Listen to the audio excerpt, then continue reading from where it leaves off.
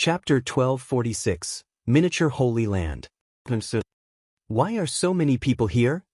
Feng could not help his surprise as he looked around. They're not thinking of taking action here, right? He was not surprised by the hostile gazes he received from the various fleets. What Feng found odd was the fact that so many players had gathered in the hall. At a glance, he could see at least 2,000 people, taking up nearly half of the entire hall. They were currently in an NPC city. Attacking another player here would be detrimental unless these players were absolutely confident of escaping the NPC guards. The arrest of so many members would definitely wound the various fleets. That's not it. They're just following routine, Passing Monarch said, shaking his head. He then explained, whenever we come out from the secret land, we reorganize the distribution of resources the Freedom Alliance controls based on our performance and gains in the secret land. Although, the redistribution of resources isn't as drastic as when our rankings change. Based on our rank in the secret land, we are assigned different leveling resources. For example, previously, the Third Fleet was only able to grind in Locke's Cemetery and Black Altar. Since the Third Fleet has come out on top this time, we might get assigned to the Silent Lumberyard and Stormwind Shelter to level up. You're seeing so many members of the various fleets present right now simply because the party leaders of the various fleets are interested to know which leveling maps they'll be assigned to this time. As Passing Monarch spoke, his eyes shone with excitement. Obtaining a legacy was only part of the reason that Passing Monarch had recruited Feng's help. The main motivation was to obtain better leveling resources for his fleet. In God's domain, it was common knowledge that an area's resources were limited. This was the case in every virtual reality game. Whether it was guilds or organizations such as the Freedom Alliance, due to such high member counts, they could not allow all their members level up in a single area. Otherwise, the amount of resources each member could obtain would be pitiful. Hence, it was necessary to assign the various fleets in the Freedom Alliance to different leveling areas. In high-resource maps, not only were there plenty of field bosses, but there were also plenty of advanced and rare quests. The same was true for treasure chests. If the Third Fleet were assigned to one such high-resource map, it would ease in their struggle for the position of First Fleet. Realization dawned on Feng when he heard Passing Monarch's reasoning. He finally understood why these people gave them hostile looks. These players' hostility was likely due to more than just the lost top-tier weapons and equipment. The significant effect on their leveling spots was the main reason for their anger. The Freedom Alliance controls Stormwind Shelter as well? Feng could not help but ask as he recalled a particular matter. In the past, as the guild leader of a second-rate guild, his access to information even surpassed that of peak experts. Although his knowledge was mostly limited to Star Moon Kingdom, he was familiar with plenty of famous locations and incidents relating to the various kingdoms and empires in the game. On average, the lifestyle players in Sea's End were no match for those on land. However, they would catch up eventually. While they would do so due to the development of naval transportation, the dozen or so miniature holy lands in Sea's End had a greater impact. Stormwind Shelter was one of these holy lands. Only, in the past, the Freedom Alliance hadn't controlled Stormwind Shelter. Instead, it had been controlled by the House of Seas. Stormwind Shelter is a new, high-resource map the Freedom Alliance recently occupied. Previously, only the First Fleet's members got to level up there. I heard that there are plenty of rare quests in the area and that it is even possible to obtain bronze speedboats through those quests. Moreover, the map has roughly triple the field bosses of Locke's Cemetery. It's currently the best leveling map the Freedom Alliance has. It is also much easier to obtain top-tier weapons and equipment there. Passing Monarch nodded in excitement. So, that's the case. Feng could not help but chuckle. If Brother Monarch's fleet gets to grind there, I'd like to ask for a little help. I am willing to offer you 10,000 gold as compensation. 10,000 gold? Passing Monarch nearly jumped when he heard this. Brother Feng, you're joking, right? He was the Third Fleet's commander. He had tens of thousands of subordinates. He received 20% of Blue Jade City's profits, yet even he couldn't collect 10,000 gold with a moment's notice. his fleet members' repair fees alone cost tons. He also needed to compensate the members who suffered losses during their struggle with the other naval powers. At the same time, he needed to visit other kingdoms and empires to purchase rare tools for exploring the Sea Dragon's secret land and raiding bosses. Currently, he had less than 10,000 gold on hand. If Shifeng truly gave him 10,000 gold, he would have enough to purchase quite a few advanced speedboats, restoring the Third Fleet's strength quickly. That's right, 10,000 gold. However, this matter must first be done the payment. I will only pay a deposit of 500 gold, Shifeng said, nodding. That won't be a problem. If it is possible to accomplish, I'll give it my all. Passing Monarch agreed without hesitation, deeply afraid that Shifeng would change his mind. At this moment, his eyes glowed with excitement. My request is very simple. If Stormwind Shelter falls under your control, I want Stormwind Town's Stormwind emblem, Shifeng said, chuckling. The NPC towns within Sea's End were different from those on land. Rather, they were somewhat similar to Thunder Island. The higher a player's status was in a town, the more authority they would possess there. Only, unlike the Thunder emblem, where only 10 existed, there was no limit to the number of Stormwind emblems one could obtain. The only real limit was its abysmally low drop rate. As long as a player obtained a Stormwind emblem, they would be granted authority over Stormwind Town, capable of performing acts that normal players could not. There would be no need for players to accumulate reputation points gradually to increase their authority. The Stormwind emblem? Passing Monarch pondered. Although he had never leveled in Stormwind Shelter before, if he assumed control over the Stormwind Shelter, according to the Freedom Alliance's rules, the First Fleet's members would have to hand over the town emblems to him, allowing him to manage the area's town. Giving away one of those emblems wouldn't affect his operations in any way. At most, he simply needed to use the emblems he obtained to compensate for the missing one. Alright, that won't be a problem. I'll get it done as soon as possible. Following which, Shifeng signed a new contract with Passing Monarch and paid 500 gold upfront. Time passed quickly. While Shifeng and Passing Monarch waited for the secret land expedition to end and the map redistribution to be announced, 6 cloaked players stared at Shifeng from a corner. Scorpion, is he the one Leaves spoke about? A middle-aged man sporting a gray beard and 2 snow-white daggers sheathed by his sides asked as he glanced at an empty corner. That's right. He is the one the commander wants dead. Here is the latest information we have on him. Scorpion, who was in stealth, responded respectfully. When one spoke about the strongest player in the sacred temple, they didn't talk about Uncle Li. However, when it came to assassination, Uncle Li was the most powerful. Even the sacred temple's guild leader had declared that there was a 50% chance of him losing his life if Uncle Li wanted to assassinate him. While a 50% success rate might not seem very high, that was against the sacred temple's guild leader. Throughout the virtual gaming world, very few could boast such a high success rate. What an interesting little fellow. Uncle Li caressed his beard as he watched Shifeng's battle video. It is too much of a waste to fight him right now. Forget it. Scorpion, go and get ready. Understood. Scorpion nodded hurriedly before departing. Chapter 1247, Receiving the Holy Land. Hellscythe _Fluffy Chapter 1247, Receiving the Holy Land. After Scorpion left, the middle-aged man called Uncle Li shifted his gaze towards the ranger beside him. The ranger carried a gray, double-string bow on his back. Although the ranger hid his appearance under a black cloak, his large stature made it difficult for others to miss him. If not for the ancient bow, most would assume that he was a shield warrior or guardian knight. Ghost, when the time comes, you'll strike first. Remember to use all of your black arrows, Uncle Li said in a deep tone.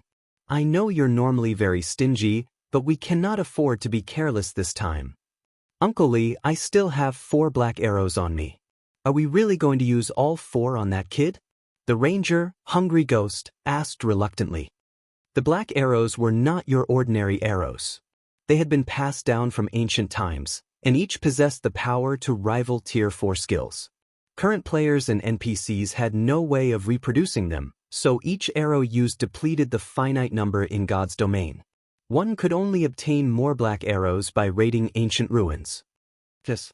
We'll need at least that many to take him down, Uncle Li said as he glanced at Shifeng, who sat quietly across the room. Smiling, he continued, although he has yet to achieve a domain as 100 Leaves said, he is not far from it, either. With his frightening basic attributes and powerful skills, killing him will be slightly more difficult than killing actual domain realm experts. No wonder why 100 Leaves requested assistance from the guild leader. I guess I can use him as a guinea pig. Hungry Ghost's interest grew upon hearing Uncle Li's explanation. He clearly hasn't reached the domain realm, yet he's even more difficult to kill than domain realm experts? A petite female elementalist beside Uncle Li muttered as she followed his gaze to Shifeng. Licking her lips, she continued, in that case, he should have quite a few epic weapons and equipment on him. We should be able to make a fortune. Uncle Li, seeing as you've appraised him so generously, are you thinking of making a move personally this time? A shield warrior asked excitedly. Every time Uncle Li made a move, they learned a lot from him. Unfortunately, very few assassinations required Uncle Li's involvement. The other members of the team were usually enough for the job. If Uncle Li really joined the fight, their long trip here would be worth it. Meet him. Although you have a high chance of killing him if you all work together, this mission is very important. To make sure we complete the mission, I will have to take action as well. Uncle Li nodded. Hearing that Uncle Li intended to join the fight, the team members turned to Shifeng, pity in their eyes. If only they, Uncle Li's subordinates, struck, Shifeng would have some chance of surviving. However, if Uncle Li took action, then Shifeng had no hope whatsoever. While Uncle Li's team chatted amongst themselves, more players joined the gathering in the hall. Some arrived from the Sea Dragon's secret land, while others came from elsewhere. By the time the Sea Dragon's secret land closed, the hall was packed with players. As expected of one of Sea's End's overlords. Its foundation is incredible. Shifeng was a little surprised as he surveyed the room. Among the players present, the lowest was level 42. As for the weapons and equipment they wore, the most inferior was level 40 fine gold rank. There were over 2,500 such players. Even a first-rate guild didn't have these bragging rights. It was not hard to imagine how the Freedom Alliance had become one of the naval overlords in Shifeng's previous life. God's domain was still in its early stages, yet already the Freedom Alliance was so strong. With the assistance of the 3 major NPC cities the Freedom Alliance controlled, first-rate guilds couldn't compare to its income or number of players it could recruit. As Shifeng silently observed his surroundings, the clamor quieted. In the next moment, Silent Entropy, the First Fleet's commander, slowly walked up the stage in the center of the hall. Now that everyone is here, let us begin. Loudly, Silent Entropy continued. According to the rules, we will reorganize the leveling maps for each fleet based on their performances and losses in the secret land. I'll announce the results now. The present Freedom Alliance members were tense. Although the Alliance's leveling areas were all high-resource maps, there were also huge differences between them. I'm sure everyone already knows this, but the fleet with the best performance this time is our 3rd Fleet. Hence, from today on, 3rd Fleet will take over Stormwind Shelter and Silent Lumberyard. Placing in 2nd is the 8th Fleet. It will take over the Silent Canyon and Reef Sea. 1st Fleet came in 3rd. It will occupy the Black Altar and Lock Cemetery. As Silent Entropy announced the various fleets' ranks, silence reigned over the hall. Nobody could have imagined such a massive transformation. While everyone already knew that the 3rd Fleet had placed first this time, the fact that the 8th Fleet had placed second came as a big surprise. Meanwhile, the 3rd Fleet's members were ecstatic. Shifeng released a sigh of relief as well. With this, his plans could come to fruition. In the past, Stormwind Shelter had become a miniature holy land due to the Sea God's Temple in Stormwind Town. Like the War God's temples on land, the Sea God's temples offered various quests. At the same time, players could accumulate points with the Sea God's Temple and trade them for items. However, the Sea God's Temple in Stormwind Town was slightly special. Not only could players trade their points for rare items, but they could also trade for laboratories. To combat players, the laboratory wasn't worth anything. To lifestyle players, however, it was a treasure that allowed them to improve rapidly. Although the Sea God's Temple's laboratories could not compare to Titan City's research rooms, they were superior to the basic meditation rooms in a 3-star shop. Although laboratories contained dense mana, players could also research information about the various lifestyle classes. Although the information available was basic, it saved lifestyle players time as they didn't have to rely on trial and error. They could rapidly familiarize themselves with the various materials and production methods available in God's domain. They could then create new products more easily and become master lifestyle players. In the past, it was precisely because of these laboratories that the ranks of Sea's End's lifestyle players had skyrocketed, eventually catching up with lifestyle players on land. However, although the laboratories offered many benefits, they were not easy to enter. Players needed to spend Sea God's Temple points to gain access. Moreover, the price was fraudulent. One day inside a laboratory cost 100 points. Sea God's Temple points were harder to obtain than coins. Normally, one could only obtain them by completing the Sea God's Temple's quests. Players also had the option of trading in rare items such as the runic crystals, with each worth 10 points. Unfortunately, runic crystals' drop rate was extremely low. Normally, only boss-grade sea monsters had a reliable chance of dropping them. Yet, renting a laboratory for a day cost 10 runic crystals. Hence, very few lifestyle players could afford to use them. Of course, as players' level increased and the supply of runic crystals became more abundant, more lifestyle players could gain access. However, that wouldn't happen for quite some time. However, Shi Feng possessed the Philosopher's Stone. As long as he collected enough runic fragments, he could easily synthesize runic crystals.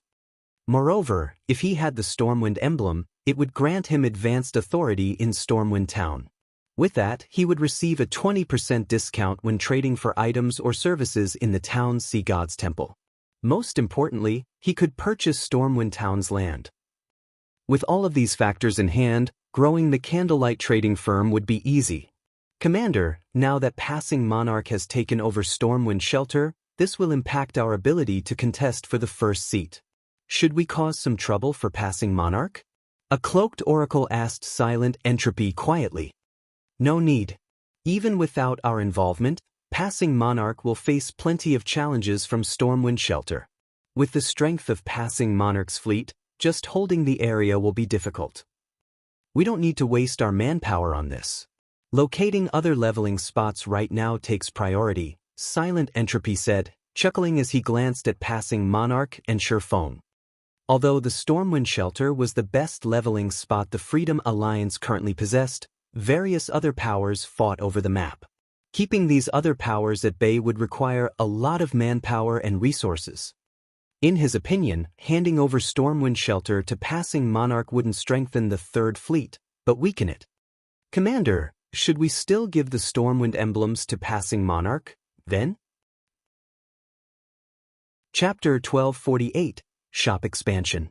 Hellscythe _ Fluffy Goblin. Chapter 1248, Shop Expansion. The Stormwind emblems? Silent Entropy frowned. He then asked, Shepherd, how many emblems do we have right now? Town emblems were extremely rare. Although they could not be used to take full control of a town, they did make it easier for players to pick up quests and develop in the area. With Stormwind Shelter being a high-resource map, the Stormwind emblem's value went without saying. It could even rival an epic item. 2. The oracle named Shepherd answered softly. Only 2? Why do we have so few? Silent Entropy could not help but grow curious. Haven't we been exploring Stormwind Shelter? Normally, when they explored a new map, they easily obtained 8 or 9 town emblems, even more if they were lucky. The First Fleet had put everything they had into exploring the area. It was inconceivable that they had only obtained 2 Stormwind emblems so far. Commander, Stormwind Shelter is different. In other maps, the first kill of boss-grade sea monsters has a higher chance of dropping town emblems, but the bosses in Stormwind Shelter have an extremely low drop rate. Thus far, we've obtained the first kill of more than 20 field bosses. We have also been farming the map's monsters. Even then, we have only obtained 2 emblems so far. The drop rate is that low? Silent Entropy was surprised when he heard Shepard's explanation. It seems the Stormwind emblem is worth quite a lot. However, if we don't hand them over to Passing Monarch, he will leverage the Alliance's rules against us. Let's do this then. Give him one of the emblems. While you're at it, tell him about the low drop rate, lest he comes looking for trouble. Understood. Shepard bowed before leaving. Meanwhile, as the various fleets conducted the handover process for their respective leveling spots, Shifeng, sitting quietly in a corner, received a message from Melancholic Smile. The contents were very simple. At this point, the secret pavilion had handed over the 20 plots of land they had previously agreed upon, and they could reconstruct the buildings on these lands into the candlelight trading firm's shops and begin purchasing diamond wood. The only thing holding them back was the lack of reconstruction funds. As they intended to purchase and stockpile diamond wood, they needed a very large warehouse to store it. Hence, they needed to construct the best shop available. Calculating conservatively, they would need to spend 1,000 gold on each plot of land, 20,000 gold in total. Even Shifeng couldn't collect that much money at a moment's notice. After paying Sherlin the 5,000 gold inquiry fee, he had a little over 10,000 gold left on him.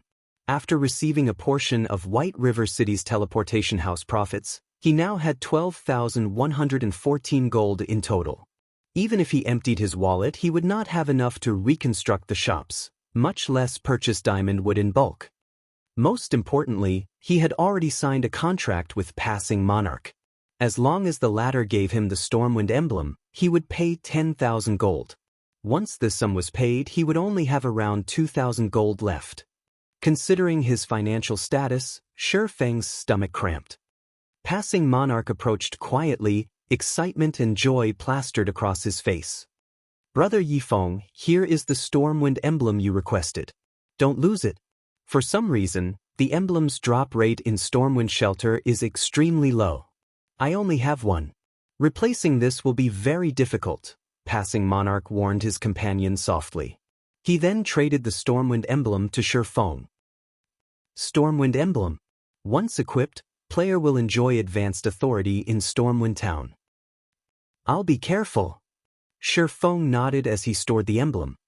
The Stormwind emblem's rarity didn't surprise him in the least. Otherwise, he wouldn't have offered to buy it for 10,000 gold. In the past, many people had offered to purchase the Stormwind emblem, and their starting bids were usually above 20,000. The emblem was far more valuable than epic items. However, even at that price, players rarely sold their emblems due to the abysmal drop rate.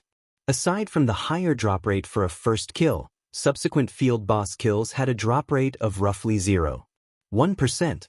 On average, the map only produced one Stormwind emblem per month. As a result, lifestyle players had no choice but to invest a large amount of time, slowly raising their reputation and authority in Stormwind Town. Currently, Stormwind Shelter was still in its exploration period as it was a large level 40 to 65 map. This increased the Stormwind emblem's value further. After all, the sooner one obtained the Stormwind emblem, the sooner they could truly garrison themselves in Stormwind Town. If Shifeng headed out to farm the Stormwind emblem himself, even if he relied on divine providence, he would likely need to spend 2 or 3 days grinding. This was the best-case scenario. At this point, the various naval powers had likely monopolized the majority of Stormwind Shelter's field bosses. He would be lucky if he even got his hands on a handful of bosses. If that were the case, he would have to waste even more time grinding in Stormwind Shelter. Hence, the 10,000 gold he spent to obtain the Stormwind emblem was a worthwhile expenditure. Following which, Shifeng handed over the remaining 9,500 gold to Passing Monarch, completing the contract between them. After receiving the coins, Passing Monarch sincerely offered, "Brother Yifeng, why don't you join us in the grind in Stormwind Shelter? I've recently received some information on the map from Silent Entropy. We'll split the loot from the bosses we kill. You'll also have priority over swordsman equipment. How about it?" Hearing this, Blue Joy, who stood beside Passing Monarch, gaped in shock. She had never expected Passing Monarch to extend such generosity to Shifeng.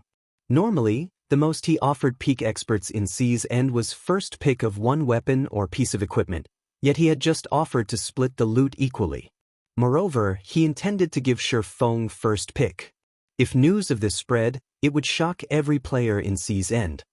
However, after considering it for a moment, Blue Joy wasn't terribly surprised. Passing Monarch wouldn't be so generous to just any peak expert. Shifeng was an exception simply because they had already witnessed his strength. With Shifeng's aid, they could take on even more powerful bosses. Although they would only be obtaining half of Theseus' boss's loot, their harvest would likely be more abundant than monopolizing the weaker boss's loot. Thanks for the offer, but I still have many matters to attend to. Shifeng rejected the kind offer. We'll raid bosses together if there is another chance in the future. While killing powerful boss-grade sea monsters was very profitable, he was the leader of a guild. There were many matters that required his attention.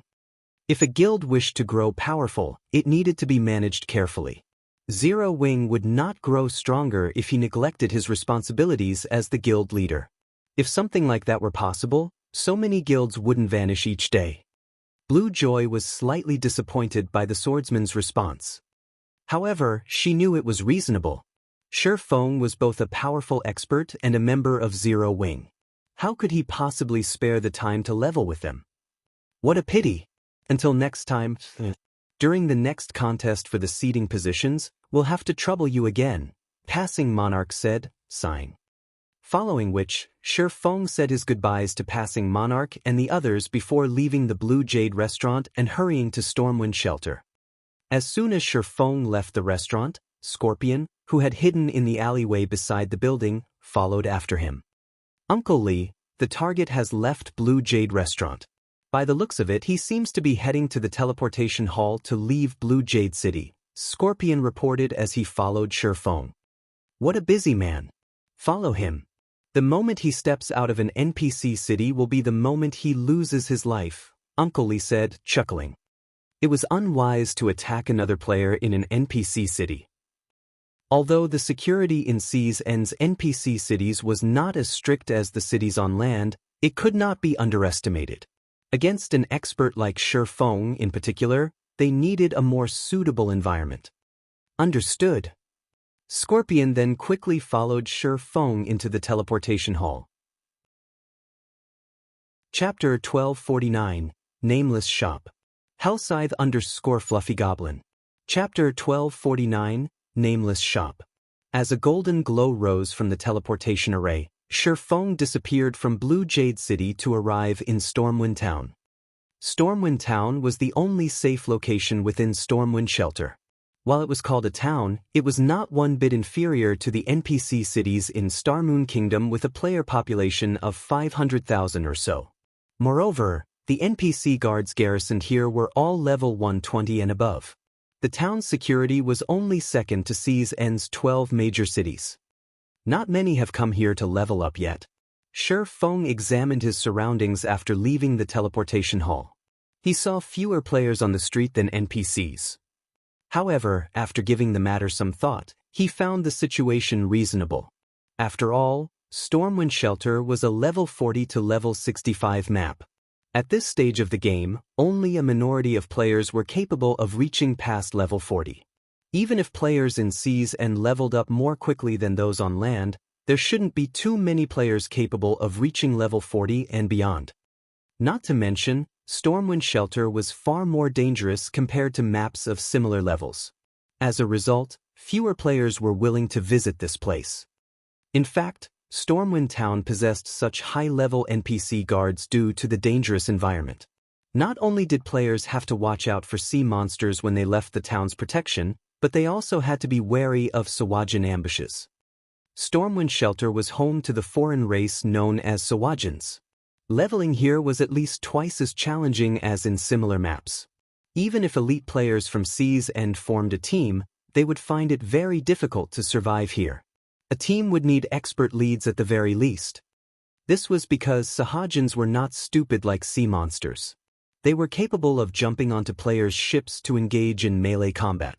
At the same time, they would command sea monsters to attack ships, attacking players from all sides. As a result, players seeking to level in Stormwind Shelter needed high-quality ships and high combat standards. This was a trial for those living in Sea's End. Although very few players currently resided in Stormwind Town, correspondingly, players who had consistently grinded in Stormwind Shelter were stronger on average. Most of the players around town were level 41, with many having already reached level 42. In Starmoon Kingdom, only experts were level 40 or higher. As for the weapons and equipment Stormwind Town's players wore, even the most inferior was level 40 secret silver equipment. Forming a team to grind in Corrosive Cave. I already have an advanced speedboat. Applicants must be level 41 or above and must have at least 4 pieces of level 40 fine gold equipment. One-day trip to Sawajin's Nest. Only recruiting level 41 and above experts. Must have 6 pieces of level 40 fine gold equipment. Those with level 40 dark gold weapons get priority. Will hold an internal auction for any loot. As soon as Shifeng stepped onto the main street, he was greeted by the sight of players attempting to recruit team members. Their minimum requirements were astounding. However, Shifeng paid little attention to these players as his goal was in the business district by the town's main entrance. The business district was Stormwind Town's most lively location. The players there were preoccupied with setting up stalls and selling wares. Selling this fine gold ranked blast bow at a low price. Interested buyers come quickly. Selling Sawajin's journals, 12 silver per page. Want to complete the quest? Don't miss out on this opportunity. Purchasing silver tiers for 3 silver each. Only purchasing 100 drops. Unlike in Starmoon Kingdom, players residing in Sea's End's towns would not sell their items at the auction house. Instead, they set up stalls in their respective business districts. There were 2 main reasons for this. The first was that auction houses were only available in the 12 major cities. Due to the large distance between each island, teleportation's fees were exorbitant. For example, it cost Shifeng 52 silver to teleport from Blue Jade City to Stormwind Town. Normally, players would teleport to District Town, rather than Stormwind Town, crossing the remaining distance on their speedboats. Although this path took a lot of time, it was much cheaper to teleport to District Town. The second reason was that fees in Sea's End's auction house were much higher than on land. The fee was roughly 20% of the item's total value. It was a fraudulent amount. However, one had to admit that the services one obtained in return for such an exorbitant fee were worthwhile. When using one of Sea's End's auction houses, a player's item would display in all 12 major cities. One would not have to worry about their items not selling. However, for mundane, low-value items, players generally had to rely on their own stalls. Either that, or they would accumulate those items for some time before selling them in bulk in an auction house. Very quickly, Shifeng arrived before an NPC grocery store in the business district. Dear customer, may I know what you are looking for? Our shop offers a wide range of fine products at affordable prices. The shopkeeper, a chubby, middle-aged man with a short beard, said as he greeted Shifeng. I'd like to rent your shop, Shifeng announced, wearing the Stormwind emblem. He had already inspected the business district and was rather fond of this grocery store's location. Using it as a secret shop for the candlelight trading firm would be ideal. Although he preferred to purchase the shop, he didn't have much money to spare at the moment. Hence, he settled with renting the shop for now. Unlike in Starmoon Kingdom, players did not have to negotiate with the town hall to purchase town shops in Sea's End. Players simply needed to negotiate a price with the shop owner. Of course, players had to possess sufficient authority within the town as a precondition. Even renting a shop required a certain level of authority. However, while renting a shop was much cheaper than outright buying one, there were 2 risks to consider. The first risk was that shops were rented to the highest bidder. Once a shop's rental period ended, players would have to outbid each other if more than one wanted the shop. The other risk was that, if another player bought the shop while it was being rented, the tenant would be deprived of their ownership once the rental period ended. Hence, renting was only a temporary solution. When taking long-term profits into account, it was better to purchase a shop. Dear customer, you have good eyes. Our shop has existed for more than 100 years. We also have the best location in town. As you are a valued guest, I can offer you a 10% discount. You can rent this shop for 900 gold per month, the shopkeeper said, joy lighting up his eyes as he rubbed his hands together. All right, I'll rent a month. Feng was slightly astonished when he heard this price. However, it was reasonable as this would become a miniature holy land in the future. The price to purchase the shop was certainly 10 times higher than the rental fee. Following which, Feng paid the 900 gold and obtained the lease for the grocery store. Feng had no intentions of refurbishing the shop, and he didn't intend to replace its staff. He simply hung a signboard beside the shop's entrance. Our shop is purchasing runic fragments in bulk for 5 silver coins per stack. We are only purchasing a limited number each day. Although it was only a small, wooden signboard, when the passers-by saw it, they were stunned. Crap, am I hallucinating? An NPC is actually purchasing runic fragments for 5 silver coins per stack. Did the House of Seas open this shop? Ha! Wonderful. I was just thinking of returning to a city to sell my fragments to the House of Seas.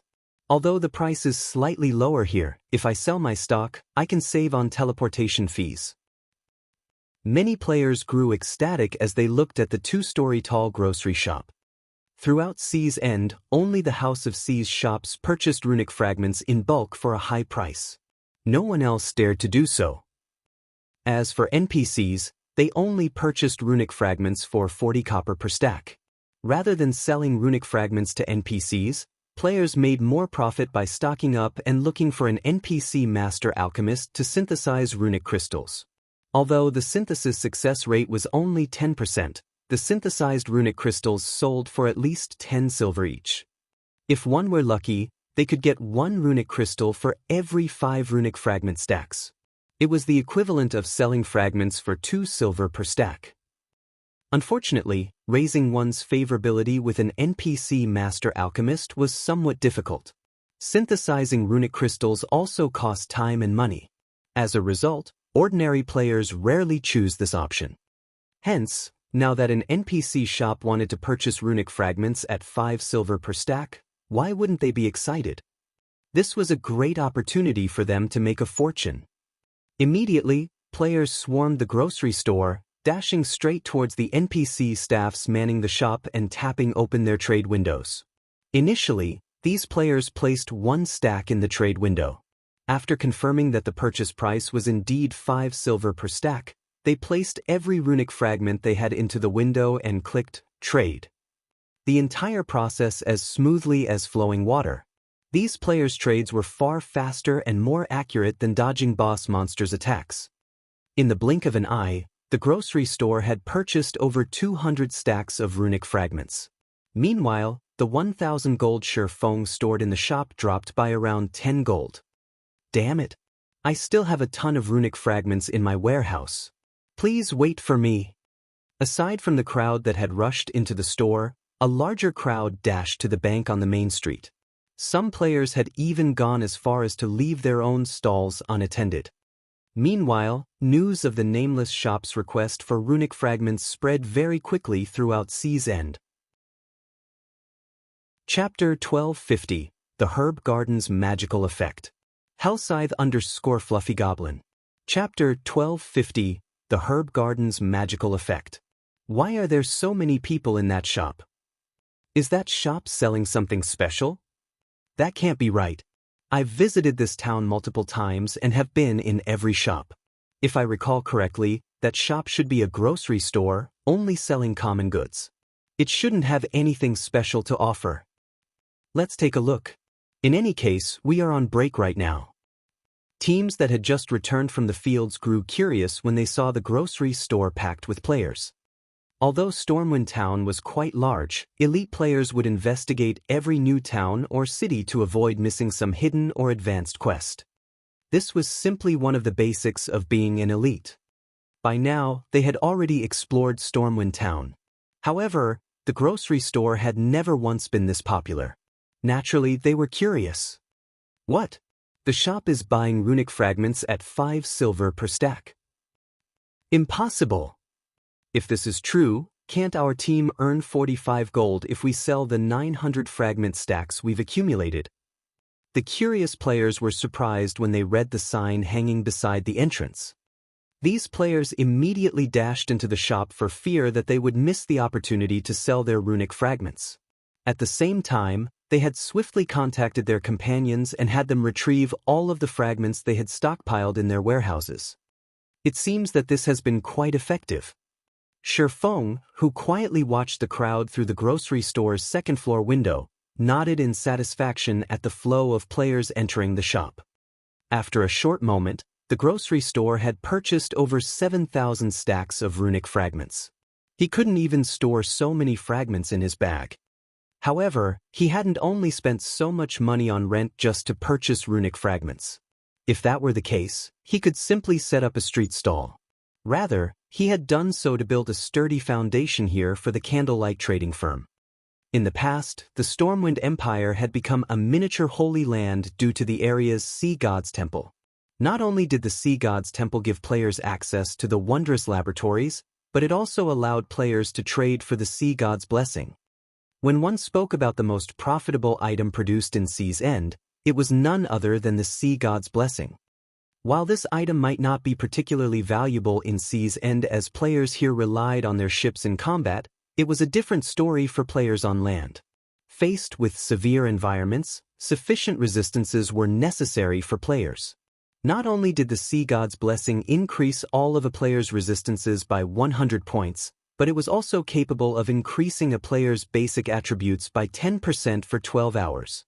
Moreover, the potion did not have a cooldown, and its effects could stack. Whether one raided a dungeon or adventured in the fields, the Sea God's blessing was a must-have potion. Time passed quickly. As Shifeng had nothing better to do, he decided to fiddle with the space-time herb garden. The grocery store sold plenty of items, including herb seeds. Although the herbs were common, they were enough for Shifeng. Shifeng wasn't an alchemist, but he knew what kind of potions players would need during particular times. He also knew which herbs were necessary to craft these potions. Around level 40, I recall that the various large guilds had focused on exploring ancient ruins. The various guilds had been desperate for lunar potions. The lunar potion's main material is the moonlight flower. Planting moonlight flowers isn't a bad option right now, Shifeng thought to himself. Normally, ancient ruins were located underground. Because of that, it was usually very dark inside. Even if players used spells, they would only illuminate a small area. This made their progress difficult and dangerous. Avoiding monster ambushes was particularly challenging. Hence, the lunar potion had become very popular around this stage of the game in the past. The lunar potion allowed players to see in the dark. In addition, the potion had a long duration, making it suitable for exploring underground ruins. It wasn't hard to find the lunar potion's recipe, and any advanced alchemist could easily produce it. Only, moonlight flowers, the potion's main material, was considerably rare, and this resulted in a low supply of the potion on the market. If he could obtain a large quantity of moonlight flowers, he could mass-produce lunar potions. Making a fortune would be a piece of cake. Currently, as the various large guilds had already begun to raid ancient ruins, the lunar potion's market price had already reached 6 silver per bottle. This price was already rivaled that of the intermediate all-recovery potions.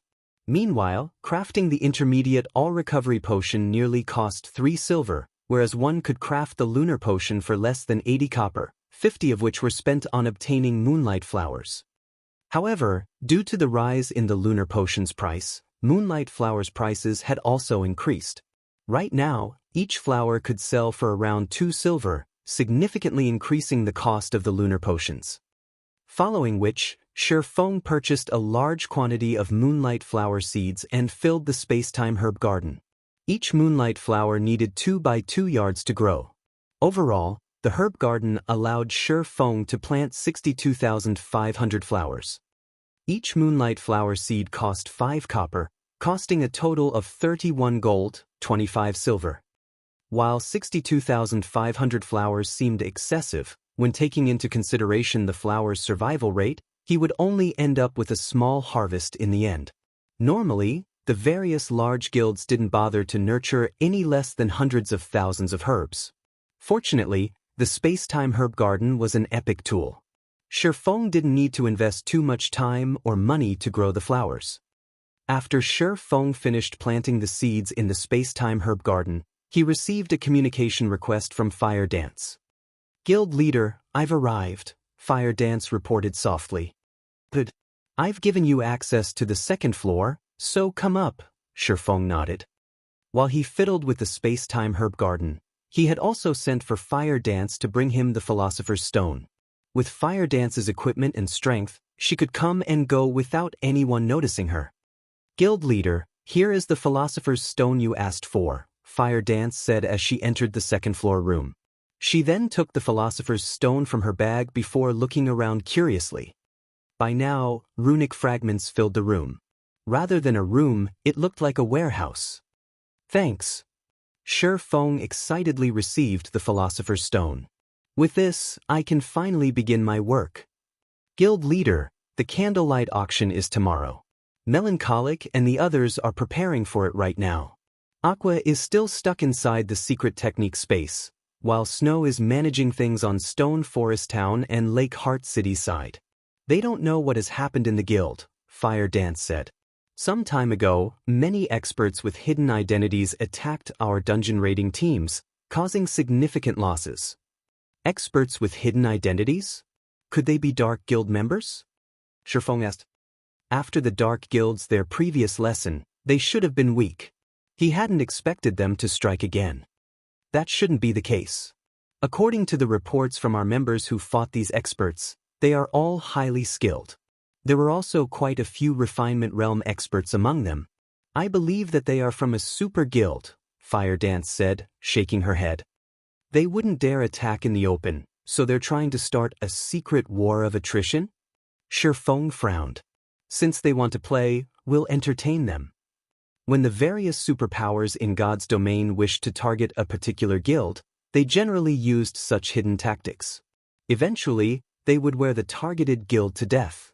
After all, in such battles of attrition, the members of both guilds would lose levels, as well as weapons and equipment.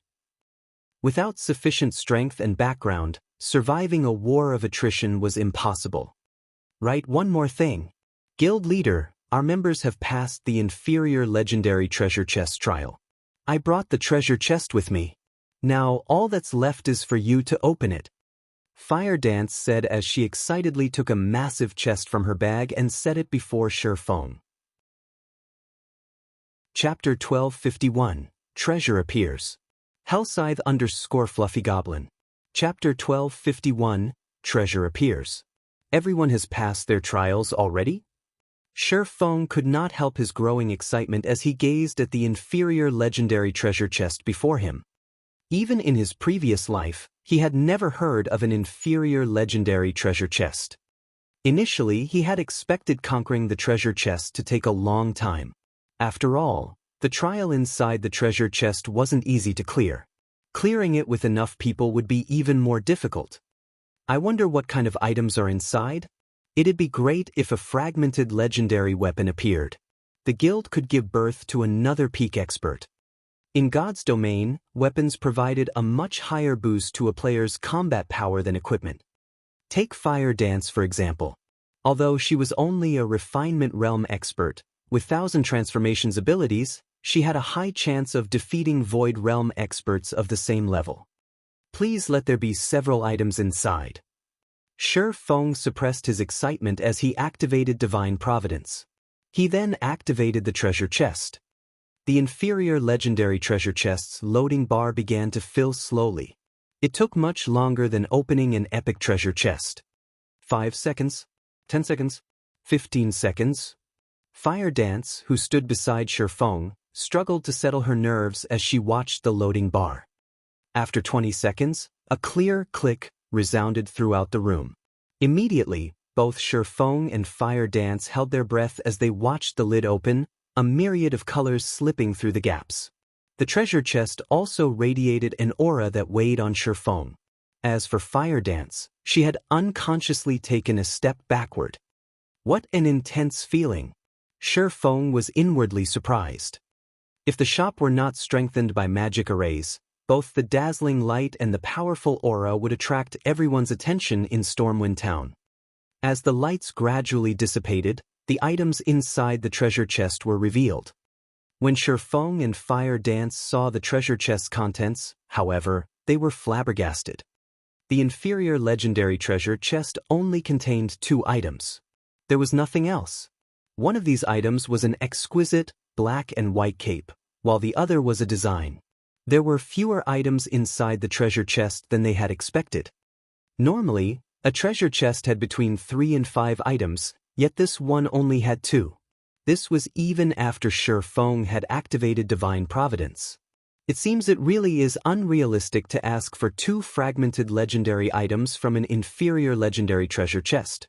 However, these 2 items are an impressive bounty, Shifeng thought, smiling as he picked up the items for inspection.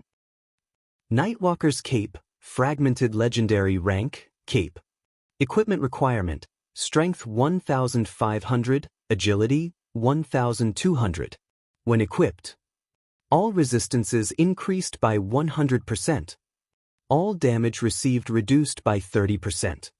Strength increased by 40%. Agility increased by 50%. Endurance increased by 30%. Ignore levels plus 20. Movement speed increased by 30%. Attack speed increased by 30%. Reaction speed increased by 30%. Additional passive skill 1-. Nightwalker, when the cape is equipped, no information about the player can be examined. Physique improved by 10%. Additional passive skill 2-. Divine Speed, player's starting movement speed increased to 30% of player's maximum movement speed. Additional active skill 1-. Divine Steps, summons 10 doppelgangers before a maximum of 10 targets for 5 seconds. Doppelgangers do not possess any attack capabilities. Throughout this duration, player is invulnerable. Player can switch positions with any doppelganger freely. Maximum cast range of 100 yards. Cooldown, 10 minutes. Additional active skill 2-. Void Shield, forms a shield that has an HP of 10 times the player's maximum HP for 2 minutes. As long as shield exists, player's HP recovery speed increased by 500% and movement speed increased by 100%. Cooldown, 30 minutes. The blacksmith god Baer crafted this cloak for the Tyrant of Destruction, but it was damaged in the battle against the God Slayer. However, as the divine runes remain intact, it can be repaired with 7 god crystals. Current number of absorbed god crystals, 0/7. Although it wasn't a weapon, the Nightwalker's Cape was undoubtedly rarer than a fragmented legendary weapon. Shifeng immediately fell in love with the Nightwalker's Cape as soon as he laid eyes on it. Although the cape's attributes could not compare to the 7 luminaries' battle armor, it happened to be exactly what Shifeng needed.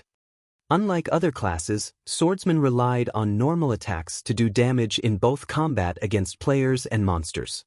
Hence, reaction speed was very important for a swordsman. Meanwhile, the Nightwalker's Cape instantly increased its wearer's reaction speed by 30%. In high-speed battles against experts, the cape would be wondrously effective. Furthermore, after equipping the cape, he would obtain the passive skill, Divine Speed. In God's domain, players' movement speed and attack speed accelerated from 0. As in the real world, players had to build momentum. Divine Speed allowed players' movement speed to start from 30% of their maximum, allowing them to reach maximum speed far more quickly. Although the time one could save with this was minuscule and barely perceptible by ordinary players, in the eyes of experts, this small amount was extremely valuable. Because it wouldn't take as long to reach their maximum speed, players could dodge attacks that were normally unavoidable. However, it was the other item that truly surprised Shifeng. The Void Bomb design. Void Bombs were similar to the basic Mana Pulse Bomb. It was a tool of war with astounding power. However, although the Void Bomb was as devastating as the basic Mana Pulse Bomb, The void bomb had a larger effective area. Each bomb could cover an area of 20 by 20 yards. In the past, the void bomb had been in high demand but practically non-existent, as normally, one could only obtain them by completing quests, exploring ancient ruins, and opening treasure chests. Shi Feng had never considered that players could actually craft such an item. If he could mass-produce the void bomb, the consequences would be inconceivable. Sure enough, it will be very difficult to mass-produce. When Shi Feng glanced at the required materials, he found that every material was extremely rare. Crafting this bomb required a total of 5 rare materials. Among them, the most valuable was a type of metal called void iron. Few kingdoms produced this type of ore. Currently, void iron sold for 2 gold per ingot, and the void bomb required 5. Without taking into account the production success rate, based on his initial estimate, crafting the void bomb would cost at least 25 gold. Even a first-rate guild would go bankrupt if it attempted to mass-produce these bombs. However, it wasn't exactly impossible to mass-produce so long as Zero Wing took control of a void iron vein. According to Shi Feng's memories, 6 void iron veins had been found in the past, and every one of them had been controlled by either super guilds or super first-rate guilds. Any guild that attempted to wrangle control of these veins met utter annihilation. Void iron veins produced more than just void iron. They also produced magic crystals. There was even a tiny chance to mine 7 luminaries crystals. This minuscule chance was precisely the reason that the various superpowers had fought over void iron veins desperately. Some of these superpowers had even been wiped out in these struggles. Chapter 1252, Lively Town. Void iron? Shi Feng fell into deep thought as he examined the void bomb design. Thus far, only he knew the secret that void iron veins could produce 7 luminaries crystals. Hence, the current superpowers shouldn't be so desperate to secure the veins yet. Even so, the fact that a void iron vein could produce magic crystals was tempting enough. Void iron was also far more valuable than magic crystals. If a void iron vein were discovered, many of the superpowers would rush into the competition for it. Fortunately, it was not completely impossible for Zero Wing to occupy a void iron vein. There were very few void iron veins in God's domain, and they were all located in very dangerous areas, the lowest of which were above level 60. Among them, 1 void iron vein could be found in the Storm Empire. If we can occupy a void iron vein with the Candlelight Trading Firm's strength, we'll be capable of mass-producing the void bomb. They'll be very useful against dungeon bosses or in guild wars. Thinking up to this point, Shi Feng's eyes shone with excitement. If even the basic mana pulse bombs could be so beneficial, mass-producing the void bombs would elevate the guild's strength to a whole new level. It would be a huge waste to pass up mass production. If there's an opportunity, we'll have to make a trip to the Eye of the Storm. The Storm Empire's void iron vein was located in the Eye of the Storm, which also happened to be the largest canyon in the empire. Due to the area's steep terrain, it wasn't a suitable place for humans to build their homes. Hence, foreign races had ruled over the Eye of the Storm for many years, making it a very dangerous place for humans. As for the map's level range, it was between level 60 to level 90. Players below Tier 2 would surely die if they explored the map carelessly. Due to these risks, it's impossible that any current players or guilds had discovered the vein. It was even less likely that anyone had claimed it. Just knowing this gave Shi Feng a huge advantage. Guild leader, you're so unfair. How can you admire the items without me? Fire Dance whined at Shi Feng, who had been grinning silently into the treasure chest.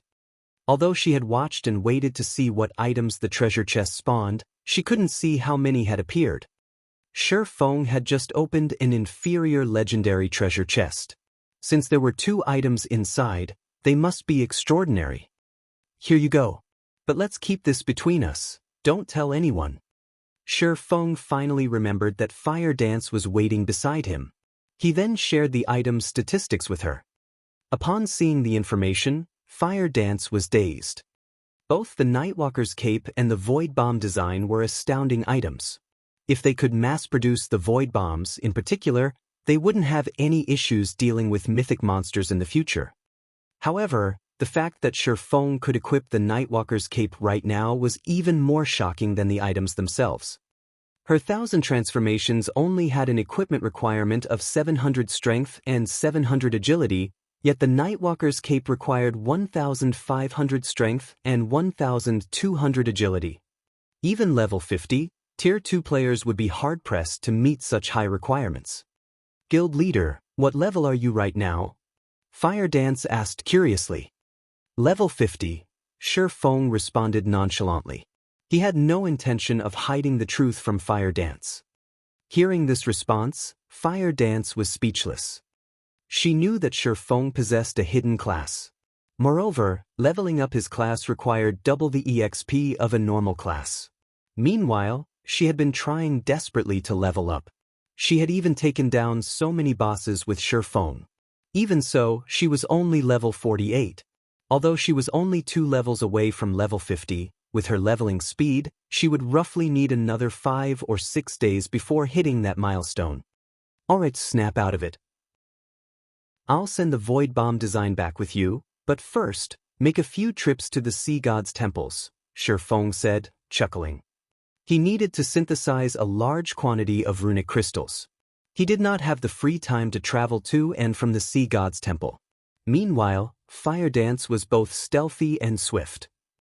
As long as she held the Stormwind emblem, she could convert the runic crystals into Sea God's temple points before converting those into Sea God's blessings.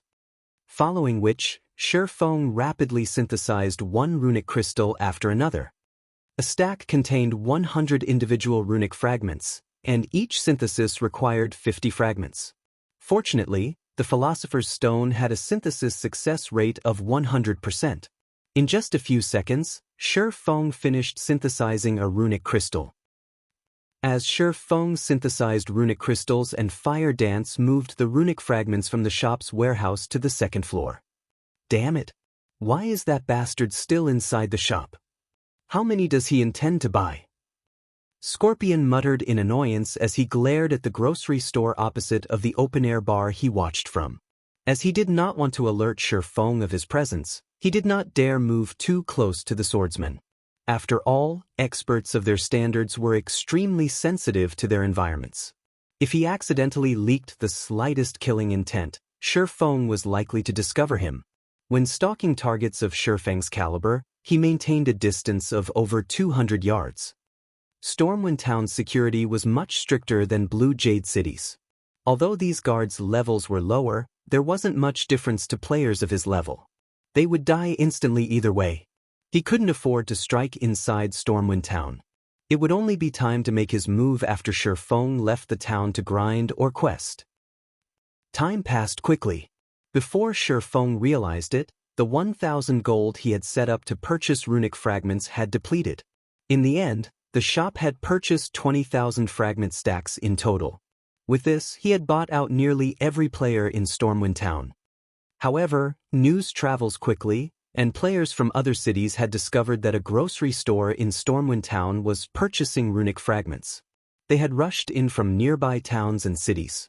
Even now, a long line of players still waited by the shop's entrance. Crap, why aren't they buying anymore? I just arrived, for God's sake. Are you guys buying fragments tomorrow? I still have 30 stacks here. The players outside of the shop grew flustered, afraid that they had missed their chance to make some money. Dear customers, please rest assured that our store will purchase a large quantity of runic fragments every day. However, as we have already reached our quota for today, please come back tomorrow, one of the female NPCs managing the store formally announced as Feng had requested. Hearing the announcement, everyone outside the shop relaxed. Many reluctant players even decided to spend 2 silver coins to set a stall up beside the store. They intended to wait until the next day to sell off their runic fragments. The business district had grown quite lively. As more time passed, even more players rushed to the area as some set up stalls and others visited bars to chat while they passed the time. In less than half an hour, the crowd had doubled. Guild leader, have these people lost their minds? They're actually willing to wait until tomorrow to sell their runic fragments? Fire Dance was confused as she watched the players crowd the street outside the shop. Rather than waiting here, doing nothing, it would be much more profitable to grind or quest. It isn't that easy to make money in God's domain. These players have particularly larger expenditures, Shi Feng explained, smiling bitterly in response to Fire Dance's question.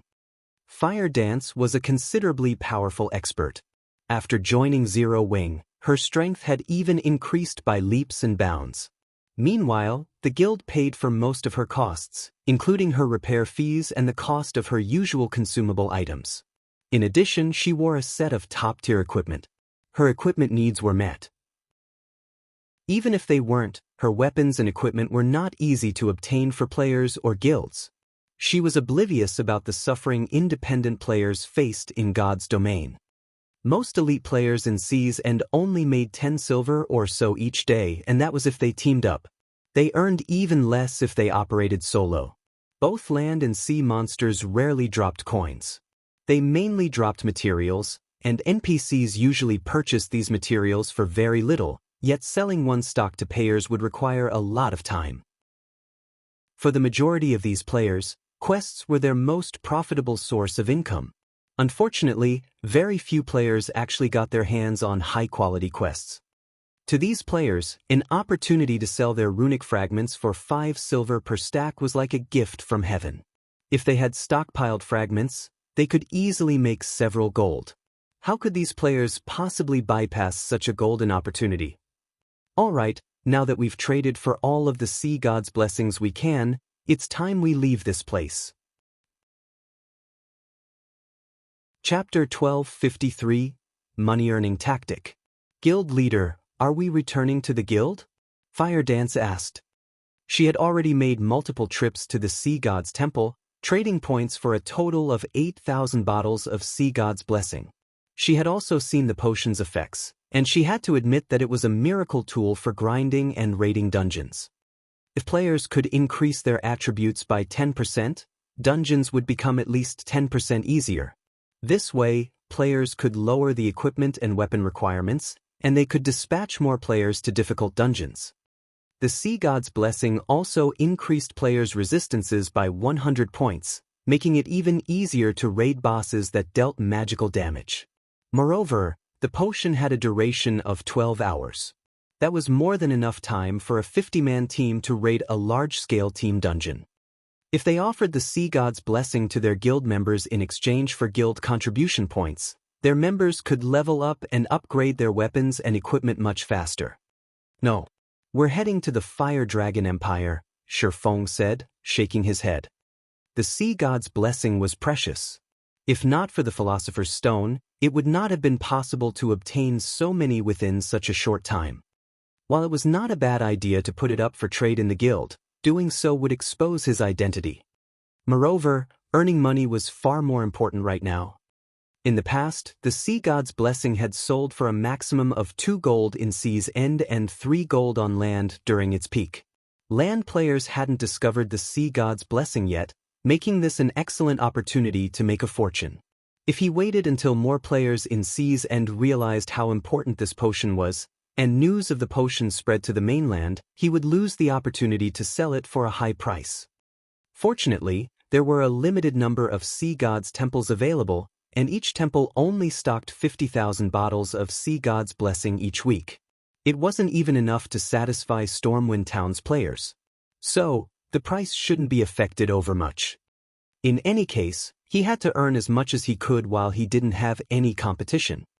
The Fire Dragon Empire was one of the 4 great empires.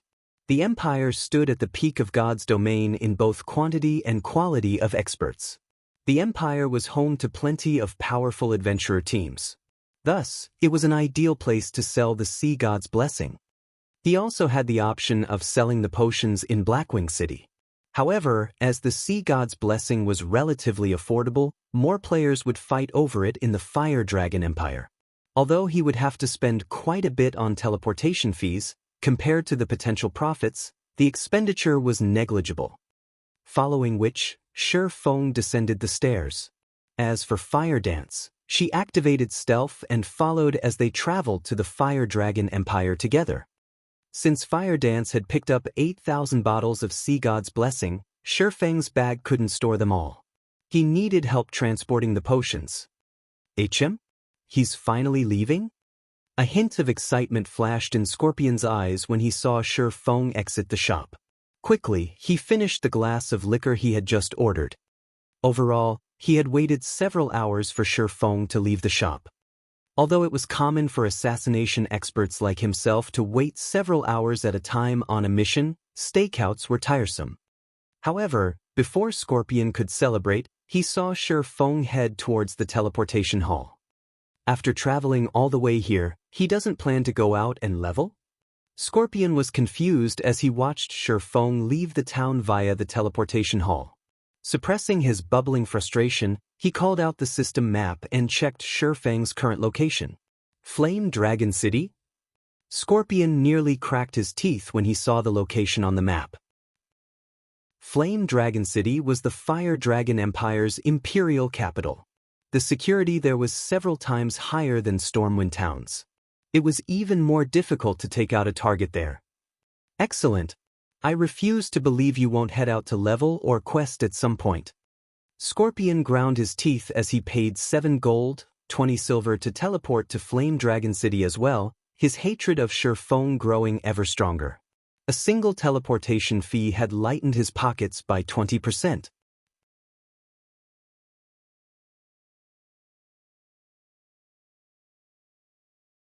Normal items were not accepted here. Only items of bronze rank or above could be sold here. Furthermore, players weren't allowed to set any random price. They had to abide by the NPC's minimum price. Of course, players could set higher prices. Sir, the starting price for the Sea God's Blessing is set at 1 gold, 20 silver. Storage for 24 hours will cost 3 silver, or you can store the item for 48 hours at 6 silver. The NPC receptionist reported once she finished appraising the potion.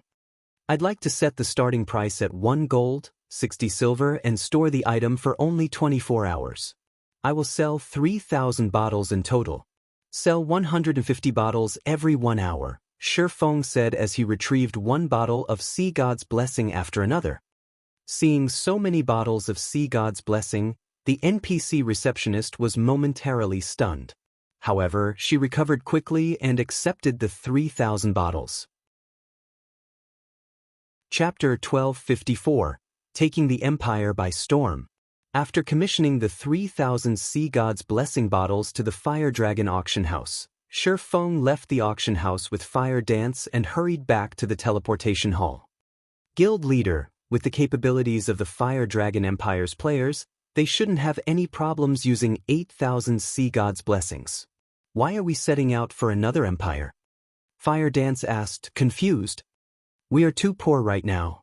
With our limited stock of Sea God's Blessings, we have to employ hunger marketing if we want greater profits, Shi Feng explained, smiling bitterly.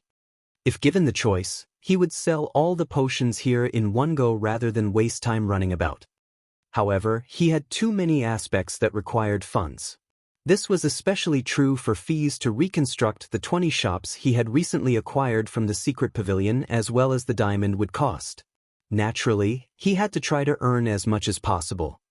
Although there were a lot of players in the Fire Dragon Empire and plenty of first-rate guilds, he couldn't place all of his eggs into one basket if he wanted the Sea God's Blessing to fetch a high price. After all, despite the potion's affordable price, it was still easily affordable for ordinary players. Normally, only guilds and powerful adventurer teams could buy the potion in bulk. Yet, there was a limited number of such adventurer teams and guilds in the Fire Dragon Empire, limiting how high the Sea God's Blessing's price could rise. Hence, he had decided to test the waters with 3,000 bottles first. Very quickly, Shi Feng and Fire Dance traveled to the Beast Empire's Beast City. Meanwhile, Scorpion, who had been tailing Shi Feng in secret, fumed with rage. Shi Feng had arrived in Flame Dragon City less than an hour ago, yet he was leaving already. It wouldn't be so bad if Shi Feng's destination were outside the city. However, of all the places Shi Feng could have chosen, he chose the faraway Beast Empire. A one-way trip there from Flame Dragon City cost 3 gold, 74 silver. Not only had Scorpion failed to find an opportunity for his allies to ambush Shi Feng, But he had also wasted over 10 gold. This was hard-earned money that he had saved to purchase a new weapon. While he was one of the Sacred Temple's peak experts, he had obtained most of his weapons, equipment, and skills himself. He was only slightly better off than the guild's elite members in that he could purchase top-tier items cheaply with coins or guild contribution points. Yet, now, he had spent nearly one-third of his savings just to follow Shi Feng around. He even began to consider attacking Shi Feng outright. Shortly after Shi Feng left the Fire Dragon auction house, the Sea God's blessing appeared in the auction house's potion window. Who's the seller? He's actually selling a potion for 1 gold, 60 silver. Has he lost his mind? Crap. Does he think he's selling dragon blood? The various guilds and adventurer teams' logistic members, who had come to purchase potions, were astonished when they saw the Sea God's blessing. The intermediate regeneration and intermediate mana recovery potions they usually purchased only cost several silver per bottle. Even the mana mixture, which was slightly more valuable, only cost a dozen or so silver coins. Meanwhile, the mana mixture could temporarily increase a player's maximum mana by 10%. Yet, someone was actually selling a potion that no one had ever heard of for 1 gold, 60 silver. Moreover, that was only the potion's starting price. However, these logistics members quickly calmed themselves as they clicked to check the Sea God's Blessings attribute panel and read its introductory text. As logistics members, their task was to purchase all sorts of useful potions. Whenever a new potion appeared, they were required to investigate it. If they missed an opportunity to obtain a particularly precious potion, they would be severely reprimanded. However, as these players read the Sea God's Blessings introduction, their mocking laughter died as an excited madness took its place. Leader, I discovered a super potion that increases all basic attributes by 10% and resistances by 100 points for 12 hours. If every member of our Royal Thunder team drinks this potion, we won't have any issues raiding Hell Mode team dungeons. A potion can do that. Buy them all. Quickly. But the potion isn't cheap. Not cheap? How much is it? As long as it isn't too outrageous, we'll take them all. The starting price is 1 gold, 60 silver per bottle. The various logistics members contacted their superiors. If the potion had simply cost 20 or 30 silver per bottle, they could make the decision on their own. However, the Sea God's Blessing's starting price was too high. They did not have the authority to approve such a large purchase. When they learned of the potion's starting price, the superiors in both the large guilds and the adventurer teams were stunned into silence. However, after a moment of silence, every one of these upper echelons issued the same command. Buy them all. While the price was indeed very high, its effects were astonishing. If used properly, it could easily elevate a team's strength to a whole new level. The potion might even enable a team to raid a dungeon of a higher difficulty, allowing access to higher quality weapons and equipment. Immediately, the various logistics members bid on the Sea God's Blessing. From the initial 1 gold, 60 silver, the price quickly rose to 1 gold, 61 silver, before rising again to 1 gold, 62 silver. The potion's price soared.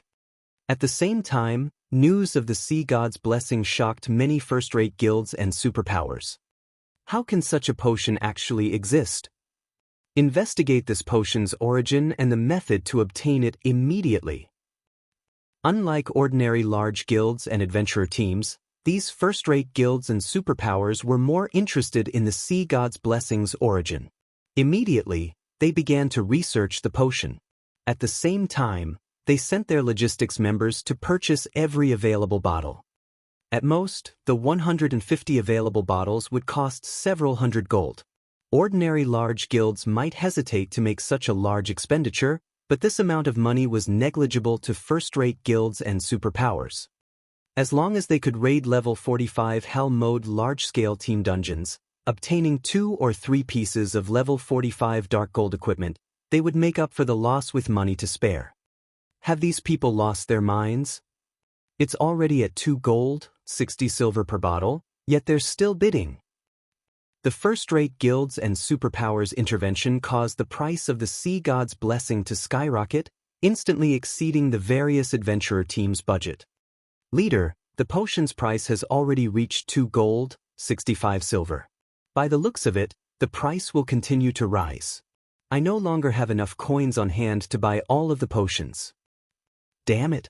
This is definitely those first-rate guilds doing. But this is our best opportunity to take down a Hell Mode team dungeon. We cannot miss this chance.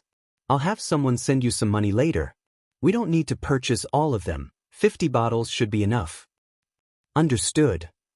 At the end of the day, an adventurer team could not compete with a large guild's financial strength. Fortunately, adventurer teams didn't need all 150 bottles. They could manage with 1/3 of that. Unfortunately, while the various adventurer teams discussed their options, none of the large guilds intended to let the potions fall into anyone else's hands. Very quickly, the price of the sea god's blessing broke past the 4 gold threshold, exceeding the record high in Shifeng's previous life. Once the auction for the 150 sea god's blessing bottles concluded, Shifeng was stunned. System: the sea god's blessing you placed in the auction house has sold. After deducting the procedural fees, 5 gold, 16 silver has been sent to your bag. System: the sea god's blessing you placed in the auction house has sold. After deducting the procedural fees, 5 gold, 24 silver has been sent to your bag. System: the sea god's blessing you placed at the auction house has sold. After deducting the procedural fees, 5 gold 19 silver has been sent to your bag. A series of 150 system notifications bombarded Shifeng. In the blink of an eye, he had gained nearly 800 gold. After purchasing runic fragments in other NPC cities, these merchant players would come running to the grocery store to sell the fragments for 5 silver per stack. Even if they only earned 1 silver per stack, selling 5 or 600 stacks would earn them 5 or 6 gold. Even experts couldn't earn that much money in a single day. He had offered to purchase each stack of runic fragments for 5 silver precisely to inspire these merchant players to do the dirty work for him, purchasing fragments from other cities and saving him plenty of time. In just 10 minutes, the grocery store had purchased over 6,000 runic fragment stacks. This was far faster than before. Unfortunately, Shifeng's synthesis speed remained constant as the Philosopher's Stone could only synthesize 1 runic crystal at a time. Time passed quickly. Despite players' rush to sell their fragments, Shifeng's funds didn't decrease in the slightest. On the contrary, he continued to gain more coins. Very quickly, Shifeng had accumulated 20,000 gold. Meanwhile, Fire Dance had purchased the remaining 42,000 bottles of Sea God's Blessing in Stormwind Town's Sea God's Temple and stored them in the grocery store's warehouse. Following which, Shifeng sent the 20,000 gold he earned to Melancholic Smile, contacting her and saying, "Melancholic, I just sent you 20,000 gold. Once you receive it, start the new shop's reconstruction." The sooner those 20 shops were complete, the sooner they could purchase diamond wood. After all, if the other guilds learned about the diamond wood's value, it would become extremely difficult to purchase even if Zero Wing had the funds. 20,000. Guild leader, how did you get so much money? Melancholic Smile was momentarily dumbfounded. She had been managing both the Candlelight trading firm and Zero Wing's finances all this time, so she was very aware of their financial situation. Both the guild and the trading firm continued to expand. As a result, the cost of the guild's benefits rose each day. They also had to continue purchasing more materials. There was also the fact that Stone Forest Town had recently become an intermediate town, so they had plenty of buildings to construct. Practically all of the guild's funds had already been allocated. The guild simply had no money to spare right now. "I just made some money selling potions. I'll send the money for the diamond wood a little later," Shifeng said, chuckling. His current earnings were only the tip of the iceberg. If he could monopolize the Sea God's Blessing before the other guilds gathered enough points to trade for it, he could easily make several times more than his current profits. It was for this reason that he had sent Fire Dance to visit the other Sea Gods' temples to exchange their points for Sea God's Blessing. While Fire Dance visited the various sea gods' temples, Feng wandered throughout God's domain, selling the sea gods' blessings. Although he could only carry 4,000 bottles with him at a time, the potions' prices continued to increase. Excluding the Fire Dragon Empire, the sea gods' blessings' maximum price had risen from 5 gold, 20 silver to 5 gold, 60 silver. The potion was far more popular than Feng had expected. However, by the time Feng was on his 4th visit to the various empires, the potion's popularity had calmed, the maximum price decreasing to roughly 5 gold. While Feng had expected the drop, he was surprised to see others selling the sea god's blessing in the various auction houses. He hadn't expected competition this early. Moreover, their starting prices were even lower than his, only 1 gold, 30 silver. Their sales volume was also quite significant. It was also because of this that the potion's prices had fallen so much. Guild leader, the Sea God's Temple I'm in only has a little over half its stock remaining. There are less than 20,000 bottles left. The previous temple I visited had already traded a few thousand bottles as well, Fire Dance reported. Should I purchase what's left of this temple stock? Chapter 1256, Tyrant vs. Lunatic. I've really underestimated them this time. Feng smiled bitterly as he shook his head. He had worried about the various empires' guilds, yet he had completely forgotten about the various naval powers in Sea's End. The Sea God's blessing cost a considerable number of Sea God's temple points. Regardless of how powerful the empire's guilds were, it was impossible for them to afford so many Sea God's blessings in 30 hours or so.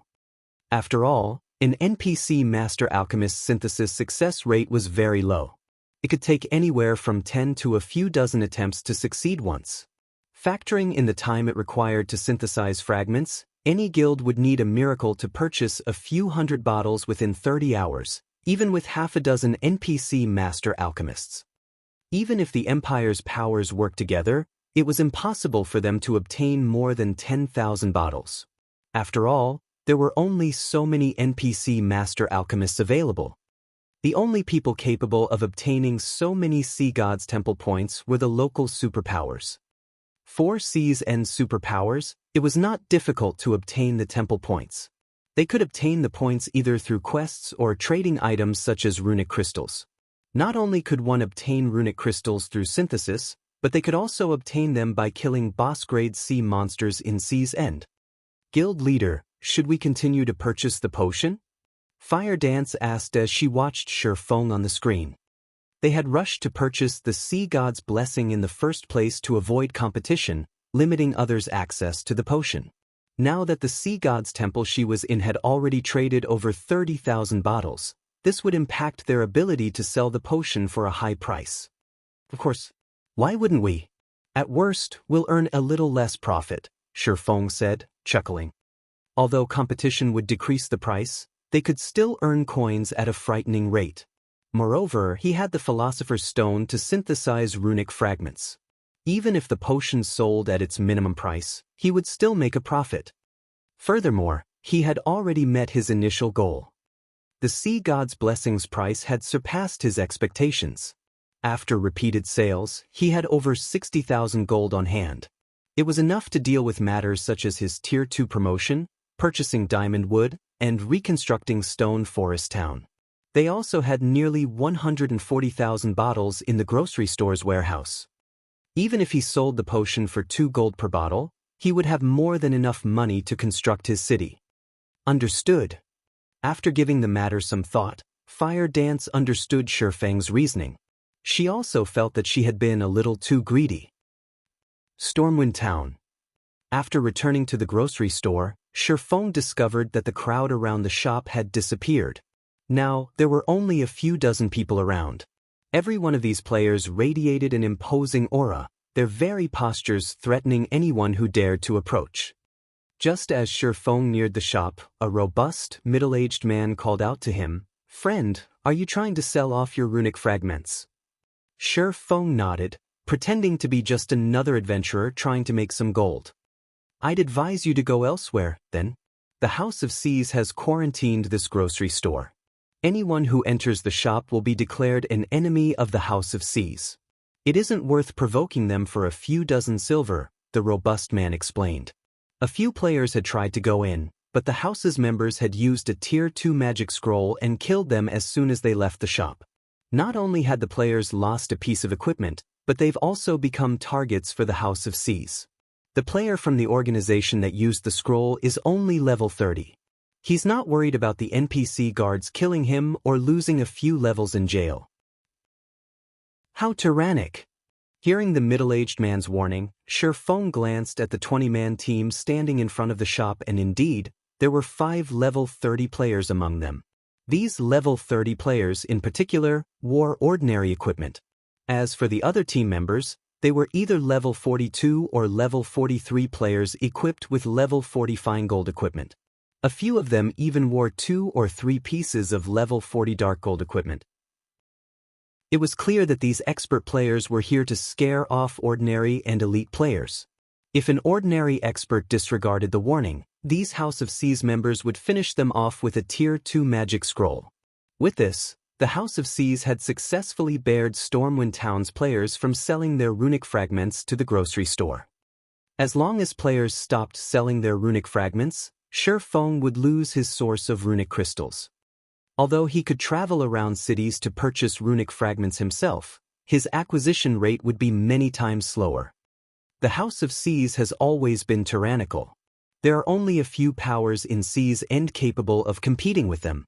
If independent players like us provoke them, we won't survive in Seas End, the middle-aged man said, sighing. The House of Seas is searching madly for the shopkeeper.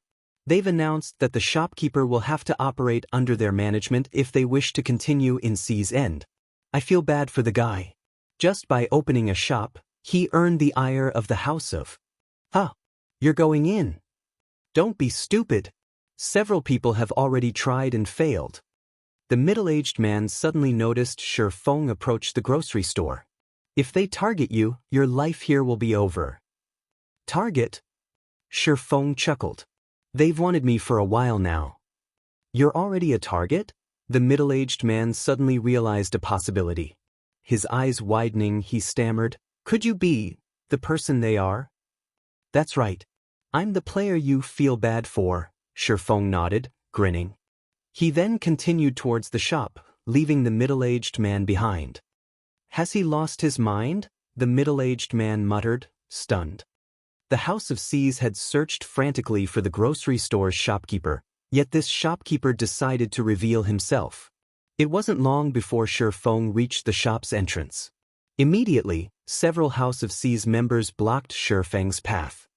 Brat, this store under the House of Seas control. Get lost. A level 43 shield warrior shouted. What if I don't? Xianxia asked, smirking. Kid, do you want to die? You dare to challenge the House of Seas authority? The shield warrior bellowed. He then turned to the several level 30 players beside him, ordering, Kill this kid. I want to see who would dare approach this shop after watching this one die. A level 30 Cursemancer revealed a Tier 2 magic scroll and began to activate it. Immediately, a black magic array appeared behind the Cursemancer. 20 pitch-black blades then surfaced from the array and shot at Xianxia. Although a Tier 2 magic scroll was ineffective against great lords of the same level, it could kill current players, who had yet to reach Tier 2, instantly. Unless the target used an invulnerability skill of some sort, there was no escaping death. Boom.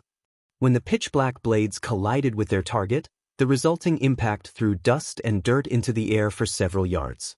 The players wandering about the business district were stunned. What a fool!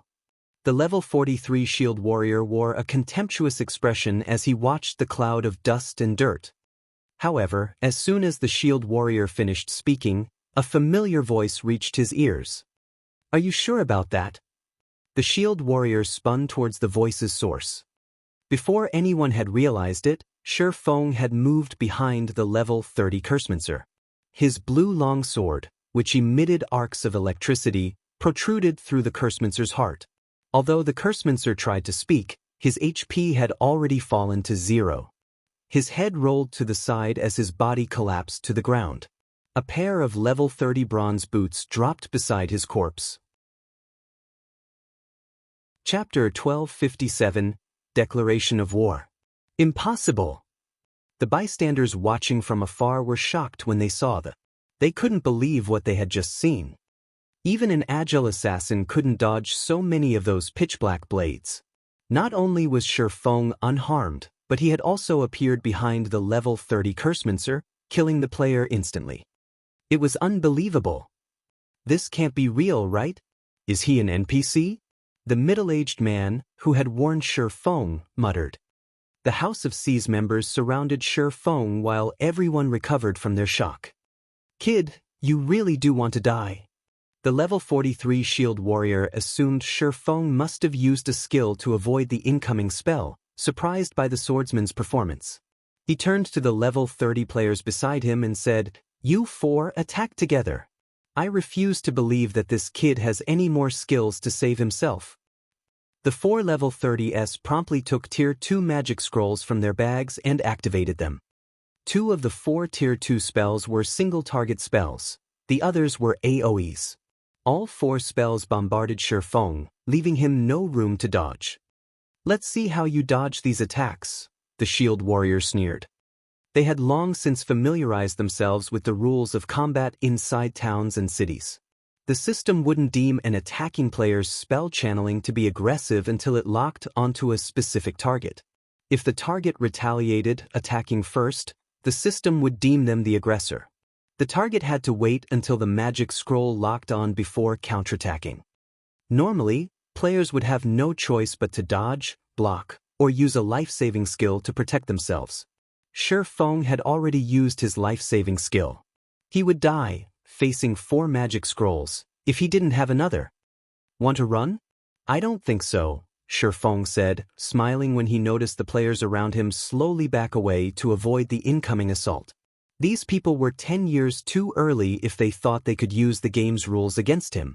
He sheathed Killing Ray and leaned forward to grab the retreating players, pulling them to his position. The retreating crowd gathered around Shi Feng once more, forming a human shield. "Damn it! He wants us to perish together." The level 43 shield warrior had never expected Shi Feng's strength to be so high. No matter how they struggled, Shi Feng still dragged them to his sides, using them as shields. It was already too late for them to dodge. They had no choice but to activate their life-saving skills to survive the incoming Tier 2 spells.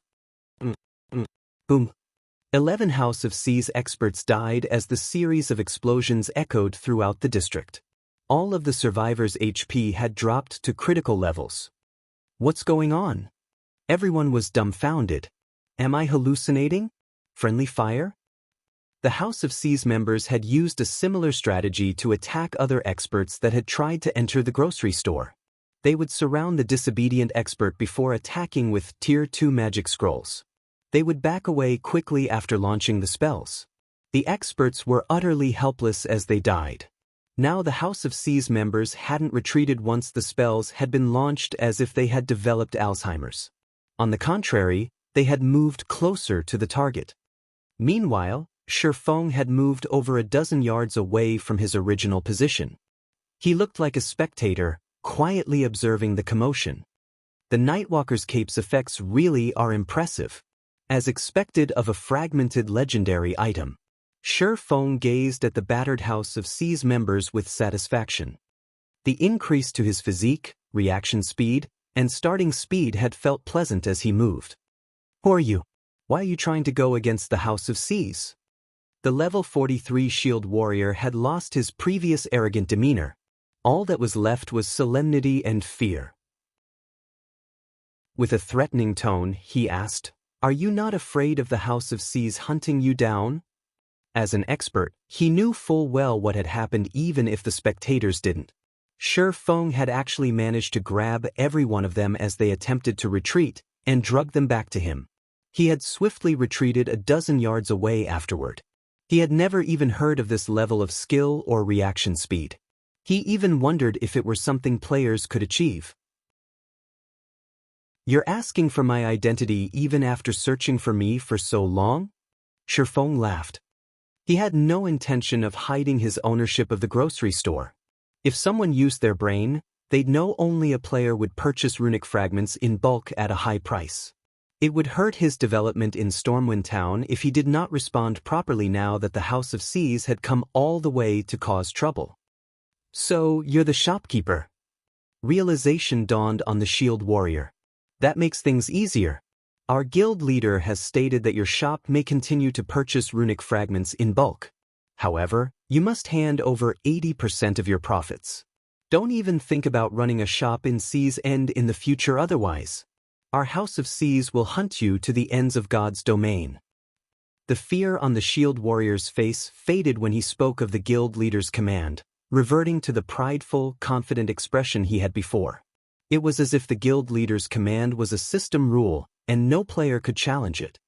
None of the Sea's End players present doubted the validity of those boastful words no matter how laughable they seemed. The House of Seas was one of Sea's End's overlords. It was the #1 ranking overlord. Even the mighty Freedom Alliance, not to mention the other powers at the Sea's End, had to show respect to the House of Seas. The House of Seas also possessed a shop in all 12 major cities in Sea's End. It was obvious just how powerful the guild was.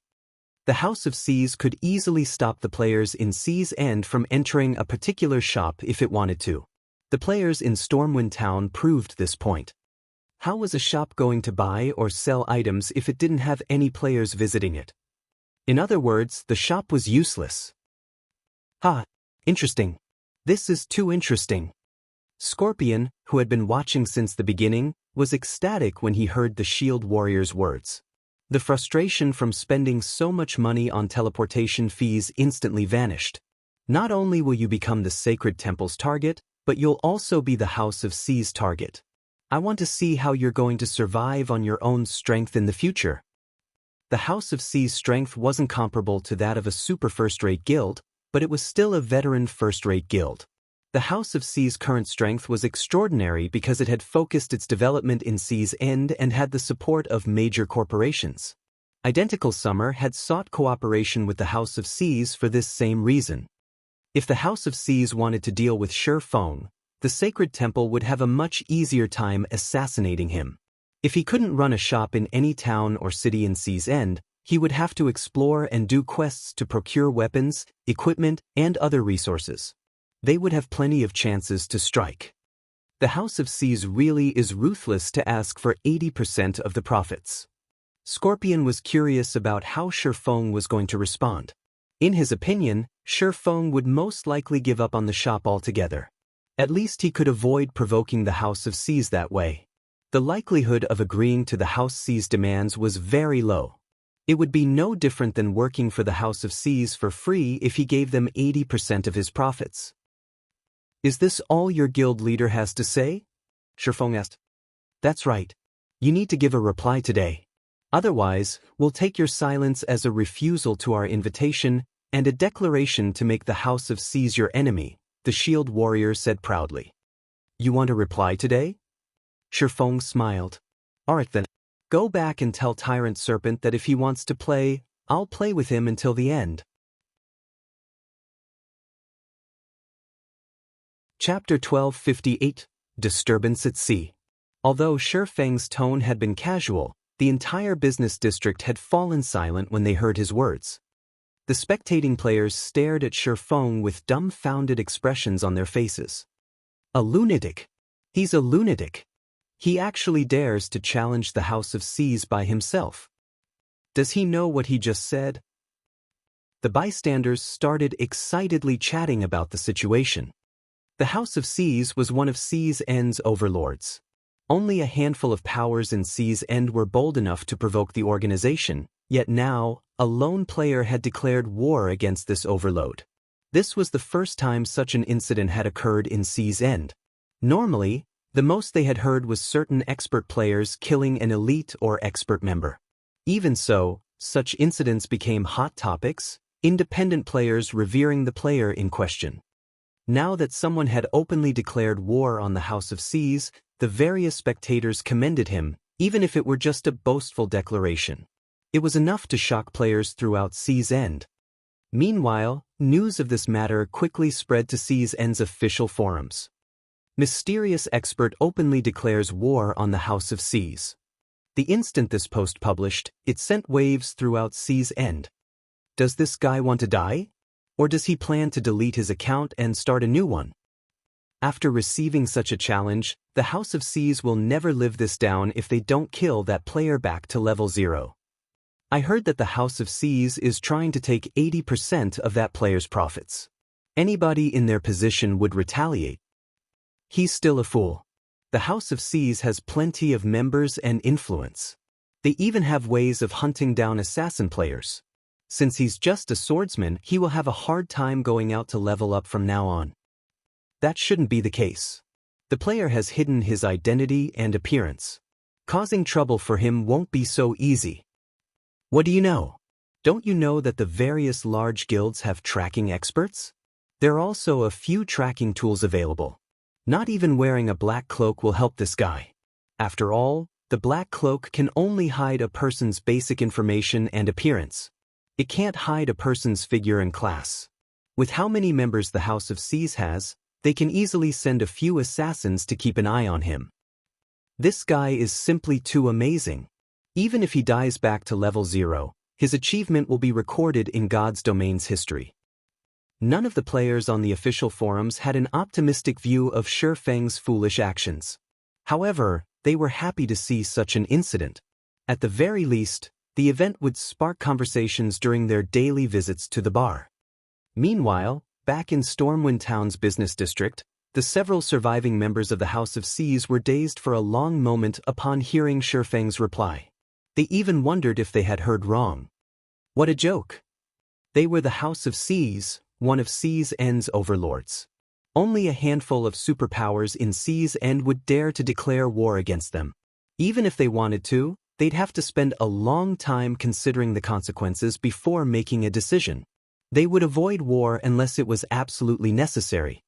Yet, now, the proprietor of a measly grocery store had declared war on the House of Xi's. This was simply a mockery. "This is your reply?" the level 43 shield warrior asked in a chilling tone. "That's right. No matter how many times you ask, my answer will be the same. If you want a war, then let's do it," Shi Feng said nonchalantly. While the House of Xi's possessed an extraordinary background, unfortunately, Xi's was simply too far away from Starmoon Kingdom. Even if his identity were exposed, Shi Feng would not be afraid to declare war. Moreover, he needed to rely on the Sea God's blessing as a long-term source of income. He also planned to stock some of the potions for the guild. Hence, he intended to purchase runic fragments long-term. If the House of Xi's were just a business competitor, he wouldn't mind a fair competition. However, since the House of Xi's dared to hinder his path to riches, he did not mind giving them a broken nose. "You have a death wish." The level 43 shield warrior revealed a sinister expression. He then waved his hand. Immediately, 200 players suddenly surged onto the street. These players all wore the House of Xi's guild emblem, and they were all level 41 and above. Quite a few had even reached level 43. The most inferior equipment they wore was level 40 fine gold rank, while quite a few had 4 or 5 pieces of level 40 dark gold equipment. Every one of these players radiated killing intent.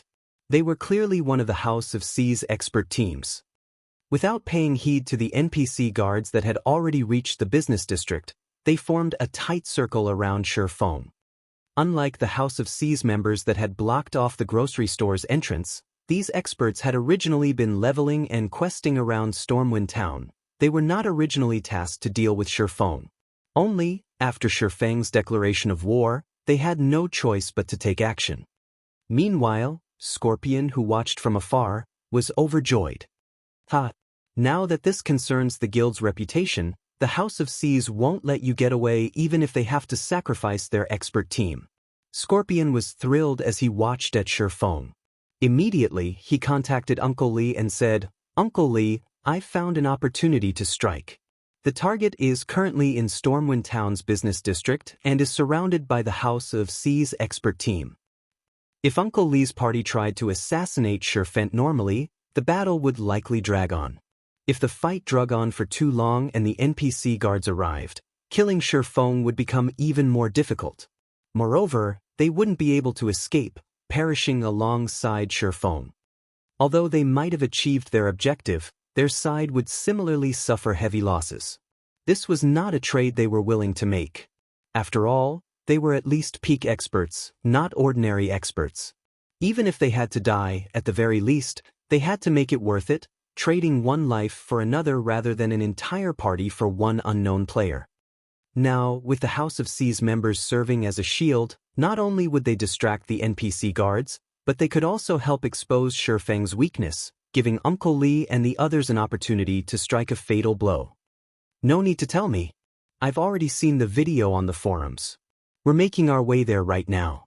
If you see an opportunity and are confident, don't wait for us to take action, Uncle Li instructed.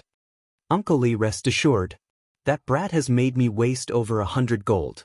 If I get a chance, I will take his life, Scorpion said. So far, he had toured the continent of God's domain with Shifeng 4 times.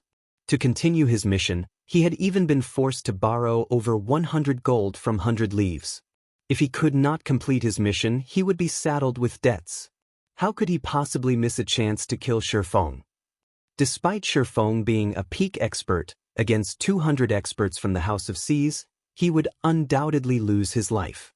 And in the event that he survived, he'd be forced to flee. As for the swordsman's powerful AoE skills, he couldn't use them easily inside the town. If he accidentally attacked any bystanders, the NPC guards would pounce. When the battle began, Shifeng would definitely be forced to exercise caution, preventing him from using many of his skills. Even a domain expert would expose gaps in their defense. As Scorpion contemplated the situation, the 200 House of C's experts were finally in position.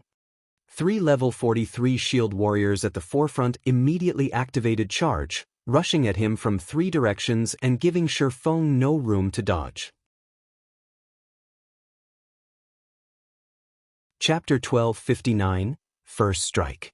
Melees, distract him. Ranged players, get ready to attack. The black-clad ranger leading the House of C's expert team commanded as he glared at Shifeng, who remained motionless. Use a magic array to suppress the NPC guards. Do not give him any chances to escape. Almost immediately after the ranger issued the command, a golden magic array appeared in the business district. 36 magical class players maintained the array, and it instantly enveloped the 10 or so NPC guards that had been making their way towards the battle. Like a steel wall, the golden barrier only trembled slightly when the NPC guards attacked it. The barrier showed no signs of cracking. Seeing this, the spectating players revealed solemn expressions. While they were shocked by the magic array's performance, they were even more afraid of the House of C's capabilities. The NPC guards in Stormwind Town were all level 120. To players like them, these NPCs were invincible. A single hit was all these NPCs needed to finish them off. These NPCs also safeguarded independent players like themselves. It was because of this that they dared to relax and rest in Stormwind Town. Yet now, a single magic array had trapped these invincible NPCs. They suddenly realized how easily the House of C's could deal with independent players. Is this the House of C's true strength? They are actually capable of taking out a magic array that can suppress the NPC guards' movements. What a powerful magic array! Even if that guy tries to buy time, he won't last long enough for the guards to save him. Seeing the trapped NPC guards, everyone became even more afraid of the House of C's. Many inwardly celebrated the fact that hadn't made an enemy of the House of C's. Otherwise, the consequences would be unimaginable.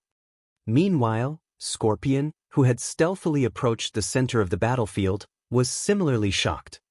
He hadn't expected the House of C's to possess such a powerful foundation. However, the magic array also overjoyed Scorpion. Without the NPC guards, killing Shifeng and getting away safely would be even easier. Meanwhile, in the center of the battlefield, 3 level 43 shield warriors charged towards Shifeng from 3 different directions. As Scorpion watched the three shield warriors, he assumed Shi Feng would counter or dodge the attack, but contrary to his expectation, Shi Feng didn't move. However, when the shield warriors were only 8 yards away, starlight suddenly glittered around Shi Feng. Ping! 3 crisp clangs resounded. Immediately, the 3 level 43 shield warriors flew backward, their bodies slamming into the ground. Their HPs fell at a rate visible to the naked eye as well, only stopping after reaching the halfway point. What did he do? The players observing the battle from a distance were stunned. None of them could comprehend what had just occurred. In the next moment, several streaks of blue light spread out from Shi Feng's body, striking the 3 shield warriors and sending them flying again, critically injuring them. Just how much strength does he possess? Scorpion, who waited for an opportunity to strike, could not help his astonishment. Others might not have seen what had just happened, but he, as a peak expert, barely perceived what Shi Feng had done. Just as the 3 shield warriors were about to close in on Shi Feng, the latter had brandished his 2 swords. Without activating any berserk skills, Shi Feng had sent each of the shield warriors flying with a single hit. Ordinary players wouldn't necessarily understand what this meant, but Scorpion, who had experienced many battles, understood. Shi Feng's strength was already on par with a level 45 Great Lord. Although he had already known that Shi Feng possessed frightening attributes after watching the man's previous battles, he never imagined that it would be this high. Just who is he? Fear flashed in Scorpion's eyes as he looked at Shi Feng. He no longer believed that he was capable of killing the swordsman on his own. If Shi Feng were only a player that possessed the strength of a level 45 Great Lord, he might not fear the swordsman this much, but Shi Feng also had the combat standards of a peak expert. It would not be a trivial matter overcoming the combined factors. Such a high-strength attribute.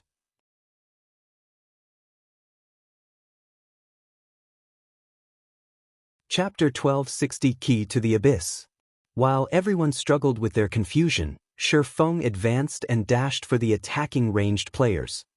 Don't stop attacking him. Absolutely do not let him approach. The black-clad ranger shouted. He then retrieved the longbow from his back and pulled it into a full moon, firing a series of 5 arrows at Shi Feng. The other ranged players continued to fire various spells and arrows. Although they had clustered their attacks, Shi Feng continued forward while executing Sword's Orbit to defend himself. Not only had he avoided every attack, but he had also swiftly arrived before a group of magical class players. Suddenly, a blue flash escaped Shi Feng's right hand. 2 elementalists, each with nearly 20,000 HP, collapsed instantly. Following which, Shi Feng took another step forward and appeared before a cursemancer. He struck again. In such a way, the House of C's member fell, one after another.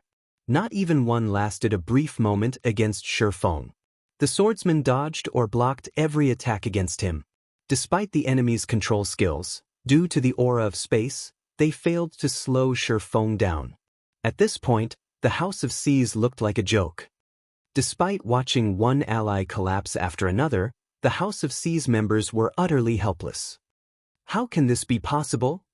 The level 43 shield warrior, who led the initial 20-man team, was stunned. He had expected Shi Feng to die, yet, against a single player, the House of C's experts were powerless. The shield warrior even wondered if Shi Feng was, in fact, a player. Compared to the House of C's members, the surrounding spectators were truly dumbfounded, their eyes nearly falling from their sockets. The House of C's was one of C's overlords.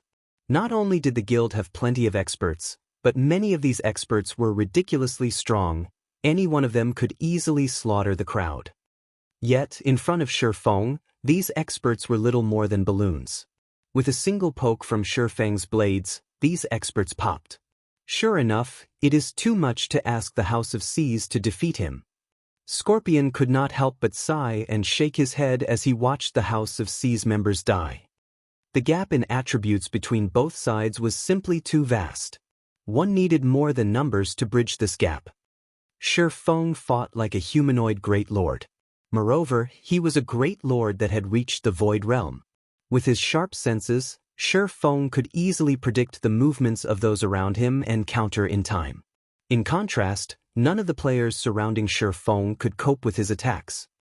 In this battle, the House of C's members basically faced a great lord of the same level that could prevent them from blocking, dodging, or parrying. All they could do was throw their lives away.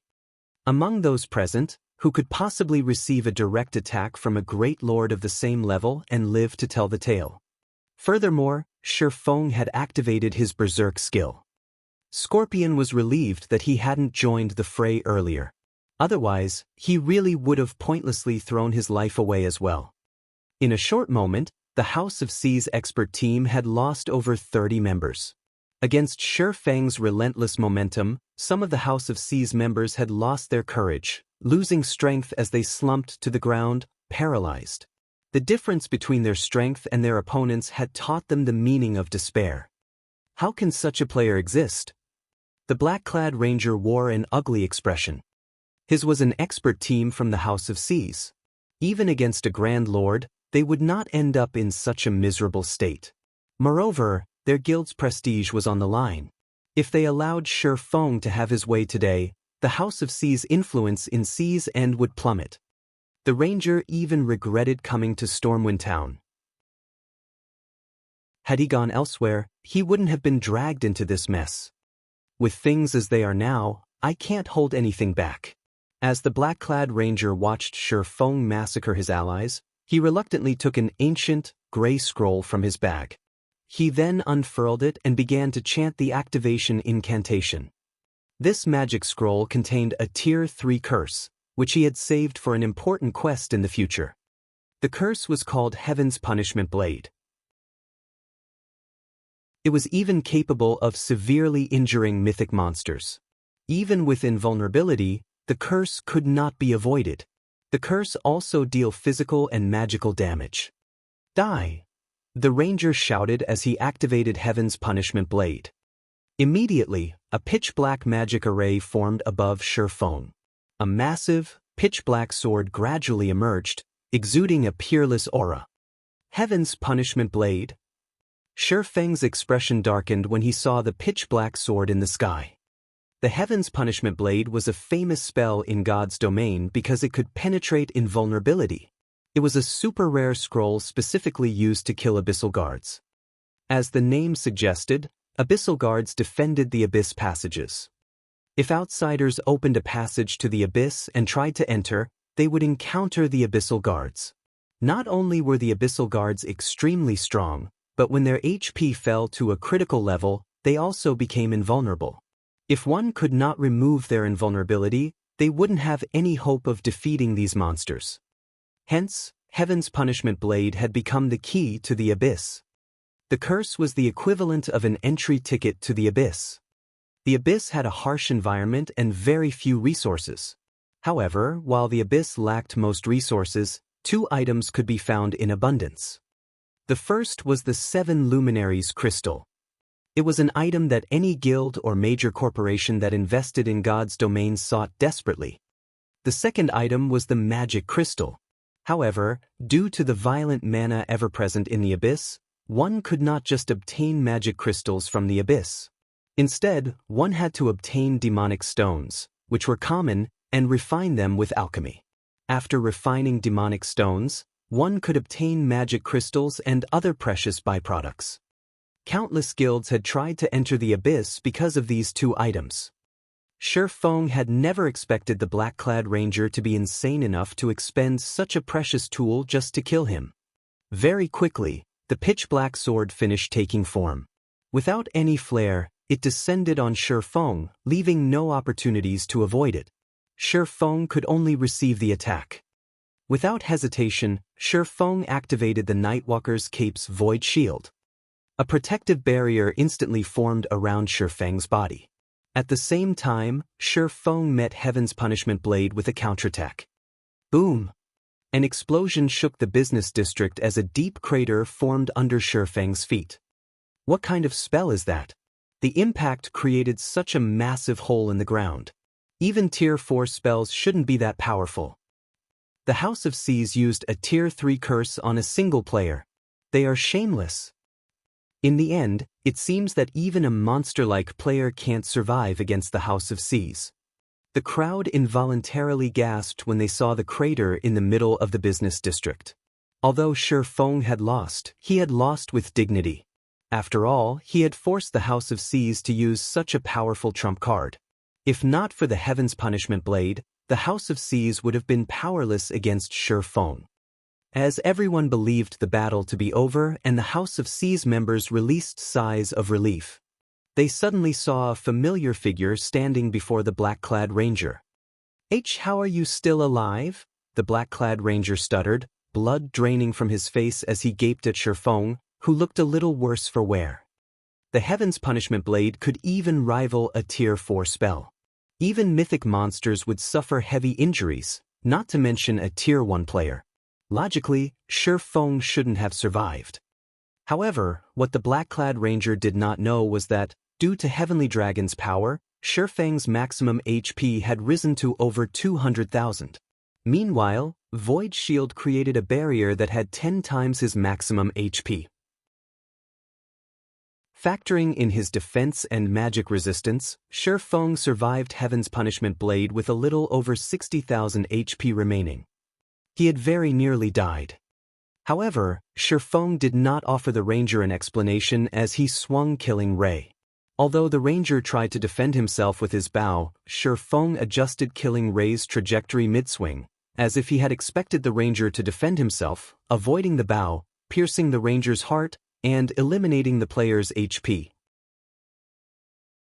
When the black-clad ranger, who had commanded the team, died, the House of Seas members' spirits finally broke, and they scattered.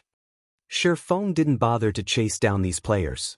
After all, the NPC guards would hunt down anyone that had attacked him. If he attacked those that hadn't attacked him, the guards would hunt him instead. Chasing these players down was no longer important.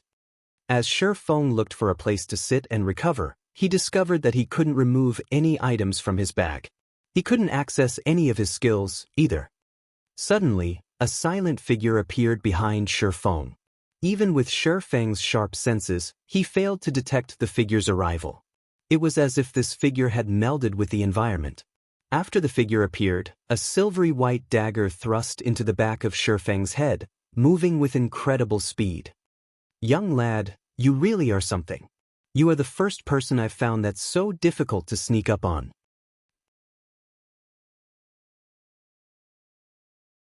Chapter 1261, Expert Companion. Although Shi Feng had sensed someone behind him, everything had happened too quickly.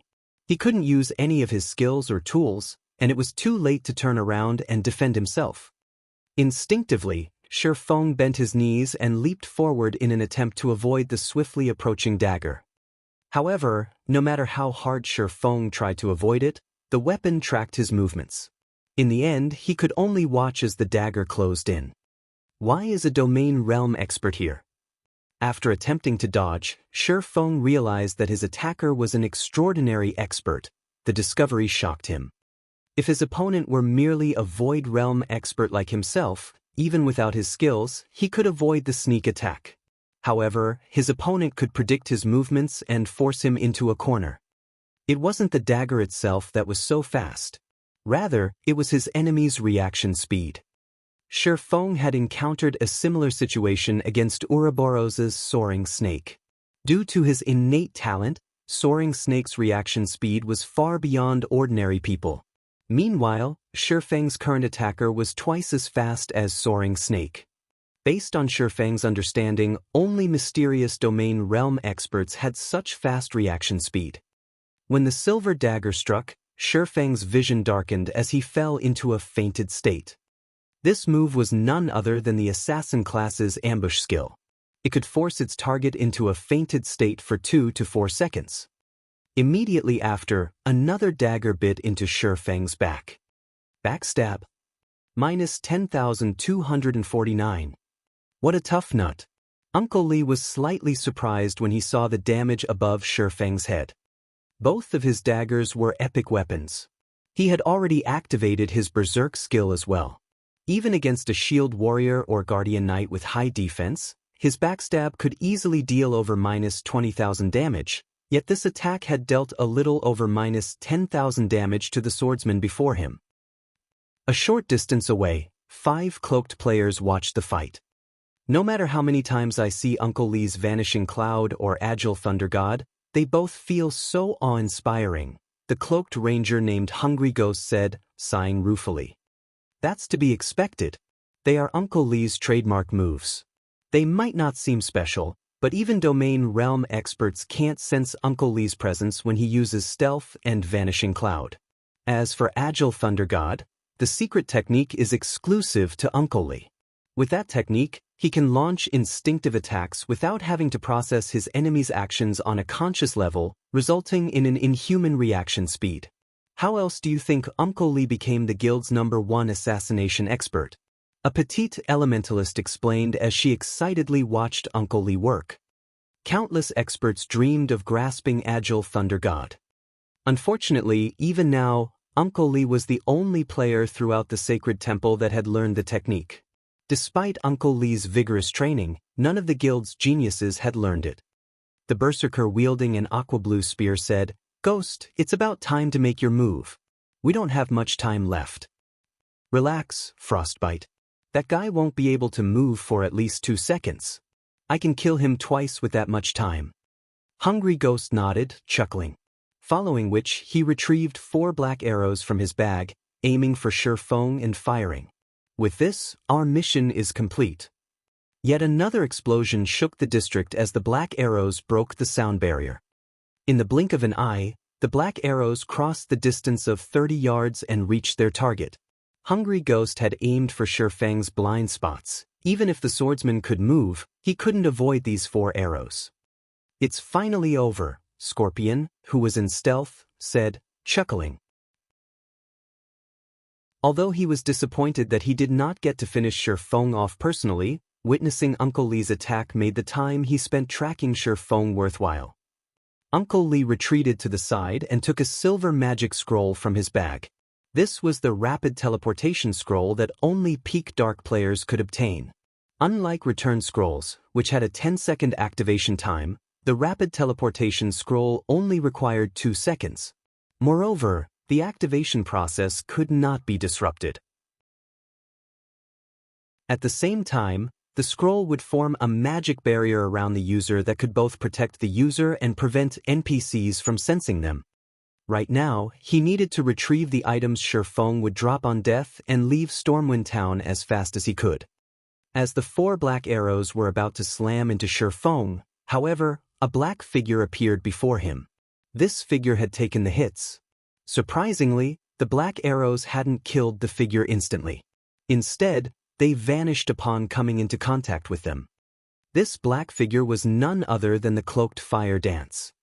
Even before Shifeng had picked a fight with the House of Seas, he had asked Fire Dance to return to Stormwind Town. He had instructed her to watch from stealth as he tested the Nightwalker's cape's effects. Moreover, he didn't want others to know that anyone else was related to the grocery store unless absolutely necessary. Only, he hadn't been expected to be ambushed by a domain realm expert. What? He has an assassin companion. Scorpion, who was in stealth, could not help his surprise. While the black arrows were frightening, assassins possessed wind steps and vanish. Both skills provided momentary invulnerability. No matter what kind of attacks they faced, they would not receive any damage during the invulnerability period. The assassin had used those 2 exact skills to protect Shifeng from the black arrows. Damn that scorpion! What has he been doing all this time? Hungry Ghost cursed. Didn't he say the target has been alone? Now that this assassin had disrupted their plans, it would become significantly harder to assassinate Shifeng in the future. Uncle Lee, who stood a short distance away from Shifeng, remained extremely calm despite the unexpected development. Without hesitation, he dashed forward, his daggers ready to end Shifeng. Although they had to change their plan, it did not change the fact that Shifeng was still in a fainted state and unable to move. Even without the black arrows, he had other means of taking Shifeng's life. After all, Shifeng only had around 1/4 of his HP remaining. The black arrows were only overkill. Meanwhile, Hungry Ghost and the others regained their composure and assaulted Shi Feng from all directions. Although Shi Feng now had an assassin protector, the assassin class specialized in single targets. Against so many attackers at once, she couldn't protect the swordsman. However, as Uncle Li and his teammate were about to reach Shi Feng, 5 more figures appeared around him. Why does he have so many companions? Hungry Ghost and the others were stunned. 6 players now surrounded Shi Feng, a full party. At this point, Scorpion's surveillance was a joke. What Hungry Ghost and the others did not know was that this was one of 1,000 transformations' additional skills, Phantom. It allowed Fire Dance to create 5 copies of herself. However, Fire Dance had not activated Phantom to shock her opponents. She used the skill to cope with so many enemies. Phantom allowed her to switch places with any of her doppelgangers without a cooldown. Even without moving, Fire Dance could protect her guild leader from any direction. Moreover, thanks to illusory power and 1,000 transformations itself, Fire Dance's strength was only inferior to Shi Feng's. Ding, ding, dang! Following which, Fire Dance easily blocked the incoming arrows and spells. Against Uncle Li's lightning-quick assassinate, Fire Dance countered with her fragmented legendary short sword. Ping!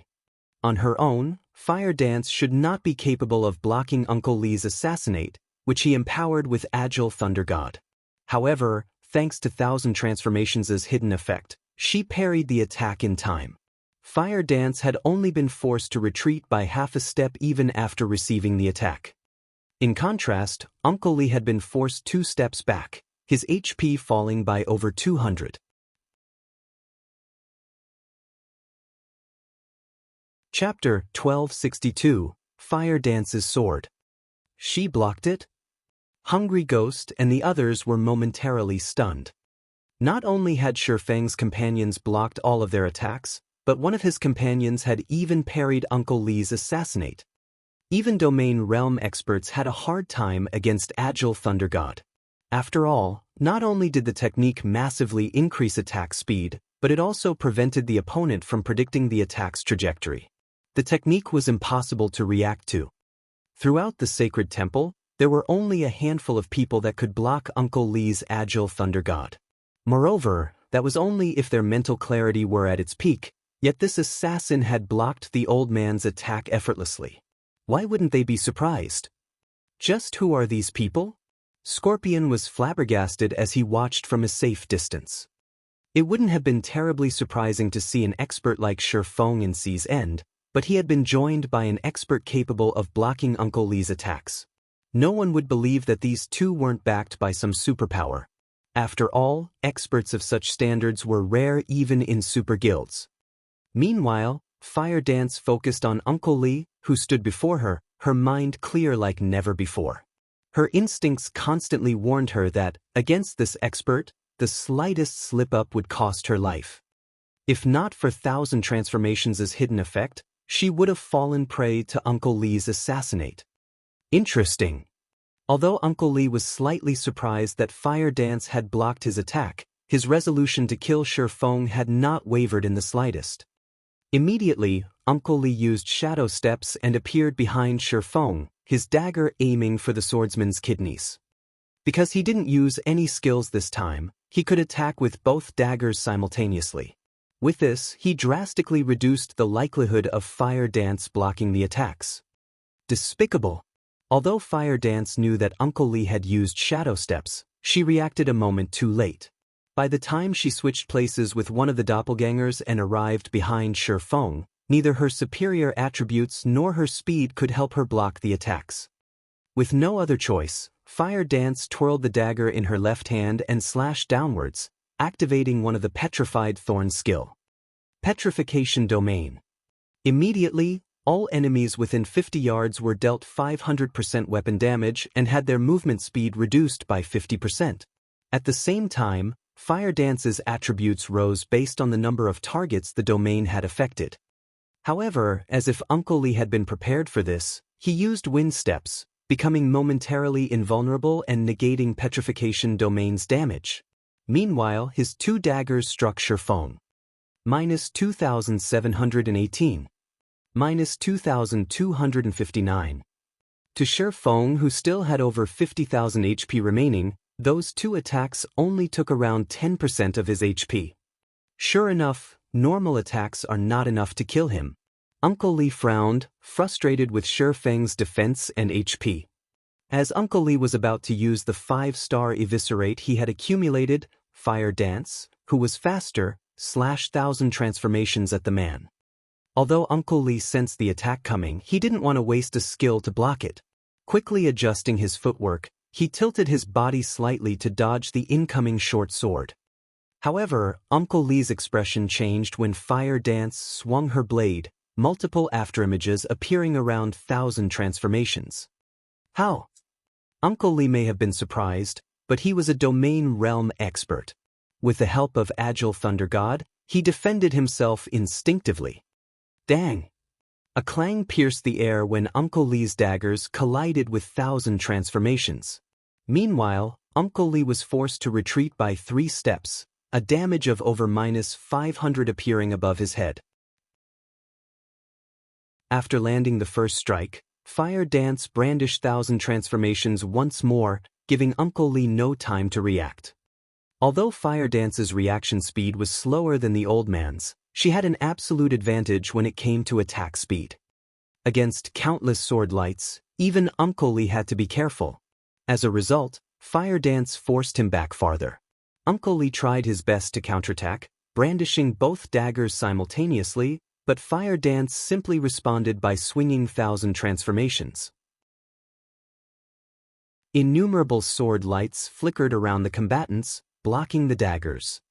Again, the resulting impact forced Uncle Li to retreat. Impossible! Hungry Ghost and the others, who were about to launch another wave of attacks, were stunned. To them, Uncle Li was an unparalleled expert, yet that expert was at a disadvantage against Fire Dance. If news of this reached the sacred temple, it would cause an uproar in the guild. While Fire Dance and Uncle Li clashed, Shi Feng finally recovered from his fainted state. Seeing Shi Feng regain consciousness, Uncle Li knew that it was no longer possible to kill the man. He abruptly retreated to a distance before turning to Fire Dance, saying, "Little Missy, you really are astounding. Despite having not obtained a domain, not only did you block my attacks, but you also suppressed me completely. Among the many non-domain realm experts I've fought thus far, you rank 3rd. Might I ask if you are interested in joining us? If you do, I promise that you'll become one of the best assassins in God's domain. You'll reach heights that you haven't even imagined yet." Fire Dance was taken aback by Uncle Li's sudden offer. She could not figure out what the man before her was thinking. They were currently engaged in a battle, yet the latter had extended a recruitment offer.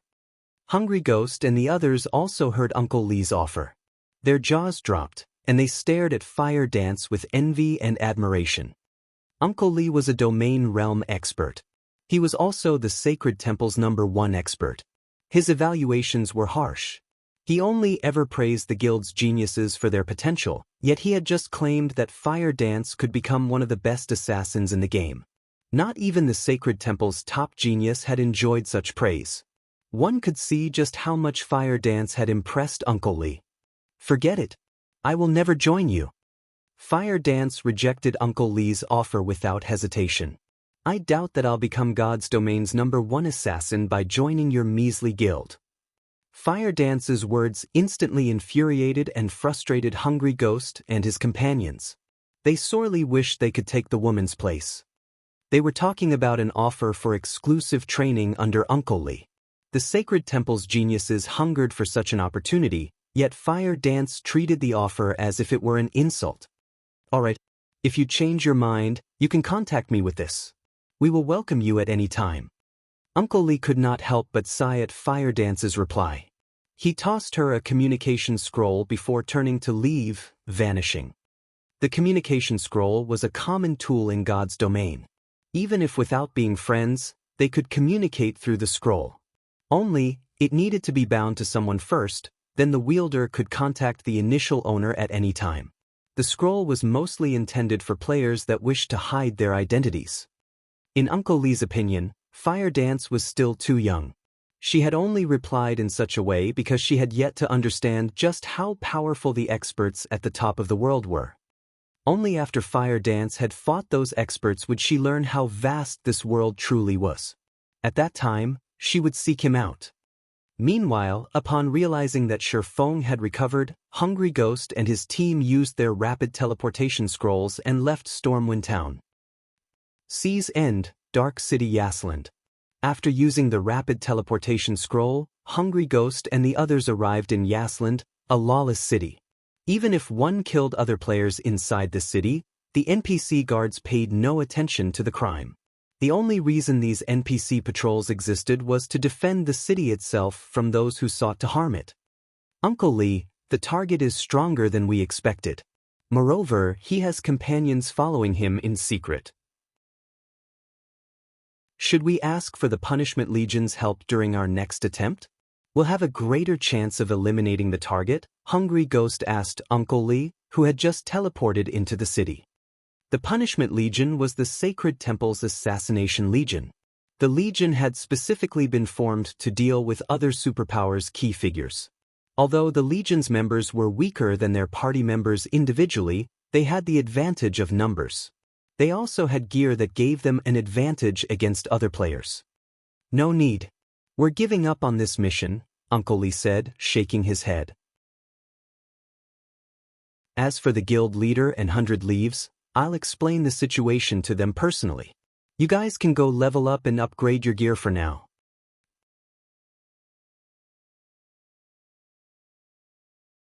Chapter 1263, Becoming Famous at Sea.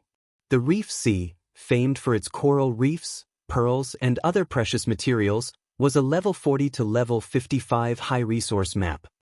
A short distance away from Reef Island, dozens of speedboats attacked a massive, level 53 sea monster.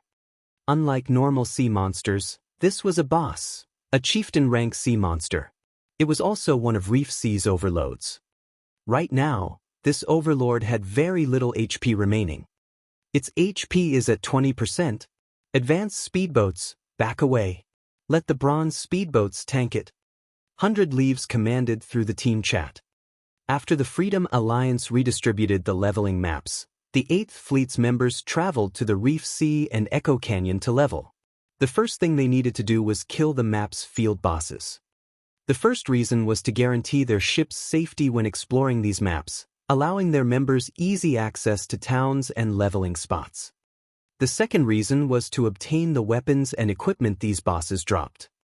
Each map had a limited number of field bosses. Once these bosses were killed, they could take anywhere from 1 to 3 days to respawn.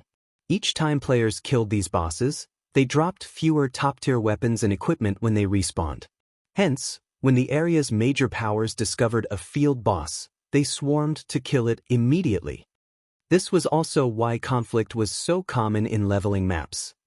As independent players passed, they watched the 8th Fleet with shock and envy.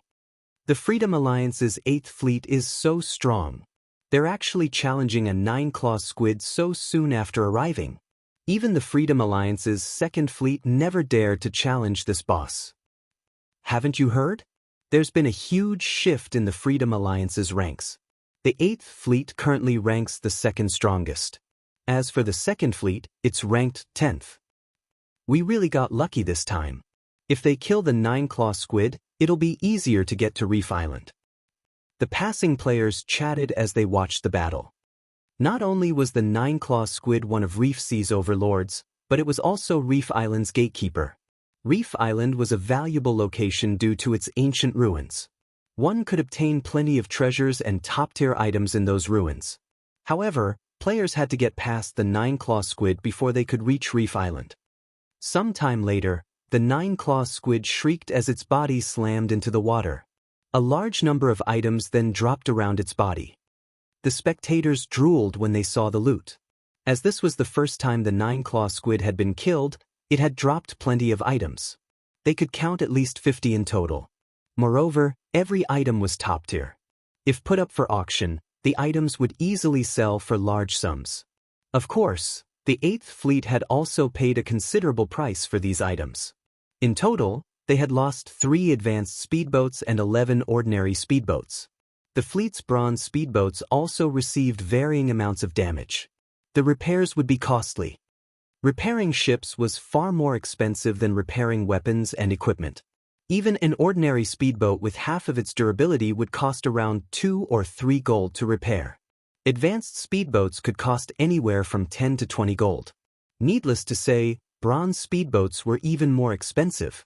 Moreover, advanced shipwright. Someone collect the loot. Everyone else, rest up. We'll dock on Reef Island soon, 100 Leaves instructed. She then noticed the communication request from Uncle Lee, revealing an excited expression. She accepted the call and asked, "Uncle Lee, have you dealt with the issue?" As far as she was concerned, once she dispatched Uncle Lee's party, Shifeng had no hope of survival. Uncle Lee must have contacted her to report his success. "No. The assassination failed," Uncle Lee said, shaking his head. "Failed?" 100 Leaves was momentarily stunned. Quickly, she reacted and asked, "Is he that strong?" Uncle Lee was the Sacred Temple's #1 assassination expert. Both Vanishing Cloud and Agile Thunder God were advanced techniques that even Domain Realm experts struggled to learn. Agile Thunder God, in particular, allowed one to become practically invincible in melee combat, giving the player the upper hand in every exchange. That's not the case. When we attacked, his companions showed up to protect him. When Uncle Lee thought about Fire Dance, he was disappointed that he couldn't recruit the woman. "Uncle Lee, whatever you need for the next assassination attempt, just ask. I can even hire other assassination experts to help you." After hearing about Shifeng's companions, 100 Leaves had a rough guess as to what had happened. Usually, assassination attempts were carefully planned. An unexpected factor would significantly decrease the chances of success. Unfortunately, now that the first attempt had failed, Shifeng would be on guard, making it even more difficult to kill the swordsman. "I've already discussed this with the guild leader, and we have agreed to give up this mission for the moment," Uncle Lee said. "Give up?" 100 Leaves demanded. "The target and his companions are all extremely powerful. I believe that they are supported by some superpower. Although we still don't know which superpower is moving in secret, our Sacred Temple has other matters to attend to. We don't have enough energy to fight another superpower," Uncle Lee said seriously. "My guild leader had decided to ignore them temporarily. We'll decide what to do after we take control of the Freedom Alliance." The guild leader said that? Although 100 Leaves was hesitant, she had to obey the guild leader. "I understand. I'll make sure to secure the first fleet position in the next siege battle." "Alright. Also, the target has declared war on the House of Seas. Don't poke your nose into this matter. Let them wear each other down," Uncle Lee warned her before disconnecting the call. "He declared war on the House of Seas? But has he lost his mind?" 100 Leaves gaped, wondering if she had heard wrong. The House of Seas was even stronger than the entire Freedom Alliance. It also had the support of a major corporation. It had both financial strength and manpower in abundance. Moreover, although it wasn't as powerful as a super first-rate guilds, due to the situation in Sea's End, it was much stronger than veteran first-rate guilds.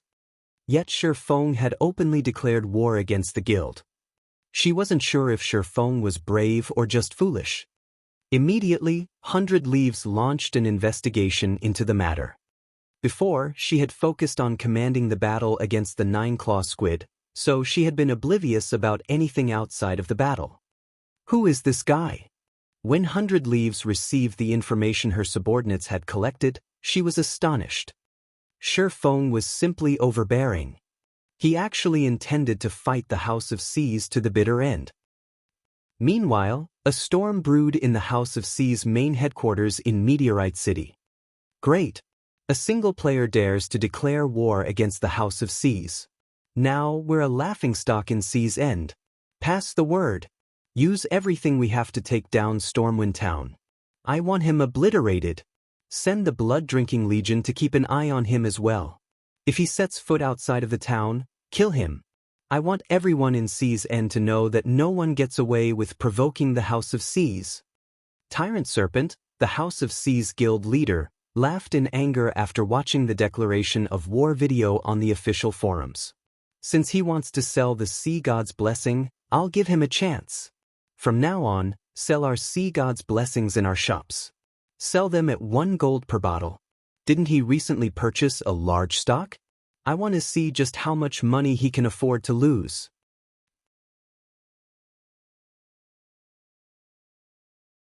Chapter 1264, Number 1 at Sea. Inside the House of C's meeting room. Tyrant Serpent's orders shocked the guild's upper echelons in the room. This was the first time they had seen their guild leader so enraged, angry enough to make rash decisions. Guild leader, isn't that a little too far? We're already spending 1 gold for each Sea God's blessing we obtain. If we sell the potion for 1 gold, won't we be working for nothing? Moreover, our stock is limited.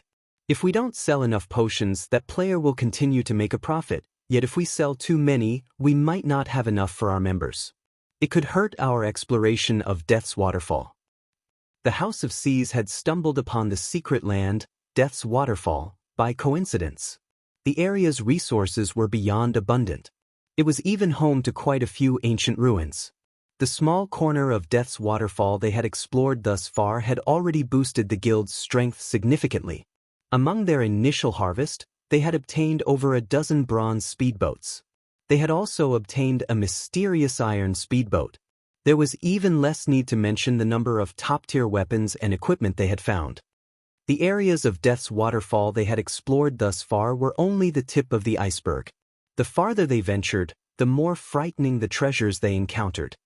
However, the secret land's environment was severe. If players did not possess sufficiently high magic resistance, survival was out of the question. Hence, the House of C's had purchased the Sea God's blessing in bulk. Fortunately, the House of C's had met an NPC Grandmaster Alchemist, which allowed them to synthesize runic crystals at a much higher success rate. However, while the cost of synthesizing the runic crystals had decreased significantly, it still wasn't cheap. To explore Death's Waterfall, the House of C's invested tons of coins and resources each day. Moreover, the guild increased its investments by the day. The more players they could send into the secret land, the faster they could explore the area. Naturally, they would send as many players as they could. This was also why their guild was in short supply of coins. However, after seeing the popularity of the Sea God's blessing in the various empires, they had found a solution to their money problem. They could sell some of their stock to fund the exploration. But selling the Sea God's blessing at cost would gain them nothing. Don't worry. Previously, we only purchased runic fragments for 6 silver per stack to prevent others from synthesizing runic crystals. If we purchase the fragments in bulk for 4 silver per stack, that brat won't have any hope against us, Tyrant Serpent said, chuckling. You just need to focus on finding an opportunity to kill that player. Hearing this, realization dawned on the upper echelons. After all was said and done, Stormwind Town was only a town. The teleportation fees to get there weren't cheap. Meanwhile, the House of C's had shops in all of the 12 major NPC cities as well as numerous NPC towns in Sea's End. If players only planned to sell a small number of fragments, they could earn far more by selling them for 4 silver per stack rather than traveling to Stormwind Town to sell them for 5 silver per stack. By doing this, not only could they hinder Shifeng's financial progress, but they could also lower their cost of obtaining the Sea God's blessing, killing 2 birds with 1 stone. They doubted that Shifeng had the assistance of a Grandmaster Alchemist. If this competition persisted long-term, Shifeng would eventually fail to make any money with the Sea God's blessing, suffering losses instead. Guild leader is the best. If that brat had agreed to cooperate from the very beginning, he could have kept 20% of his profits. Now, he'll be kicked out of the competition and hunted endlessly. Following which, the House of C's upper echelons left to fulfill Tyrant Serpent's orders. As the House of C's had discussed Shifeng's situation, players also discussed the matter on Sea's End's official forums. Someone had long since uploaded Shifeng's declaration video against the House of C's. No one had ever expected this outcome. Despite the House of C's sending hundreds of experts at Shi Feng, the guild suffered a miserable defeat, its experts either dying or running away with their tails between their legs. Shi Feng's battle video had also mesmerized many independent players. Whether it was his positioning, dodges, or attacks, compared to the other expert battle videos they had seen, this video was worlds apart. In prior battle videos, they had seen experts take on 20 opponents at most. Moreover, those crowds usually consisted of ordinary players with poor equipment and low levels. The higher quality videos usually only recorded a single expert taking on 3 or 4 elite players. Even so, the videos were educational and helped them to learn many combat techniques. However, Shi Feng's battle video showcased a fight against the House of C's 200-man expert team. Even if some were not true experts, they were not that far off from it either. Just one of these players could easily overwhelm multiple independent players like themselves, yet Shi Feng had suppressed all 200. If these players were distracted in the slightest while watching the battle video, they'd miss how the House of C's members had died. Some of them had even opted to play the video in slow motion. Their eyes couldn't keep up with Shi Feng's speed, after all. Such a mythical battle completely redefined their definition of expert. Compared to Shi Feng, the usual experts were nothing than a joke. The boss of this grocery store is invincible. He actually killed close to half of the House of C's 200 experts by himself. I wonder if he'd accept an apprentice? I have to ask him to teach me his ways. I wonder if that shopkeeper plans to establish an adventurer team or guild. If he does, I have to join even if I go bankrupt. How can he move so fast? Is he even human? He's a monster. There isn't a single player in C's End that's a match for him.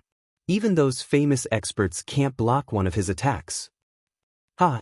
The House of C's is in trouble this time. They've provoked such an expert.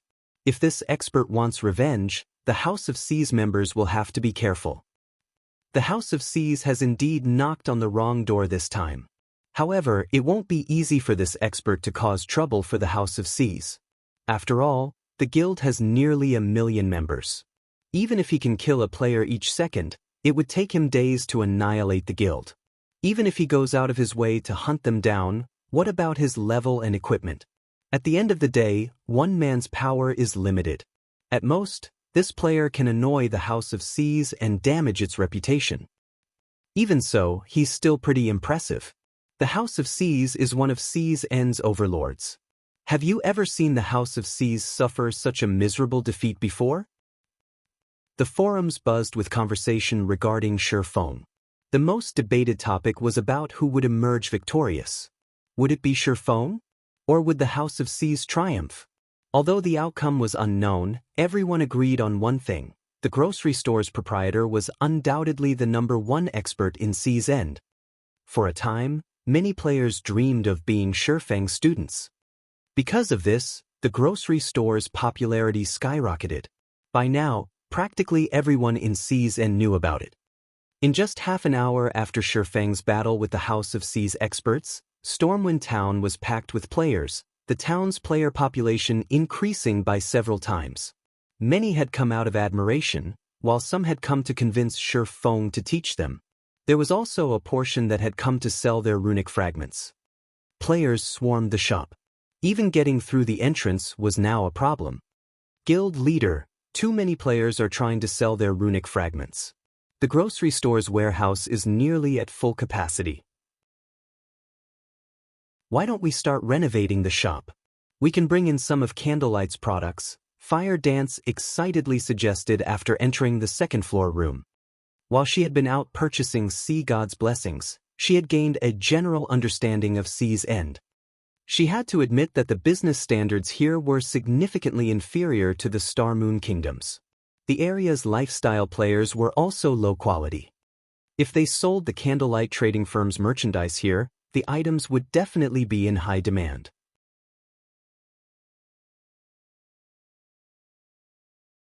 Chapter 1265, Town Manager. Promote Candlelight's merchandise?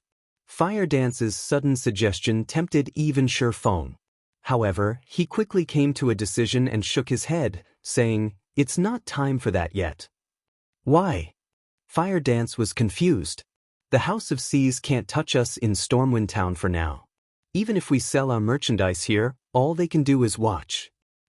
They might not be able to touch us, but that's not the case for everyone, Shifeng said as he glanced out the window. He pointed at the large group of players wearing the House of Seas Guild emblem that had appeared on the street below. Speak of the devil. Fire Dance curiously followed his gaze. Immediately, she noticed 100 House of Seas members outside the grocery store.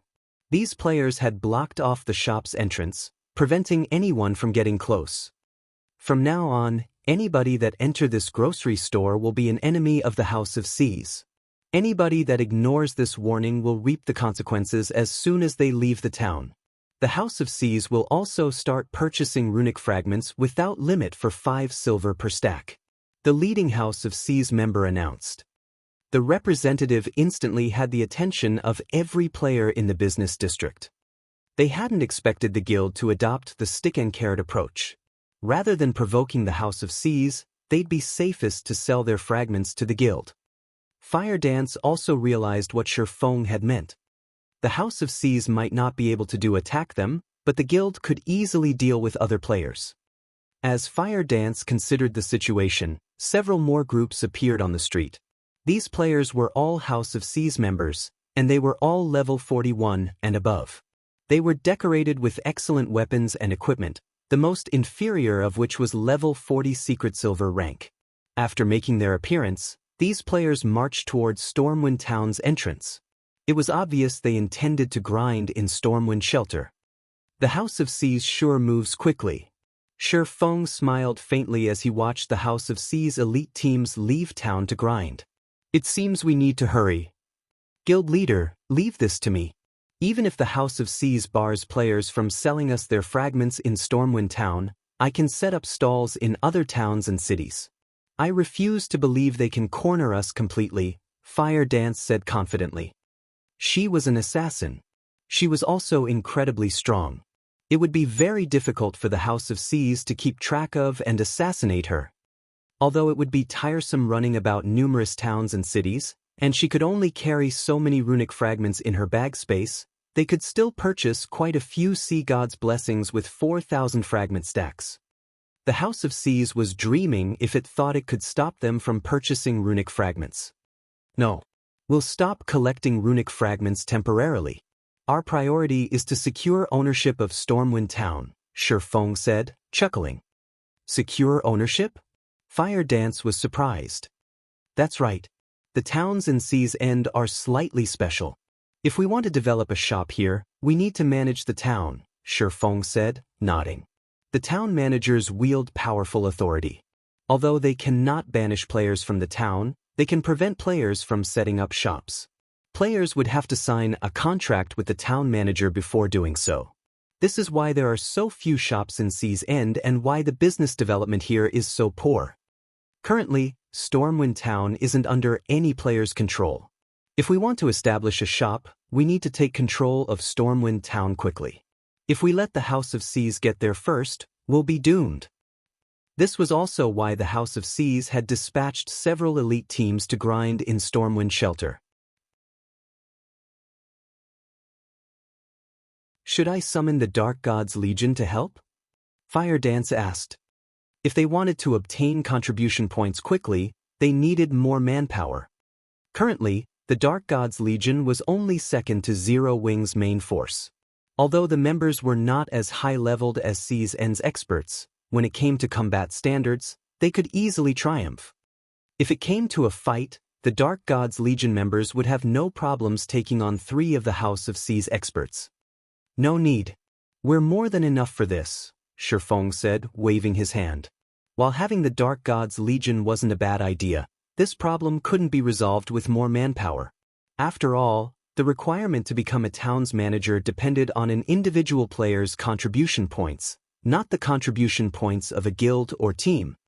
Part of the reason that he had spent 10,000 gold to purchase a Stormwind emblem was to obtain Stormwind Town.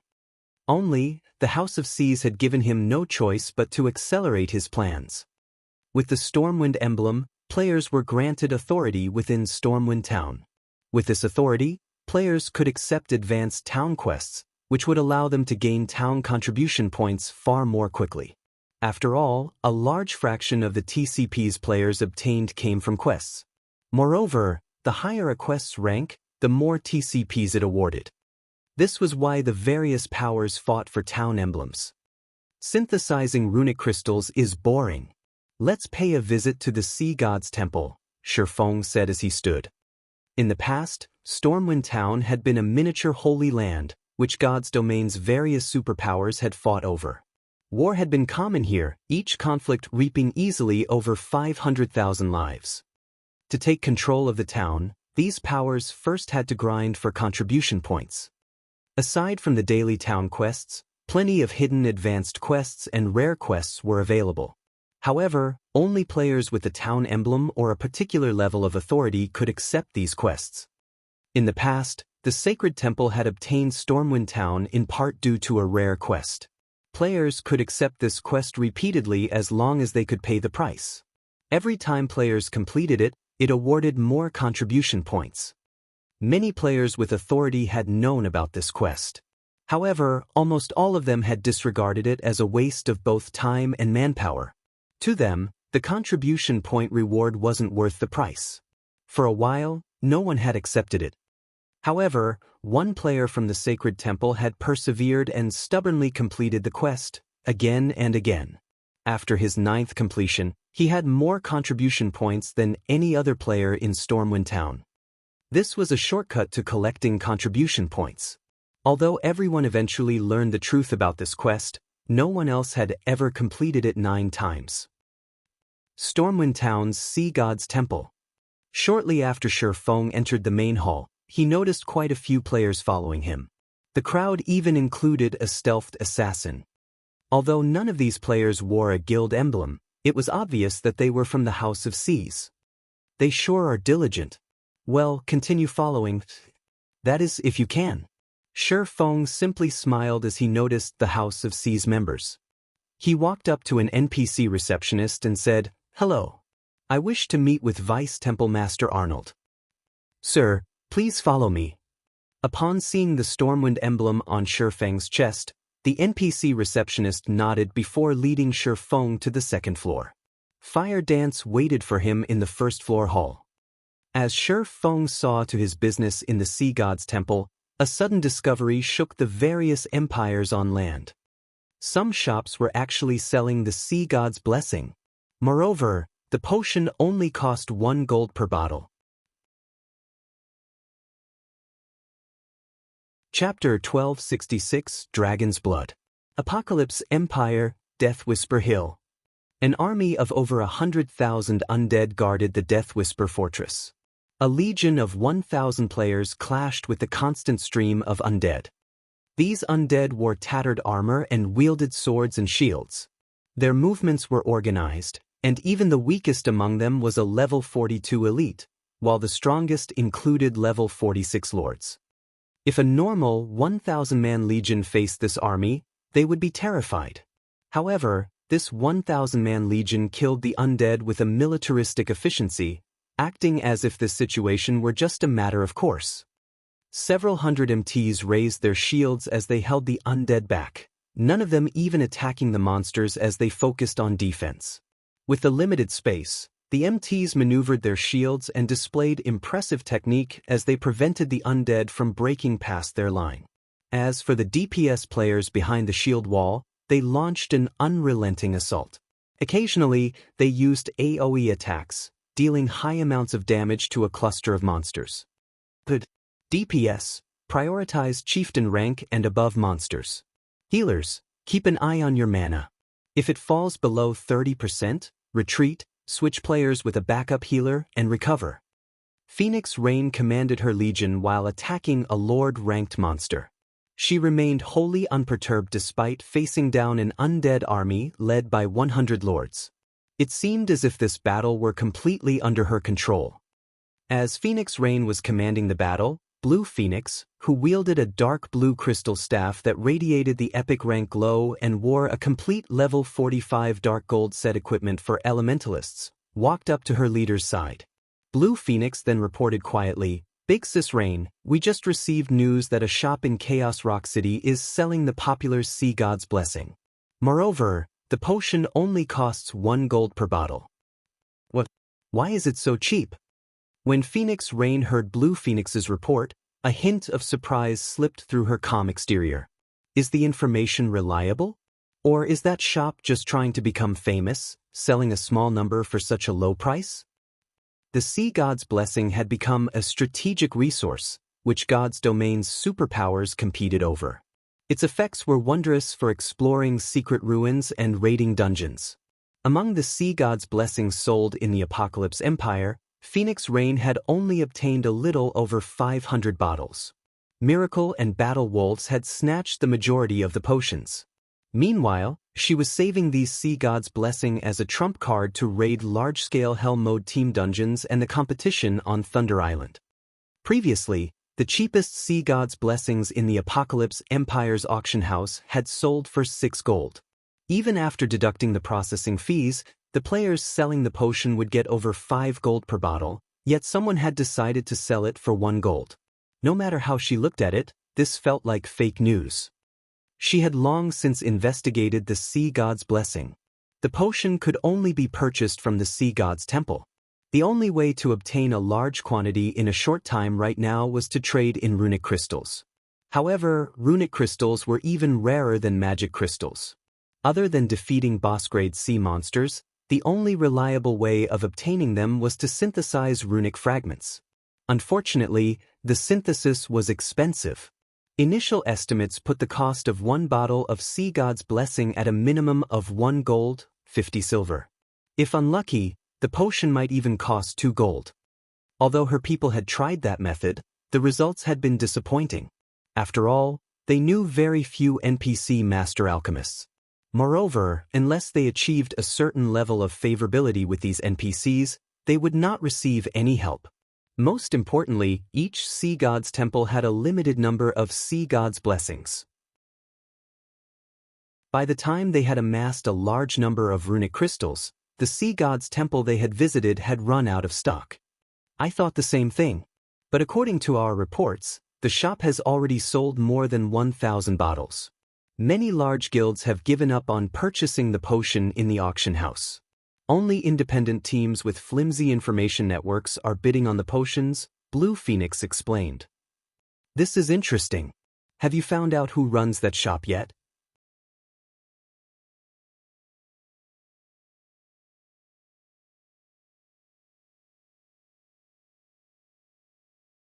Chapter 1267, Frightening Influence. The House of Seas is quite bold, Shifeng muttered, revealing a bitter smile when he read the information Fire Dance had given him. Aren't they afraid that they'll go bankrupt?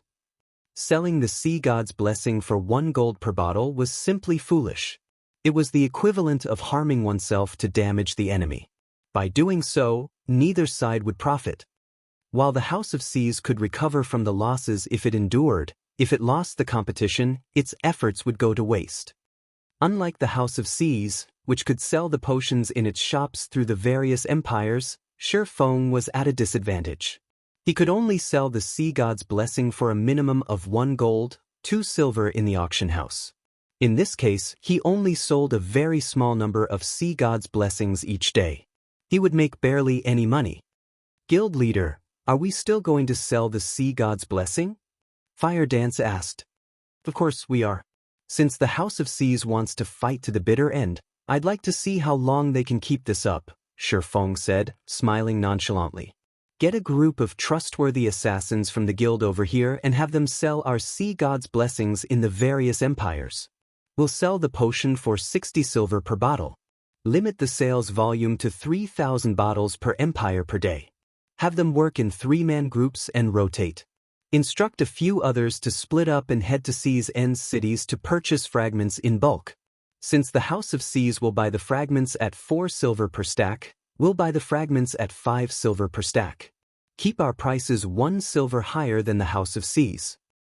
To any other player, selling the Sea God's Blessing for 60 silver per bottle would result in a loss. Fortunately, that wasn't the case for Shifeng. If he purchased runic fragments at 5 silver per stack, it would only cost him 12 silver, 50 copper for each bottle of Sea God's Blessing.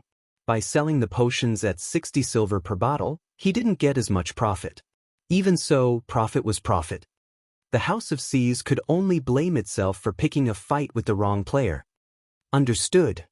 Fire Dance smiled. Had the House of Seas chosen to challenge them properly, both sides would have made a profit. Now, however, the House of Seas had shot itself in the leg. Following which, Fire Dance contacted the guild's elite assassins and had them hurry to Stormwind Town. Meanwhile, Shifeng brought 4,000 bottles of Sea God's Blessing back to White River City.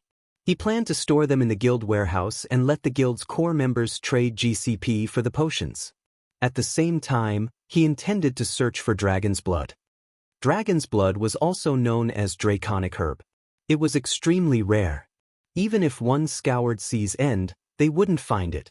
Normally, it was a treasure that only bloomed in kingdoms and empires that produced herbs. To obtain the herb, a player needed luck. Even Shifeng would have a hard time finding the herb. Hence, he would rely on the candlelight trading firm to purchase it for a high price. Otherwise, he'd never move to the next part of the quest chain. White River City's teleportation hall. As soon as Shifeng returned using the return scroll, he discovered a flood of players teleporting into the city. There were at least twice as many players than before. Among them, there were members of large guilds belonging to other kingdoms and empires. He easily counted members of 14 first-rate guilds in the teleportation hall. There were also a large group of Battle Wolves members. For a moment, Shifeng wondered if he had mistakenly teleported to the Beast Empire's capital. What's going on? Shifeng was surprised as he observed the teleportation hall. Before Shifeng could figure out what was happening, he heard players discussing the candlelight auction. There sure are a lot of people going to the candlelight auction this time. No kidding. Not only will the auction offer slots to enter the holy city of Titan, but they're also selling bronze mounts and personal houses. The popularity of the holy city's slots goes without saying. And every player wants a personal house. Not only can you train in a high mana density environment, but you can also take advantage of the NPC shops selling rare items. It'd be so convenient to travel to and from Stone Forest Town and the nearby leveling maps. That's right. Aside from large guilds, plenty of famous adventurer teams have come to participate in the auction. I have heard that they are all here to get one of Stone Forest Town's personal houses. It's a pity that the starting bid for the houses is 300 gold. I would have tried to buy one for myself if it were cheaper. That's already considerably cheap.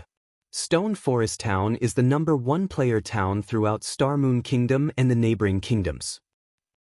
Practically every player in the teleportation hall chatted about the candlelight auction and Stone Forest Town.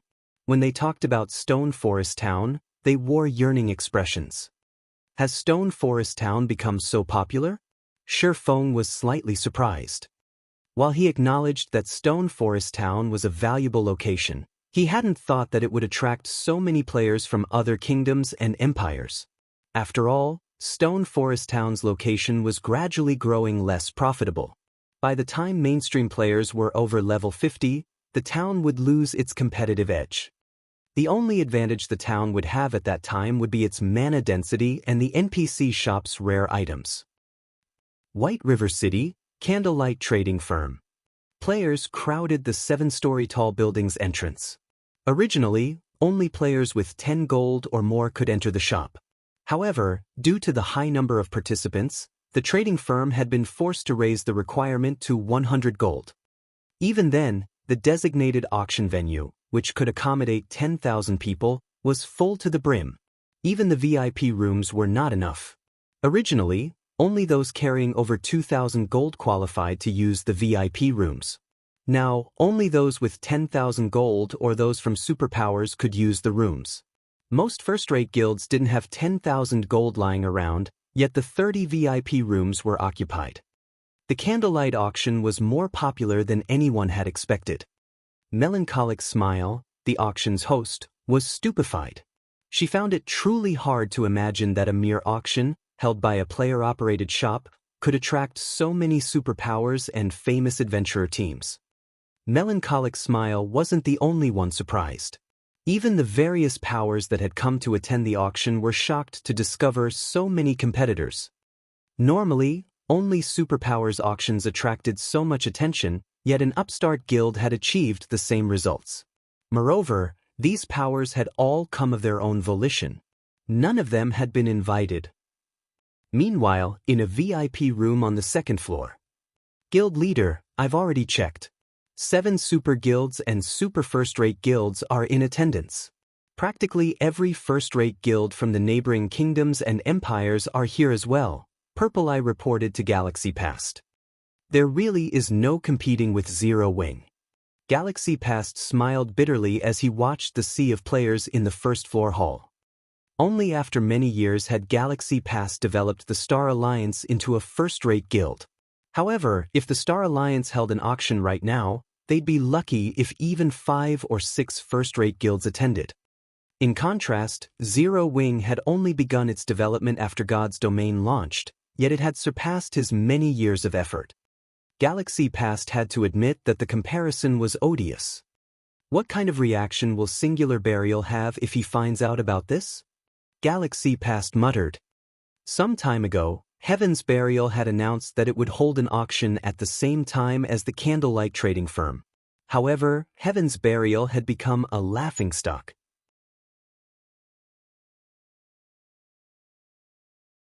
Chapter 1268, Foundation that Exceeds Expectations. The Candlelight auction's turnout exceeded everyone's expectations. As everyone waited quietly for the auction to begin, a stalwart-looking man seated in a second-floor VIP room and carrying a great sword across his back exclaimed, "Boss Sirius, the Candlelight trading firm is awesome. Despite this being its first auction, it can already compete with the Dark auction." Indeed, although the Candlelight auction is no match for the Dark auction, in terms of the number of major powers participating in this auction, I'm afraid that it is already nearing the level of Super Guild's auctions. Sirius, who sat beside the stalwart man, nodded. He too was surprised. After his defeat against Shi Feng in the Dark Arena, he had investigated Zero Wing thoroughly. However, while he knew that Zero Wing's overall strength could rival that of a first-rate guild, he had never imagined that the guild would be this powerful. From the moment he had set foot in White River City, practically every one of his expectations had been surpassed. Whether it was the business district or the standards of the players in the city, White River City was superior to many kingdoms' capital cities. In God's Domain, a guild's capabilities weren't determined by its strength alone. The status of its main city was also important. Oftentimes, the prosperity of a city determined the development of a guild. Currently, White River City's prosperity was not one bit inferior to Star Moon City. If not for the new expansion pack, which caused dark cities to appear near various kingdoms' capitals, White River City would have most likely surpassed Star Moon City by a large margin. If not for the Candlelight trading firm's intention of selling the slots to enter Titan City, he really wouldn't have discovered that Zero Wing had already developed to such a degree. Meanwhile, in another room, a handsome man glared, displeased, at the crowded first-floor hall. "Pavilion Master, my people have finished the investigation into the situation. So many people are attending this auction to bid for Stone Forest Town's personal housing and the advanced mana armor kits," a dignified young man reported. Although this young man simply stood there, he seemed like the center of the universe. Moreover, he radiated a terrifying aura. Even the man's companions, who were level 42 experts, wouldn't get within 10 yards of him. This young man was none other than the monster of the Dragon Phoenix Pavilion that had grasped a domain at a very young age, Martial Dragon. Zero Wing is actually capable of such a grand auction. No wonder why Rain has such an optimistic view of this guild. It's a pity that, even after attracting so many customers with the Holy City slots, Zero Wing only has such pitiful items to sell. Nine Dragons Emperor sneered when he saw Melancholic Smile walking up to the stage. If this auction were organized properly, it could attract so many more major powers in the future. It would massively boost Zero Wing's development. After all, these major powers had money. Anyone else would only have spare change. Zero Wing would never have attracted the true major powers if not for the Holy City's slots. As Nine Dragons' Emperor fell silent, the auction officially began. Under the crowd's attentive gaze, Melancholic Smile, who wore a luxurious, blue dress, approached the front of the stage. Ladies and gentlemen, welcome to the candlelight auction. This auction will have two phases. During the first phase, we will sell items that have been carefully selected by our own auction house. The second stage will be a bartering session with the auction house as an intermediary. However, to ensure the quality of the items offered for trade, we will collect a processing fee of 10 magic crystals or 3 gold coins for each item. For materials specifically, we will charge 15 magic crystals or 4 gold coins per stack. As Melancholic Smile finished explaining the auction's flow, a commotion swept through the crowd. Crap, this is fraud. Even a first-rate guild's auction wouldn't dare charge 10 magic crystals for every item. That's right. How can you be this greedy? Players in the first-floor hall shouted their indignation. Although many of the major powers present had attended the dark auction before and knew about these bartering sessions, Candlelight's high price was ludicrous. The dark auction only dared to charge a high price because it was the best auction throughout God's domain. Only extraordinary existences were invited. Ha! Zero Wing sure is interesting. Nine Dragons' Emperor could not help but laugh when he heard Melancholic Smile's explanation. However, this is a good opportunity to earn some money from the major powers. After all, a few of the superpowers here have come to bid for the Holy City's slots. Whether it is the adventurer teams, independent players, or guilds, none would miss such a golden opportunity to trade high-value items. Such a shameful behavior would earn the various major powers' ire. Needless to say, the candlelight auction wouldn't happen again. Even Phoenix Rain's reputation in the Dragon Phoenix Pavilion would be soiled for supporting Zero Wing. Just what is Black Flame thinking? Yuan Tiexin stared at Melancholic Smile in confusion. Is he so desperate for money that he's willing to abandon his reputation? The first auction was always the most important. Asking for such an unreasonable price would only incur the wrath of the various major powers. None of these powers would likely visit the auction house in the future. Purple Jade, who sat beside Yuan Tiexin, was also confused. Based on her understanding of Black Flame, he wouldn't make such a newbie mistake. Meanwhile, as Melancholic Smile saw the attendees' reactions, she revealed an expression that seemed to say, as expected. Originally, she had planned to set the processing fees at 1 magic crystal or 30 silver coins per item. This way, they could more or less guarantee the quality of the items while avoiding such a negative reaction.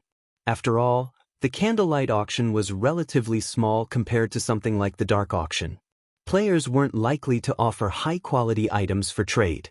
The candlelight auction had only attracted so many superpowers and first-rate guilds due to the Holy City slots. Yet, Shi Feng had insisted on increasing the price. It was obvious he was treating the various attendees like fools. However, now that things had already developed to this point, Melancholic Smile could only endure the complaints while starting the auction. We will now begin the auction. The first item we are offering is a magic whale skin. Melancholic Smile said as she gestured to the semi-transparent screen above the stage. The screen displayed an image of the magic whale skin as well as its attribute panel. Suddenly, the venue fell silent. What? Everyone was stunned after reading the item's introduction. The various major powers, particularly the superpowers, had already begun to develop their naval forces. Hence, they understood just how important ships were and were madly investing manpower and resources into obtaining high-ranking ships. These major powers wanted to upgrade their high-ranking ships to ease the fights against sea monsters. These organizations were even purchasing bronze-rank strengthening items at astronomical prices. However, such strengthening items were extremely rare, no less than the high-ranking ships themselves. Even if one obtained such an item, they'd refuse to sell it. After all, if one could strengthen their own ships, their power at sea would increase by a large margin. Yet, the candlelight trading firm was actually auctioning off a dark gold ranked strengthening item. Chapter 1269, Crazy Start. The candlelight auction has even obtained a dark gold strengthening item? These attributes are ridiculous. I've heard that bronze strengthening items can only increase a ship's durability by 2 points, yet the magic whale skin can increase a ship's defense by 10% and durability by 10 points. It can even increase movement speed by 3%. The various guilds' upper echelons in the first floor hall panted as they stared at the magic whale skin. Ordinary players might not yet understand the game's ships, but the various large guilds present understood them very clearly. If an item like the magic whale skin were used to strengthen a bronze speedboat, it could improve the speedboat's performance significantly. Meanwhile, a speedboat could be enhanced to a total of 5 times. If one fully enhanced a bronze speedboat with magic whale skins, the speedboat's performance might even exceed mysterious iron speedboats. However, strengthening a bronze speedboat with a magic whale skin would be the epitome of luxury. At the very least, only mysterious iron ships would qualify for such a powerful strengthening item. Black Flame is quite generous. He has decided to use such a valuable item to open the auction. Yuan Tianxin was slightly astonished when he saw the magic whale skin. The various major powers had spared no effort to get ahead of others at sea, yet Zero Wing was giving such a wondrous item away. In another VIP room, Nine Dragons Emperor's eyes shone as he stared at the magic whale skin. There were still a few days until the contest on Thunder Island began. If he could purchase the magic whale skin, he could upgrade one of his bronze speedboats. With this, he would have an easier time killing boss-grade sea monsters and obtaining thunder passes. When Melancholic Smile saw the crowd's excitement, she quietly released a sigh of relief. Now that everyone has seen the magic whale skin's attributes, let us proceed to the bidding. We will sell 3 sheets at a time. The starting price is 10,000 magic crystals, and each increment must not be lower than 500. Let us begin. As soon as Melancholic Smile announced the starting price, many players gasped. According to the current market price, 10,000 magic crystals was the equivalent of 2,500 gold. With that amount of money, one could purchase a relatively good plot of land in an NPC city. Moreover, magic crystals were far more precious than coins as they were more difficult to obtain. However, the high price wasn't the only reason these players were shocked. What surprised them more was Candlelight's ability to offer 3 magic whale skin sheets at a time. After all, a single sheet could not qualitatively transform a ship. However, 3 sheets could. What a ruthless price. Sirius chuckled as he shook his head. It seems Candlelight is going to take our money today. The competition at sea grew more intense with each passing day. If his guild could increase a high-ranking ship's performance by a rank, it would raise the guild's naval strength to new heights. While Sirius sighed, the price of the magic whale skins rose rapidly. 10,500 crystals. 11,000 crystals. 12,000 crystals. In just 10 seconds, the price had soared to 15,000 magic crystals. One could purchase epic equipment with that kind of money. Big Sis Rain, what should we do? We have already lent our magic crystals to Zero Wing. We have less than 5,000 crystals on hand, Blue Phoenix asked anxiously as she watched the price of the magic whale skin continuously increase. She also felt that Zero Wing was too insincere.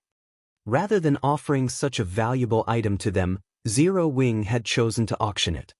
Phoenix Rain could only reveal a bitter smile in response. She had been racking her mind to figure out a way to increase her fleet strength. She had even led a team of experts to the Death Whisper Fortress personally to obtain ship-strengthening items.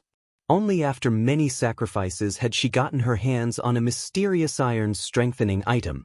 On the other hand, without anybody noticing, Zero Wing had dark gold strengthening items. Immediately, Phoenix Rain called up her friends list and contacted Feng. Team leader Yifeng, I wish to use the magic crystals I lent you to purchase the magic whale skins that are currently on auction. Will that be possible? Phoenix Rain asked. Of course. That won't be a problem. I'll notify the auctioneer right away. However, your maximum limit will be the 250,000 magic crystals you lent our guild. I can't make the decision if the price is higher than that, Shi Feng said earnestly. One of the reasons that he had generously offered the magic whale skins for auction was to show everyone Zero Wing's foundations. In any case, he had 8 sheets in total. He only needed 5 to strengthen the hurricane sailboat. Using the remaining 3 on speedboats or common small sailboats would be a waste. It would be more beneficial to sell them. The second reason was to pay back his debt. After all, he had yet to return the 250,000 magic crystals he had borrowed from Phoenix Rain. If he tried to offer her the top-tier dark gold weapons or equipment that he had obtained from the Dark Arena, it was unlikely that Phoenix Rain would be interested. Only something like the magic whale skin, which could increase one's naval strength, would garner Phoenix Rain's attention. Hearing Shi Feng saying so, Phoenix Rain relaxed. There were still 5 days until the debt was due. Zero Wing could easily reject her request. 20,000 crystals. Phoenix Rain instantly placed a frightening bid. As expected of the players in the VIP rooms, they can afford to place such insane bids casually. Both independent players and guilds in the first-floor hall were astonished by Phoenix Rain's bid. Even first-rate guilds were fortunate if they had a stockpile of 60,000 magic crystals. After all, there were too few sources. Moreover, their daily consumption was considerably high. It was impossible to stockpile so many. Spending 20,000 magic crystals just to strengthen a single ship was simply too much of a luxury. Only super first-rate guilds and super guilds were capable of such a thing. 21,000 crystals. 9 Dragons Emperor frowned as he placed a new bid. The Holy City slots were his main goal. Hence, he hadn't prepared many magic crystals. He currently had 24,000 crystals on hand. After all, a small guild like Zero Wing should not be capable of offering anything worth his while. Now, however, it was too late for him to send his subordinates to collect more magic crystals. It seems the other powers haven't come prepared. Yuan Tiexian chuckled. Following which, he shouted, 30,000 crystals. The secret pavilion had prepared plenty of coins and magic crystals for the candlelight auction. After all, the secret pavilion had done business with Zero Wing many times before, so they knew that Zero Wing possessed strong foundations and had many items that could even tempt the secret pavilion. However, Yuan Tiexian had never expected to find such an opportunity. 31,000 crystals. Phoenix Rain placed a new bid, but she didn't raise it by much. While the magic whale skin was valuable, its price was already high. Any higher and one could afford a bronze speedboat. 35,000 crystals. Yuan Tiexian said without hesitation. 36,000 crystals. Phoenix Rain frowned as she glanced at Yuan Tiexian's room a short distance away. This was the highest she was willing to go. Although she had plenty of magic crystals, she could not waste them. The other audience members were stupefied. The cost of 3 magic whale skins could already rival half of a first-rate guild's magic crystals. It seems that they have reached their limit. Yuan Tiexian smiled. 40,000 crystals. The other superpowers might only want the magic whale skin to fortify a bronze speedboat. However, the secret pavilion was in possession of a mysterious iron speedboat. 3 magic whale skins could almost put their ship on par with a secret silver speedboat. A secret silver speedboat. He wouldn't even blink at spending 100,000 magic crystals on such a ship, much less 40,000. The instant he placed his 40,000 crystal bid, the venue fell silent. After Melancholic Smile knocked the gavel 3 times and confirmed the sale, a gasp echoed throughout the auction house. The major powers that had scolded the Candlelight trading firm for fraud had run out of comments. The first auction item had sold for 40,000 magic crystals. They had to admit that the Candlelight auction was high quality. Only, they still thought that the processing fees for the bartering session were somewhat expensive. However, not long after these major powers had such thoughts, the second auction item was revealed above the stage. Every one of these major powers stared in silence. Even the various superpowers were no exception. The reason for such a reaction was that the second item was none other than the Thunder Pass.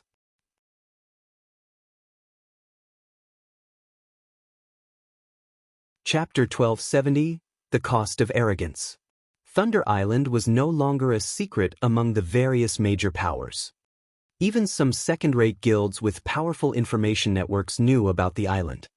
Various superpowers were frantically collecting Thunder Passes, but these weren't easily obtainable, requiring a lot of manpower and resources. Each additional Thunder Pass would allow them to bring 10 more experts to Thunder Island. When the contest for Thunder Island's authority began, the superpower with the most Thunder Passes would have a greater advantage. Hence, the various superpowers constantly offered to purchase Thunder Passes at a high price, attracting plenty of adventurer teams to sail the Sea of Death and kill sea monsters. Only, there had been no news of any adventurer team obtaining passes even now. Nevertheless, the candlelight trading firm was selling a Thunder Pass. It was truly hard to imagine that an upstart guild's auction could consecutively offer 2 treasures that could tempt the various superpowers. Moreover, they had already announced the final item, the Holy City slots. How could these major powers not be shocked? Now that everyone has seen our second auction item, without further ado, we will begin the bidding at 3,000 magic crystals. Each increment cannot be lower than 100 crystals. Begin. Melancholic Smile announced the starting price. This price surprised many of the players in the first floor hall. They all thought it was outrageously high.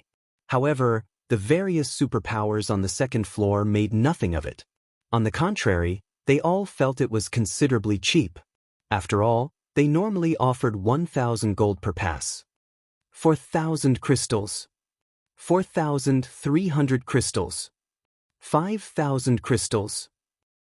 As soon as Melancholic Smile opened the floor for bids, the various superpowers, which initially had little interest in the candlelight auction, contested madly for the Thunder Pass. These superpowers gave the players in the first floor hall no opportunities to intervene, raising the price again and again. Even the participating second-rate guilds felt out of their league in this auction. As for the players and guilds that had scolded the candlelight trading firm for being fraudulent, none of them dared to make a peep. Eventually, Phoenix Rain won the Thunder Pass for 8,300 magic crystals. Pavilion Master, are we letting Phoenix Rain have the pass just like that? Martial Dragon asked curiously. It doesn't matter. Any higher and the pass wouldn't be worth it. In any case, Rain has 10 extra slots. They're not enough to make a difference, Nine Dragons Emperor growled, sneering. After giving the matter some thought, Martial Dragon agreed with his guild leader. They had far more slots than Phoenix Rain. Even if she had 10 more, the increase wouldn't be enough to affect the big picture. Following the end of the second item's bidding, Melancholic Smile gestured to the image above the stage once more. However, the image remained the same as before. Smiling, she said, "Let's begin the auction for the third item." The third item is another Thunder Pass. Like before, the starting price is 3,000 magic crystals. Begin. What? There's more? Gasps echoed throughout the venue. Thunder Passes were extremely difficult to obtain. Obtaining one was already an amazing feat, yet Zero Wing had another to offer. Even Phoenix Rain was surprised. Of course, she was also elated.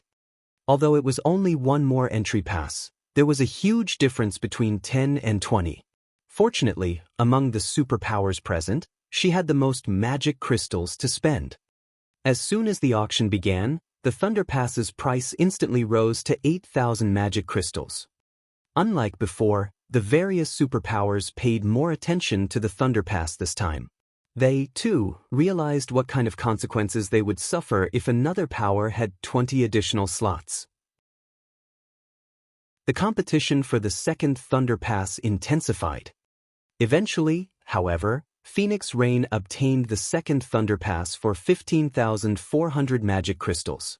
Although the price was astoundingly high, Phoenix Rain felt that the money had been well spent. Just when everyone believed that the competition for the Thunder Passes had ended, Melancholic smile pointed at the Thunder Pass's image once again. This is insane. Just how many Thunder Passes do they have? The players in the auction venue involuntarily shuddered. This was especially true for the various superpowers in the second-floor VIP rooms. They could tolerate a single power obtaining 1 or 2 passes as it wouldn't significantly impact the outcome. However, if the candlelight trading firms sold too many Thunder Passes, the balance would change, affecting the contest. Contrary to everyone's expectations, Melancholic Smile did not immediately start the next round of bids.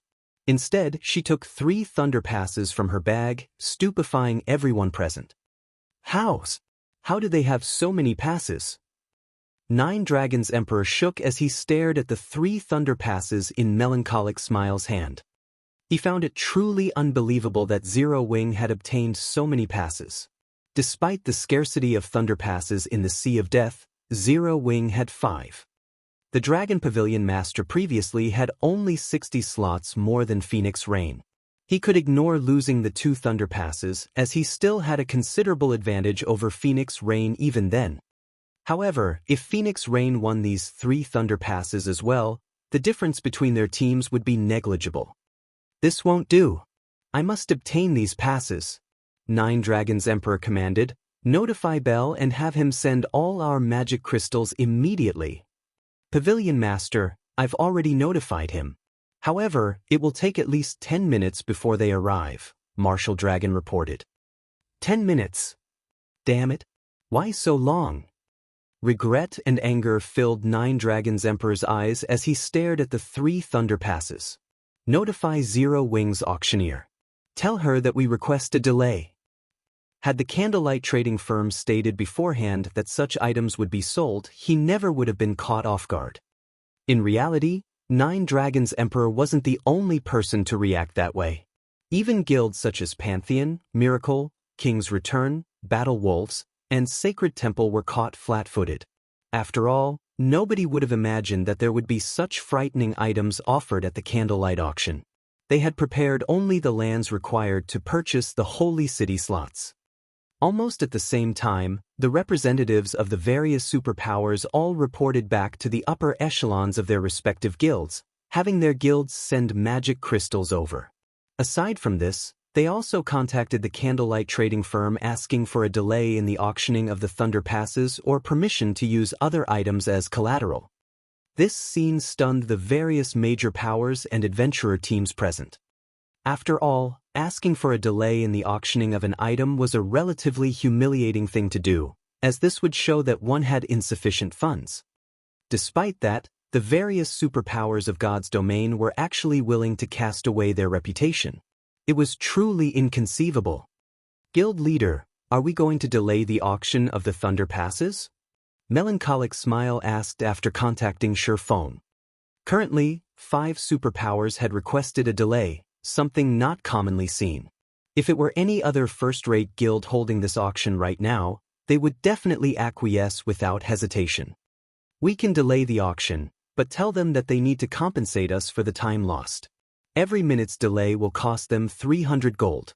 They are welcome to delay the auction for as long as they want, Sure Phone replied nonchalantly.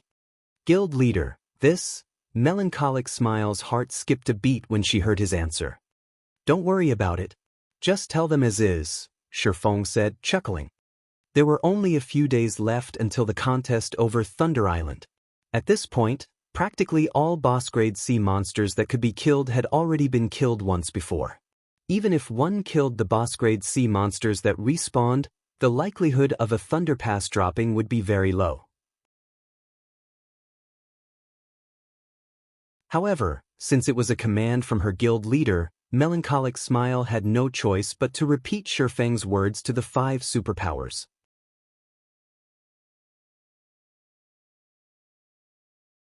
Chapter 1271, Frantic Struggle. Pavilion Master, Candlelight is clearly trying to extort us. Martial Dragon's expression darkened when he heard Melancholic Smile's reply. They would have to pay 3,000 gold if they wanted to delay the auction of the Thunder Passes for 10 minutes. Such a sum was enough to purchase a considerably good plot of land in an ordinary NPC city. Although 3,000 gold was nothing to the Heavenly Dragon Pavilion, they would be fools to accept this offer. At this moment, Nine Dragons Emperor also had an ugly expression on his face. This damnable Zero Wing. Nine Dragons Emperor pounded his fist on the armrest of his chair. In a chilling tone, he said, "Let them have it. Isn't it just 3,000 gold? I'll have Phoenix Rain and Zero Wing pay it back 100-fold in the future." If he did not stop Phoenix Rain from obtaining the remaining 3 Thunder Passes, the struggle on Thunder Island would undoubtedly become more troublesome. Meanwhile, the other 4 superpowers also paid the 3,000 gold without hesitation. After all, acquiring the 3 Thunder Passes would greatly bolster the forces they could send to Thunder Island. In just a brief moment, Shifeng earned 15,000 gold, enough money for him to buy a golden land in a major NPC city. While the bidding for the Thunder Passes was on hold, Melancholic Smile continued auctioning one item after another. Meanwhile, every one of these items was highly contested by the players in the first-floor hall. Some of these items were on commission from other players, while some were dark gold weapons and equipment from Zero Wing's warehouse. The fine gold rank magic light set equipment that was auctioned managed to garner the attention of those on the second floor. The various major powers knew full well how difficult it was to obtain such high-level set equipment. Despite all their efforts in challenging level 50+ monsters, they had yet to get even a piece of level 50 fine gold equipment, much less fine gold set equipment. In the end, the secret pavilion bought the magic light set equipment for 4,000 gold. Meanwhile, each one of the 100 advanced mana armor kits offered sold for roughly 150 gold. After the auction of the advanced mana armor kits came to an end, the sale of the bronze engineering locomotives began. Nowadays, the various major powers in God's domain were frantically collecting high-ranking mounts as well as equipping their elite members with common mounts. They all understood that the era of mounts had already arrived. If they did not quickly equip their guild members with mounts, they would end up trailing the other guilds before long. After all, once players had mounts, they could save up on plenty of travel time. High-ranking mounts even possessed combat capabilities. Now that the Candlelight Trading Firm was selling bronze mounts, the various major powers naturally wouldn't let this opportunity get away. I believe everyone has seen the bronze engineering locomotives attributes already. The starting price will be 150 gold, and each increment must not be lower than 10 gold. Begin.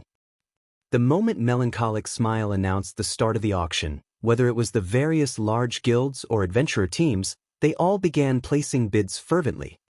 160 gold. 170 gold. 180 gold. In the blink of an eye, the price of the bronze engineering locomotive reached 350 gold.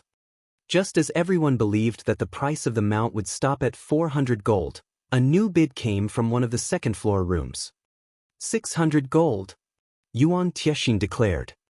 It's just a bronze mount, yet the guy in that room is actually offering 600 gold? He might as well use the money to buy a top-tier dark gold weapon. Everyone was astonished by Yuan Tiexin's bid. While they understood that bronze mounts were extremely rare, they were definitely unwilling to spend 600 gold to obtain one. Uncle Yuan, we could have gotten the mount for just 500 gold. Why did you offer 600? Purple Jade asked curiously. After the price reached 400 gold, the representatives of first-rate guilds no longer showed much interest. It would have even been possible to obtain the engineering locomotive for just 460 or 470 gold, yet Yuan Tiexin had offered 600 gold. Even if the secret pavilion was rich, they should not be wasting their money in such a way. This is an order from the guild leader.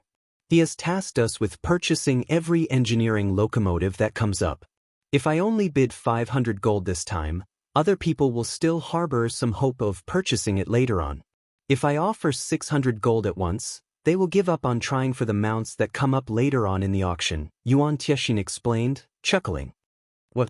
Didn't we already obtain plenty of engineering locomotives from Zero Wing before? Moreover, many of our experts frequently raid ancient ruins to collect high-ranking mounts. We shouldn't be lacking in bronze mounts, right? Purple Jade asked, confused. It is precisely because we have obtained so many engineering locomotives from Zero Wing that we have even more reason to purchase every one of them that appears today, Yuan Tiexin replied, smiling. Originally, I also thought that there was nothing special about the bronze engineering locomotives. Their base attributes are even weaker than those of other bronze mounts. However, when 50 engineering locomotives are gathered within a certain range, they will gain a buff called Mechanical Heart. The buff increases the mount's movement speed by 15% and both the rider's and mount's defense by 20%.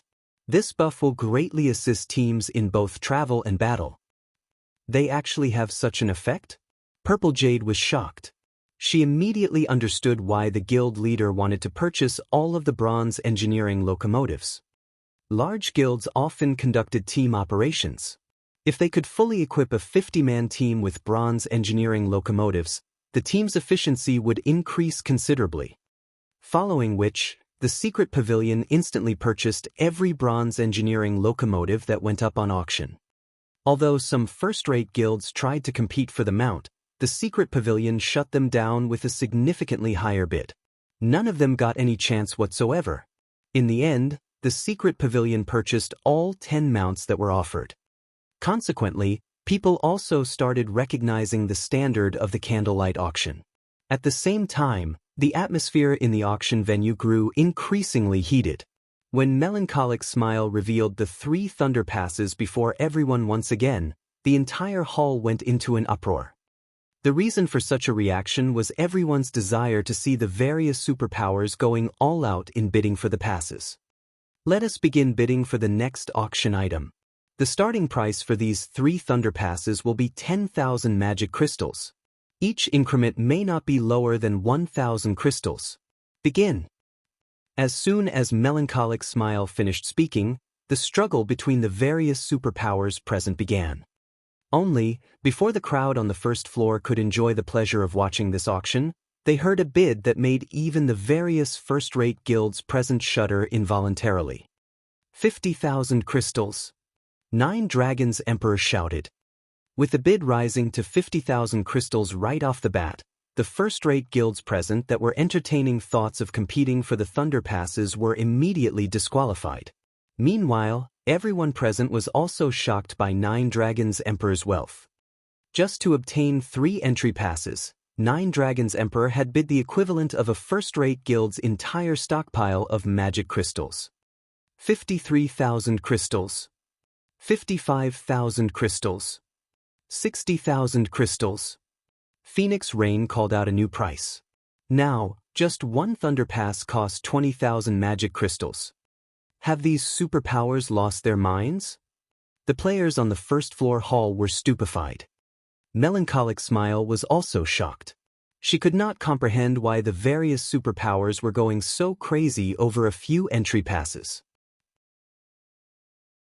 However, Melancholic Smile and the others did not realize Shifeng's intent in selling 3 Thunder Passes at once. The difference in the number of Thunder Island slots each superpower currently possessed was not particularly large. At this point, the number of slots each superpower wielded also wouldn't undergo any massive changes. The addition of these 30 slots might very well become the straw that broke the camel's back. Hence, the various superpowers naturally wouldn't give up on competing for them so close to the contest for Thunder Island's authority. Otherwise, wouldn't all their previous efforts in obtaining Thunder Passes go to waste?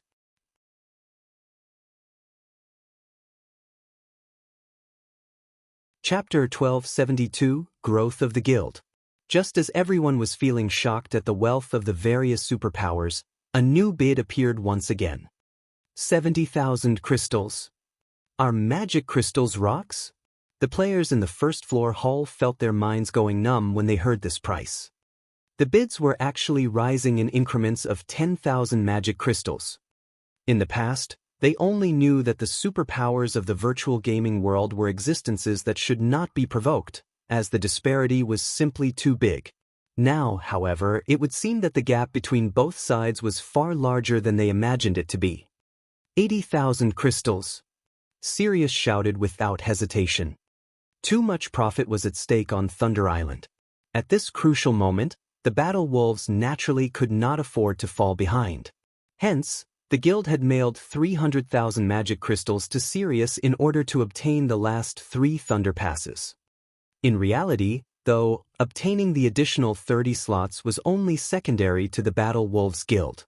The crucial point was that these 30 slots must not fall into the hands of another power. Shortly after Sirius placed his bid, the representative from Miracle raised the price by another 10,000 crystals. In less than a minute, the price for the 3 Thunder Passes had already reached an astronomical sum of 250,000 magic crystals. They sure are desperate. Shi Feng was greatly surprised when he heard this figure.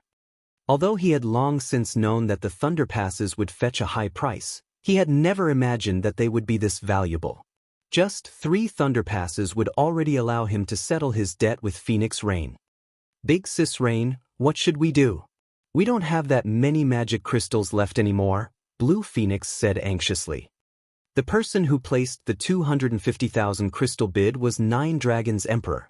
If Nine Dragons Emperor obtained the 3 passes, he would definitely suppress their side during the contest on Thunder Island. Phoenix Rain also frowned at this scene. She never thought that the situation would develop in this manner. If it were the other powers that obtained the passes, she wouldn't have minded it that much. However, if Nine Dragons Emperor got the passes, she would lose her chance to become the Great Pavilion Master. After a moment of silence, Phoenix Rain's lips curled up into a bright smile. However, her smile also carried a hint of bitterness. She immediately contacted Shi Feng once again. Team leader Yi Feng, I wish to borrow 300,000 magic crystals from Zero Wing, Phoenix Rain said, smiling.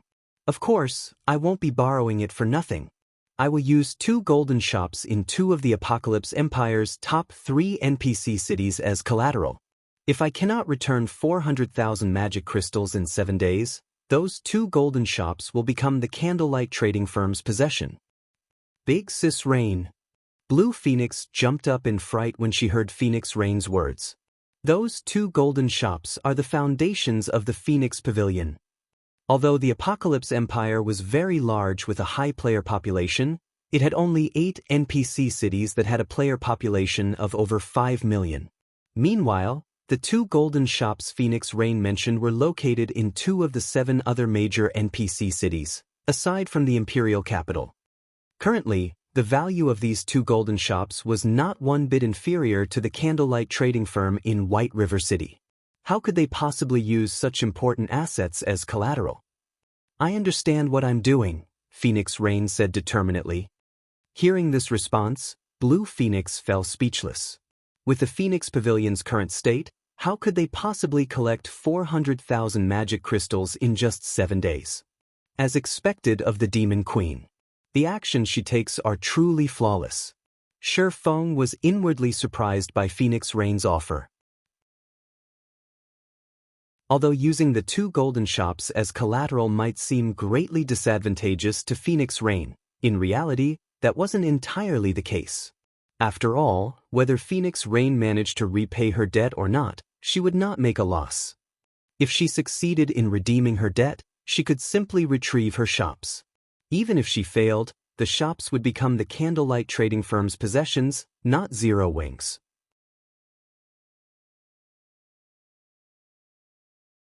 However, a possibility very quickly occurred to him. Damn that Zero Wing.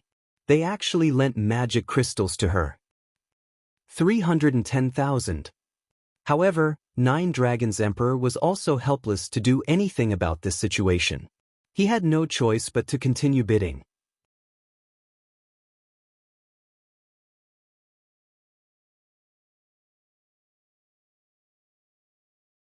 He had simply offered these 50 units to introduce everyone to the benefits of owning a house in Stone Forest Town.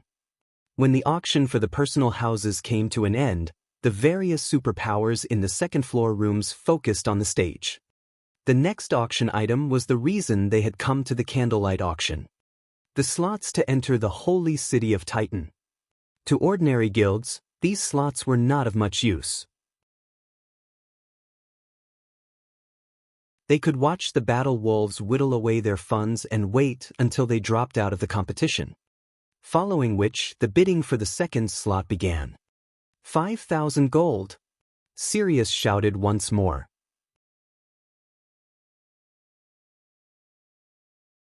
Chapter 1274, Frightening Wealth. Sirius's bid silenced the venue. Is that guy nuts? Wasting 5,000 gold once isn't enough for him?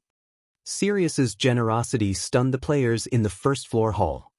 With 5,000 gold, one could purchase considerably high-quality epic equipment. Meanwhile, Melancholic Smile, who stood above the stage, revealed an excited smile. She had never expected the Holy City slots to sell for such a high price. Although she wouldn't receive a single coin from the sales, Zero Wing could earn so more money. They would have enough for the guild's development, reconstructing Stone Forest Town, and purchasing diamond wood. Like the first round of bidding for the Holy City slots, none of the superpowers contested for the second. Following which, Melancholic Smile started the bidding for the third slot. 5,000 gold. Sirius shouted yet again. Have the battle wolves gone mad? Nine Dragons Emperor frowned. Do they really think we won't challenge them? This time, the superpowers refused to let Sirius have his way. 5,100 gold. 5,300 gold. 5,500 gold. Both Nine Dragons Emperor and Phoenix Rain raised the price again and again. In the end, however, Sirius still won the third Holy City slot for 6,500 gold. As another purchased the first three slots, the various superpowers began to grow anxious, bidding even more fervently. In the end, among the 7 remaining slots, the cheapest had sold for 6,100 gold, while the final slot sold for 7,000 gold. The players in the venue were stunned. Meanwhile, the various first-rate guilds turned green with envy. Zero Wing made 62,400 gold by selling 10 slots. If Singular Burial knew about this, he would go mad. Galaxy Past smiled bitterly as he watched the candlelight auction's first phase come to an end. I'm afraid that it won't be long before Zero Wing becomes Star Moon Kingdom's overlord. It seems we'll still have to shift the Star Alliance's development to other kingdoms. A guild's strength was reflected not only in its expert and elite players, but also in its financial prowess.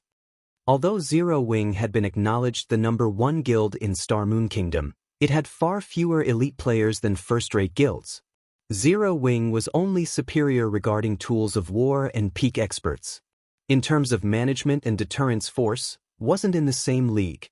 The guild's range of influence, in particular, couldn't compare to Blackwater's, for example.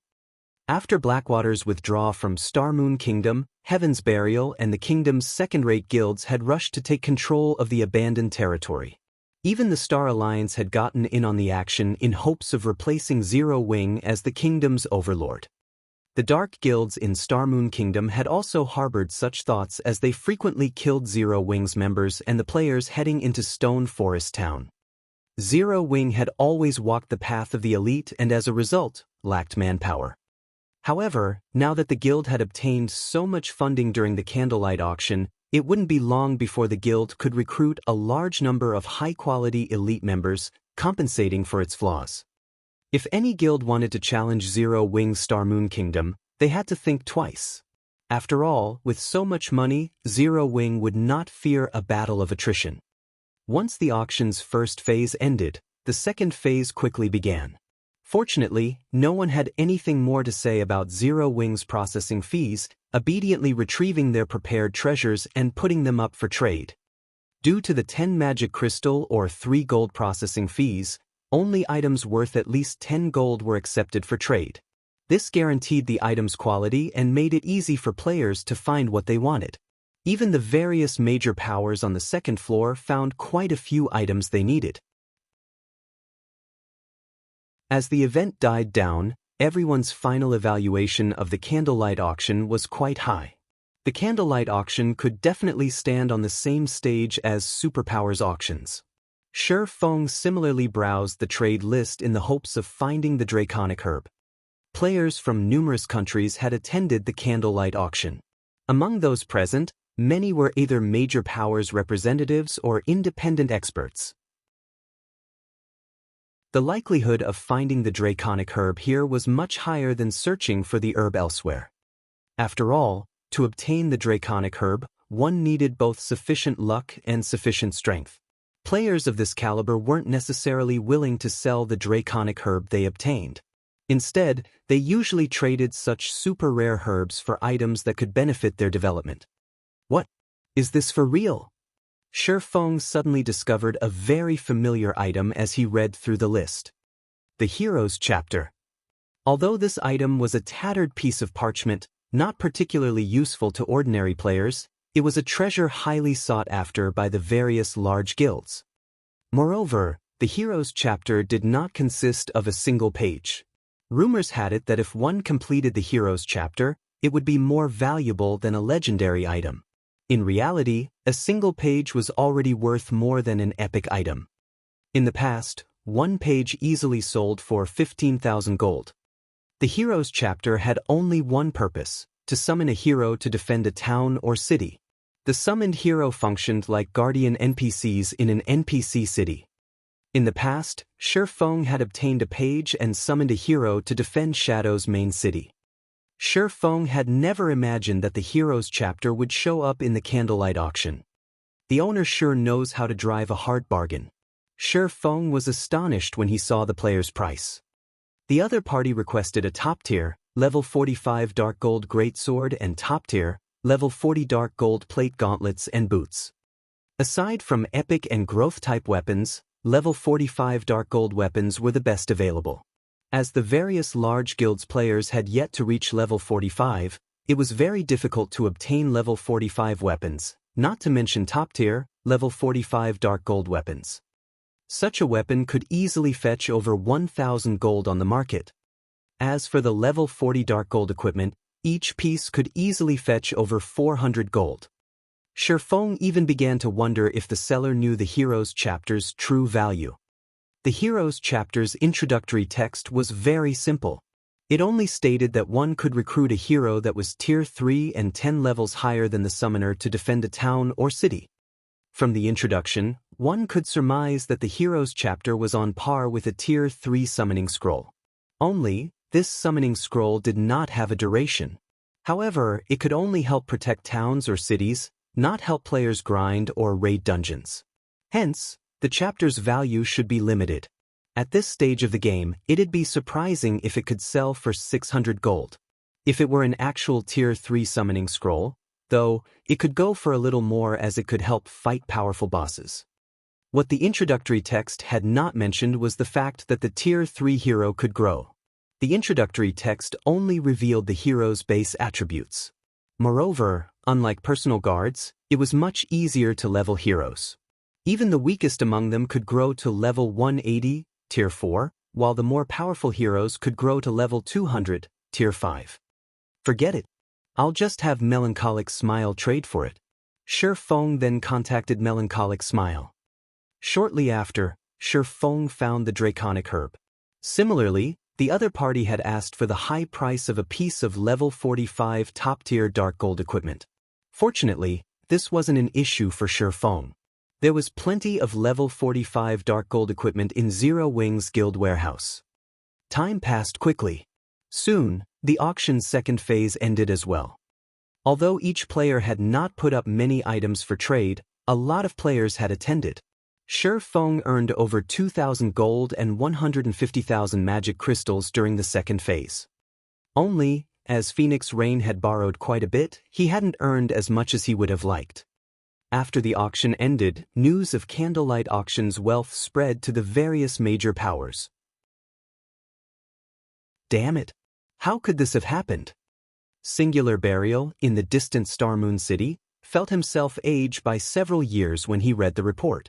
He hadn't thought that the Candlelight Auction would be such a huge success. Star Moon City's auction was a joke in comparison. Moreover, now that Zero Wing had earned a fortune, Heaven's Burial's development was at risk. following which Singular Burial contacted Flame Blood and asked, "Blood, how are things going on your side?"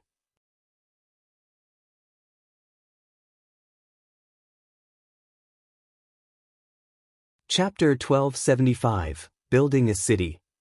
In a VIP reception room on the City Hall's second floor. A middle-aged man in exquisite clothing slowly opened the door and entered the room. A high-ranking identification skill would tell someone that this butler-like man was actually a level 180, Tier 3 NPC named Jarvis. "Lord Protector, I hear that you'd like to build a city. May I see your city-building order?" Jarvis asked. "Here." Shifeng took out a tattered parchment. "This is indeed a city-building order that the royal family gave out over a century ago. May I know where you wish to construct your city to give you an accurate estimate, my lord? However, I have to remind you that the high-level locations require higher construction fees," Jarvis explained. He then presented a magic scroll and allowed Shifeng to choose the location for his city. "Understood. I wish to construct it in Witch's Hill." Shifeng pointed to Witch's Hill on the scroll. The Witch's Hill could definitely lure plenty of players as a level 50 to 70 large map. It was also close to the Mournful Ruins. The Mournful Ruins was a Hell mode regional dungeon, and like the Stoneclaw Mountains, it produced an abundance of magic crystals. Witch's Hill itself had the entrance to an otherworld. Witch's Hill had still been popular among players even a decade after the game launched. "Alright, may I know exactly where you want to build your city?" Jarvis asked. He tapped on the magic scroll, and a miniature 3D model of Witch's Hill appeared before him. "The exact location?" Shifeng carefully examined the model before him. He had only asked about the cost to construct a city during his last visit. Even if he had decided to construct his city then, his map choices had been limited due to his status. The system would have randomly decided the city's exact location.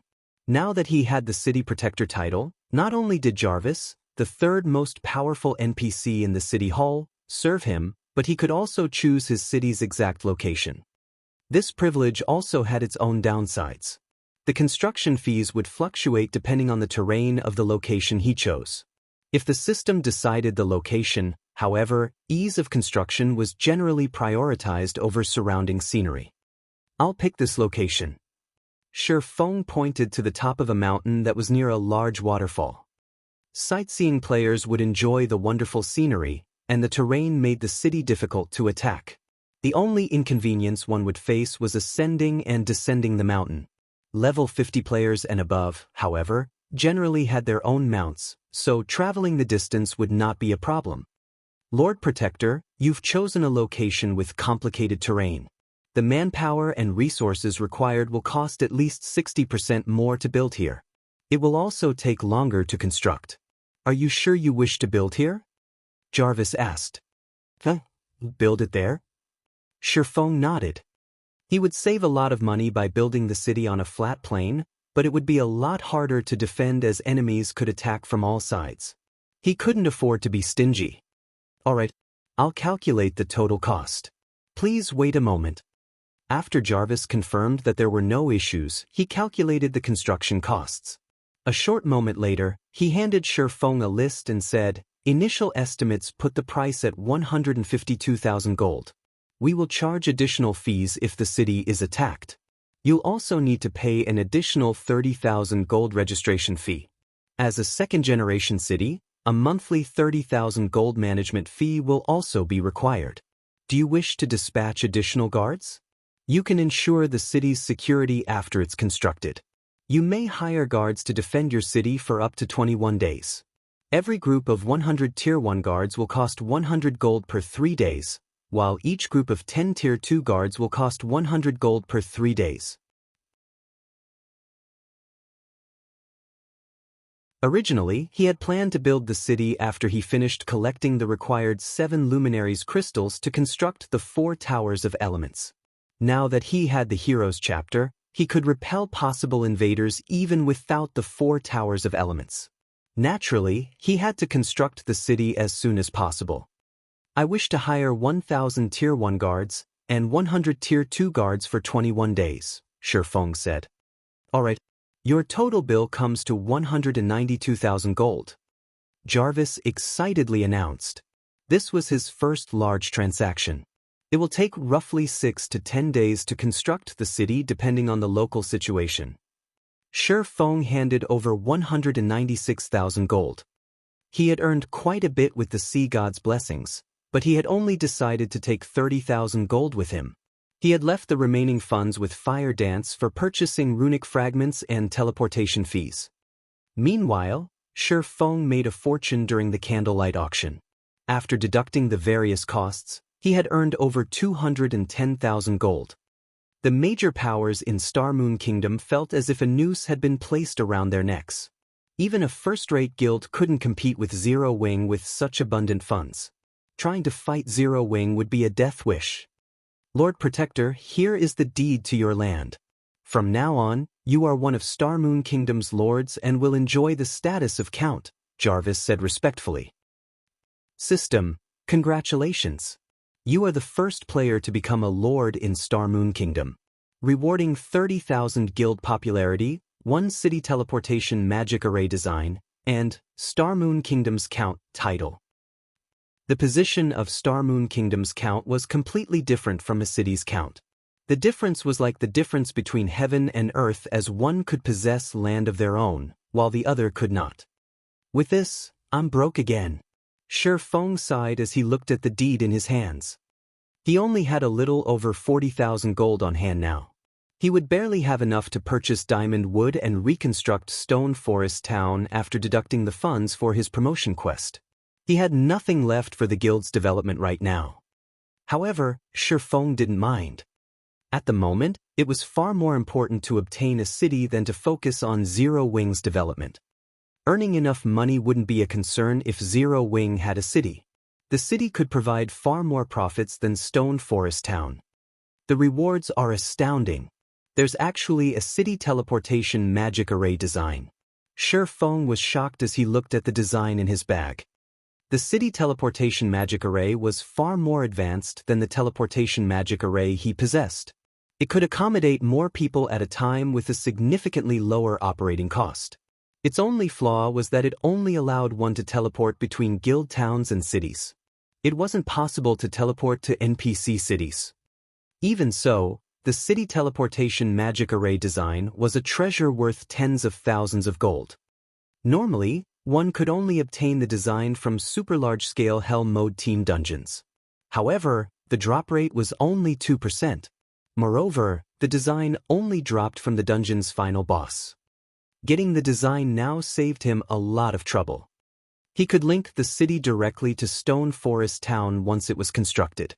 This would drastically increase the value of both the town and city. Now that I've dealt with everything, it's about time to challenge my promotion quest, Shi Feng thought as he gazed at the soul orb in his bag. It was practically a ticking time bomb. He needed to deal with it as soon as possible.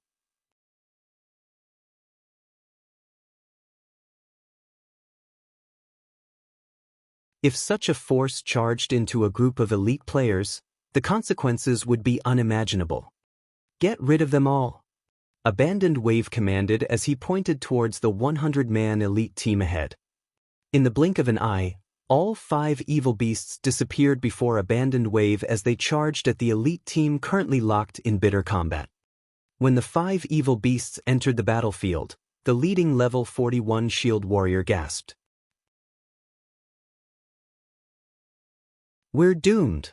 The shield warrior despaired when he saw one of the lord-ranked evil beasts killing a teammate with one blow. After just a short moment, the 100-man elite team led by an expert was annihilated. Not a single player managed to escape alive. Abandoned Wave walked over to the battlefield and began a ritual. Suddenly, the corpses of these elite players started transforming into monsters one after another.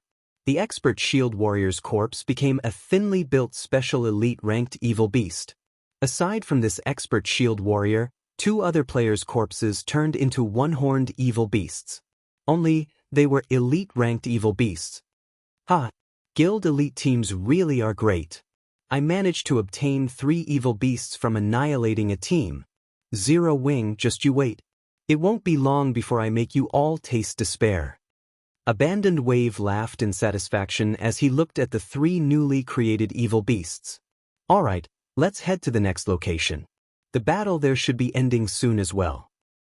The difference between killing an adventurer team and a guild elite team was simply massive. Previously, he had managed to create only 1 evil beast, despite killing 3 adventurer teams. Now, however, 1 guild elite team had given him 3 new evil beasts. Among them, one was even an evil beast with high potential. After a few more days at this rate, not to mention flattening Stone Forest Town, even raiding an NPC town would be a piece of cake for him. Elsewhere, after Shifeng finished dealing with the construction of his city, he contacted Melancholic Smile and had her find 5 trustworthy advanced enchanters to become the Candlelight Trading Firm's core enchanters as well as have them sign a strict contract. His Tier 2 promotion quest was extraordinary and would definitely take a long time to complete. Hence, Shifeng wanted to deal with all guild and trading firm-related matters first. Only then would he be able to focus on his quest. At this point, the Candlelight Trading Firm was already the publicly acknowledged #1 trading firm in Star Moon Kingdom. It also possessed a 3-star shop.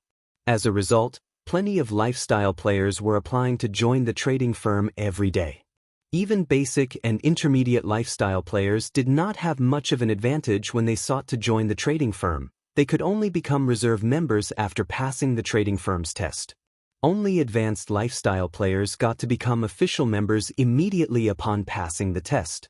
Despite such strict requirements, a flood of applicants would still come to the trading firm. Hence, while it might be difficult to find advanced enchanters in other trading firms, the Candlelight Trading Firm boasted quite a few. Whichever one of you is willing to become a core enchanter of the Candlelight Trading Firm, come register with me. Melancholic Smile shouted in the lounge for advanced lifestyle players. Immediately, the various advanced lifestyle players inside the lounge perked up their ears in interest. However, when they heard that the offer was only for enchanters, many of the lifestyle players present turned to look at the enchanters among them with envy. Huh, it's actually enchanters this time. I wonder when it will be us forgers' turn? An advanced forger said, sighing dejectedly. Silent Wonder, who was also resting in the lounge, grew confused when she saw the downcast expressions the crowd in the room was wearing. What was there to feel envious about? Becoming a core member of the trading firm meant signing a strict contract and losing much of their freedom. On the other hand, non-core members only needed to make a certain amount of items each day. Once they hit their daily quotas, they could do whatever they wanted. If they decided to quit the Candlelight Trading Firm, they only needed to pay a small severance fee as well as forget all the recipes and designs they learned from Candlelight.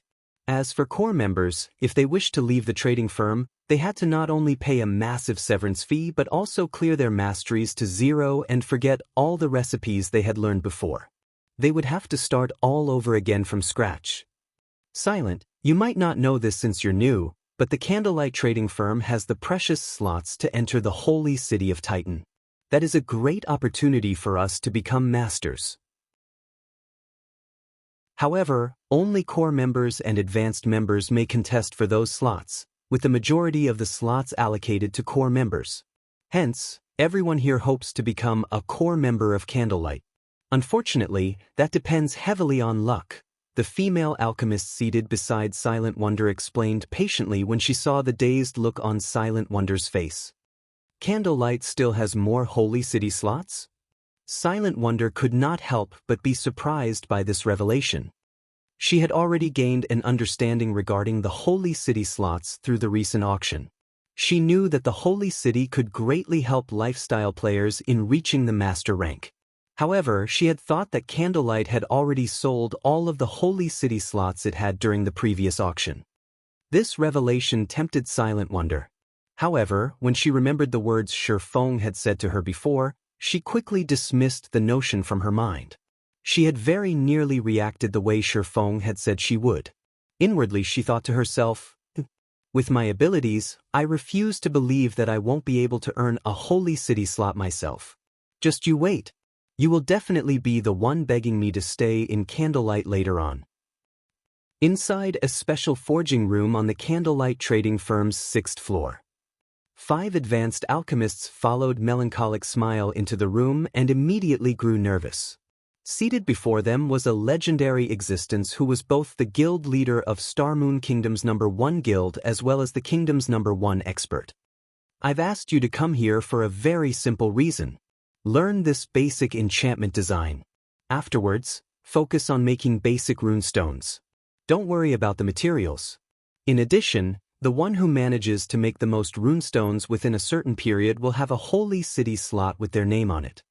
Shi Feng then placed the basic enchantment design he obtained from the Sea God's temple on the table. The basic runestone was something none of the current major powers possessed. However, it was a common consumable in God's domain. Not only was it cheap, but its effects were prominent as well. As long as the candlelight trading firm could produce it, there would be no need to fear a lack of demand for it. Currently, he had already spent most of the income from the candlelight auction. Meanwhile, he needed a lot more money to develop his future city. Hence, he needed to plan for the future right away. Now that the candlelight trading firm had obtained the 20 shops from the secret pavilion as well as the 2 golden shops mortgaged by Phoenix Rain, he definitely had a good opportunity to sell the basic runestones and increase Candlelight's fame in God's domain. Upon hearing Shi Feng's words, the 5 advanced enchanters immediately grew excited at the opportunity to learn the design for such a precious item as well as the chance to visit Titan City. Without hesitation, the 5 players clicked to learn the design and promptly left the special forging room to research the production method of the basic runestone in the hopes of increasing their success rate. Meanwhile, after Melancholic Smile and the others left the room, Shi Feng took out 30 level 45 fine gold weapons and 10 level 45 dark gold weapons. The Tier 2 promotion quest was already a tough challenge in the first place, all the more the promotion quest for one of the 10 great saint legacies. Even if he possessed frightening combat power, he still needed to further improve himself in order to be certain of completing his promotion. Hence, he naturally could not leave the Abyssal Blade sitting at level 40. After all, he had already reached level 50. A level 40 weapon was no longer suitable for him. Start devouring.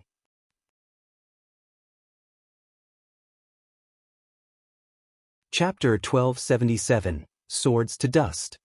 Chapter 1277, Swords to Dust. Inside the quiet forging room, the entire space started trembling as soon as Shi Feng had the Abyssal Blade devour the weapons on the table.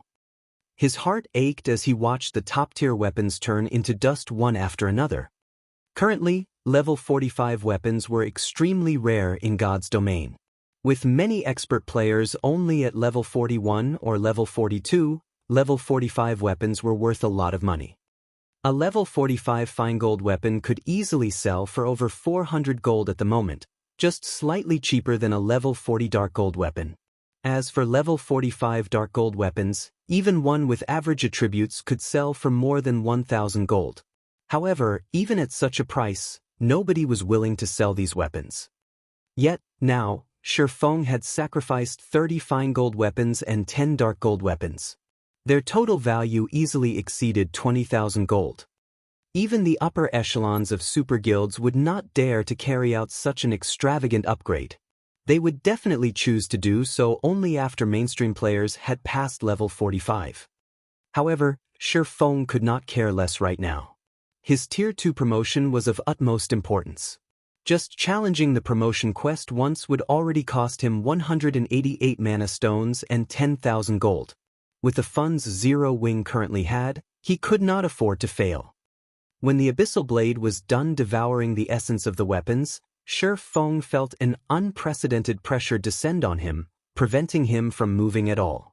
Meanwhile, the space around the newly transformed Abyssal Blade also began to crack as if the surrounding space couldn't support the Abyssal Blade's existence. Roar!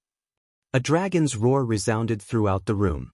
Immediately, the space inside the room disappeared into the void as darkness enveloped Shi Feng's surroundings. Shortly after, streams of pitch-black smoke started flowing out from the dark void and into the Abyssal Blade.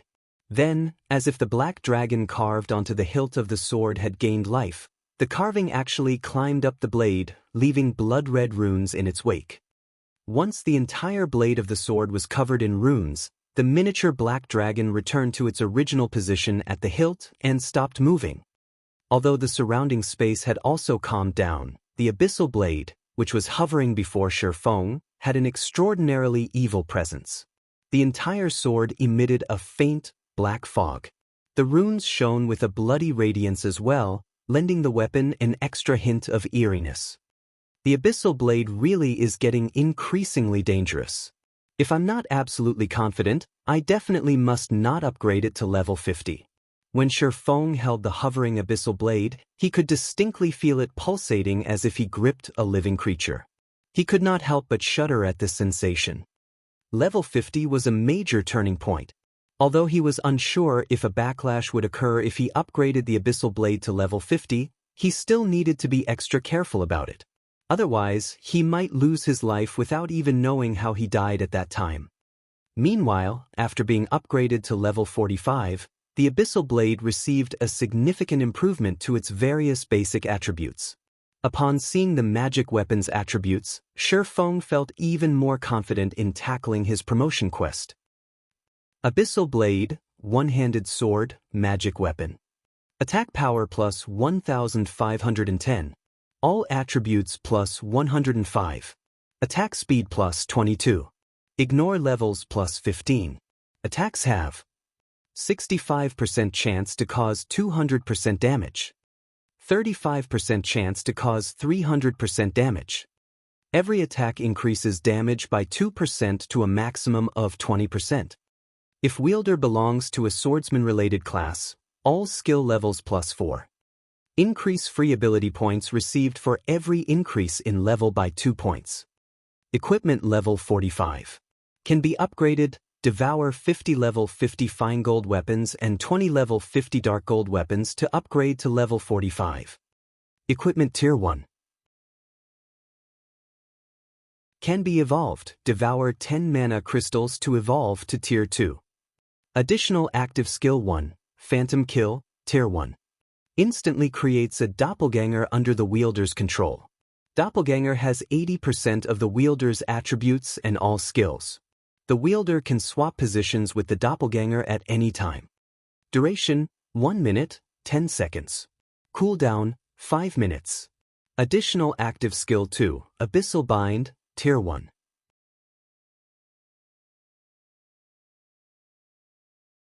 After opening the official forums, he found that discussions regarding the sealed field maps dominated the entire forum. Shadowblade Ruins sealed.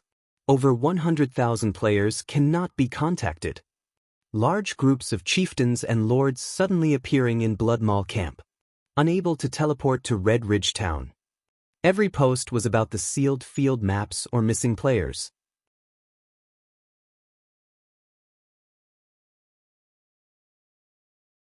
Chapter 1278, Tier 2 Promotion Quest. Chapter 1278, Tier 2 Promotion Quest. This seems like a good opportunity. Shifeng's lips hooked up after he finished reading through the related posts on the forum. An opportunity? Aqua Rose looked at Shifeng in the screen in confusion. Currently, the entire Star Moon City had already fallen into turmoil with many large guilds wrestling with this matter. After all, nobody was sure whether this weird phenomenon would spread to the surrounding areas. If it did, Stone Forest Town might even get dragged into the mess. That's right. This is a good opportunity, an opportunity to upgrade White River City, Shifeng said, smiling. NPC cities did not remain static. They could similarly be upgraded.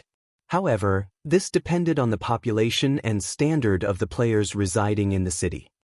Starmoon Kingdom had only so many players. Meanwhile, Starmoon City was generally a player's first choice when choosing a city to develop themselves in. Hence, despite White River City's various advantages, it just barely surpassed Starmoon City to become the most populous NPC city in the kingdom. As for the other NPC cities within the kingdom, the player population there would mostly remain constant for the foreseeable future. It would be very difficult to attract players from other cities and countries to migrate to White River City. After all, everyone had long since familiarized themselves with the towns and cities they started in. Now that a problem had occurred at Star Moon City, if this problem continued festering, many players would no doubt consider developing elsewhere. If they could lure these players to White River City, they might be able to upgrade White River City. Upgrading an NPC city brought with it many benefits. One such example was the flying transportation feature, which enabled players to gain additional leveling spots. In White River City's case, the additional leveling spot was the Eclipse Gate. Not only did the Eclipse Gate have plenty of advanced and military quests, but the leveling speed and resources available there were also extraordinary. Moreover, the Eclipse Gate was a level 40 to level 70 leveling spot. If White River City could activate the flying transportation feature, the leveling speed of Zero Wings members would undoubtedly increase. They could also start collecting the energy essence required to nurture their guild mounts. Upgrade the city? Aqua Rose could not help but grow excited. She understood, more or less, the ramifications of upgrading NPC cities. If they could upgrade White River City, not only would it allow Zero Wings members to accelerate their leveling speed, but it would also lure more players from other cities to develop in White River City. This situation would greatly benefit both the guilds and trading firms' development. Immediately announce to the public that we are recruiting members. Also, during this time, discount all daily consumable items sold at White River City's candlelight trading firm by 20%, Shi Feng instructed. Regeneration and mana recovery potions were a must for all players that wanted to level up in the fields. Certain magic scrolls were also necessary as these items could save one's life during a crucial moment. However, purchasing these consumable items was a large expenditure. Normally, offering discounts on such items would have minimal effect in luring players to White River City. Now, however, it would definitely yield excellent results. After all, it was now extremely dangerous to go out and level up at Star Moon City. After considering safety as well as the reduced cost of consumables, players of Star Moon City would naturally choose to develop in White River City. A 20% discount? Guild leader, isn't this a little too much? Aqua Rose frowned. Basic consumable items were originally fiercely competitive and had a small profit margin. If they sold them at a discounted price now, they would only break even. Relax. We'll earn it back sooner or later, Shi Feng laughed. He understood Aqua Rose's worries. However, she did not know what kind of effects would accrue with White River City's upgrade. Compared to the benefits they could gain when White River City was upgraded, a small loss like this was not worth mentioning whatsoever. Understood.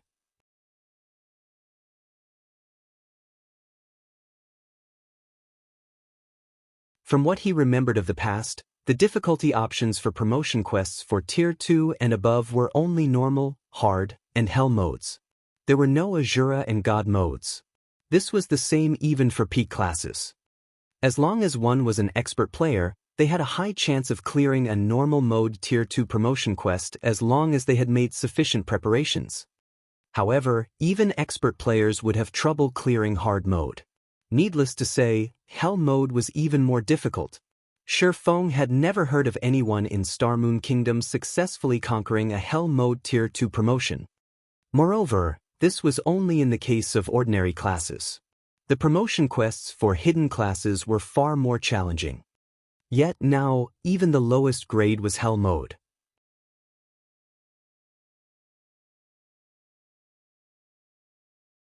Chapter 1279, Selecting Difficulty. Chapter 1279, Selecting Difficulty. Sure enough, the Blade Saint class's promotion quest is quite extraordinary. Shi Feng pondered his options. He had attempted his Hell Mode Tier 2 promotion in the past. After all, he had been one of Shadow's top-class experts. He had been very confident in his abilities back then. Moreover, to increase his chances of success, he had spent a lot of time collecting top-tier equipment. By the time he had challenged his Tier 2 promotion, even his most inferior piece of equipment had been level 50 fine gold rank. He had even worn 2 pieces of level 50 dark gold equipment. That wasn't an easy feat after all. After reaching level 50, players were lucky to get their hands on level 50 secret silver equipment, much less level 50 fine gold and dark gold equipment.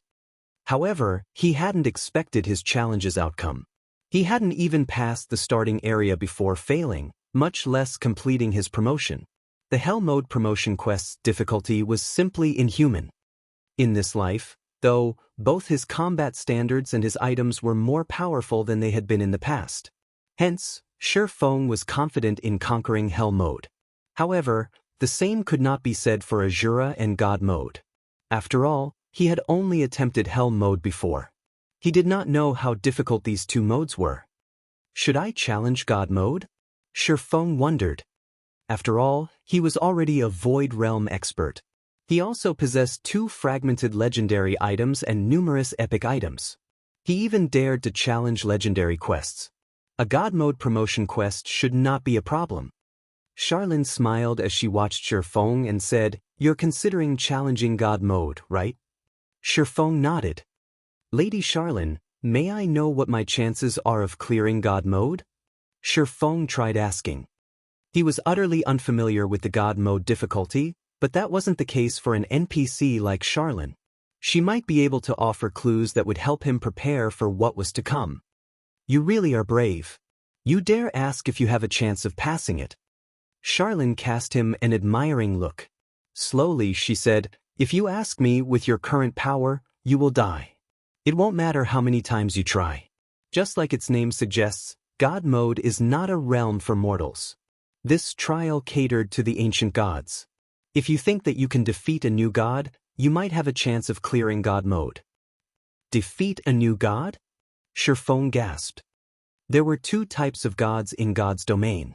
The first was born naturally, while the second ascended to godhood of its own power. The majority of the gods in God's domain consisted of the latter. As for natural-born gods, they did not start out at Tier 6, they had to ascend from Tier 0. Only, they would not encounter a bottleneck in their growth. Even if they did nothing but breathe, they would reach Tier 6 eventually. Moreover, even at Tier 0, natural-born gods had extraordinary combat power. In terms of life rating, natural-born gods were even superior to dragons. Not even a domain realm expert could stand against such an immensely powerful being, even if both had the same level, tier, and attributes. Fighting any Tier 6 god required at least a full party of Tier 6 players. Then what about Azura Mode? Shi Feng asked. Azura Mode? Charlene carefully evaluated Shi Feng. After pondering for some time, she said, "Azura Mode represents mortals' limits. Unfortunately, you still have some time before you reach that standard. However, you might have a fighting chance with such high-quality weapons and equipment. Unfortunately, that chance isn't very high. I'd say that you die 9 out of 10 attempts. In my opinion, you're better off challenging Hell Mode. The trials the ancient gods left behind are outstanding. Passing even the easiest trial is already an impressive feat." "So 10%? Shi Feng smiled bitterly.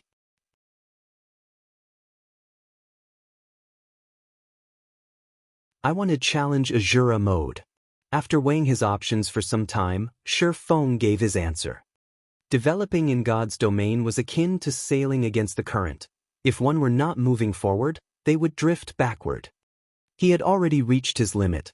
If he wished to improve, he needed to take risks. Challenging Hell Mode wasn't a risk, it wouldn't help him. But he couldn't choose God Mode either, as that was beyond a challenge. By choosing God Mode, he'd just be asking for a beating. If he cleared Azura Mode, he would be handsomely rewarded. The rewards would certainly boost his development.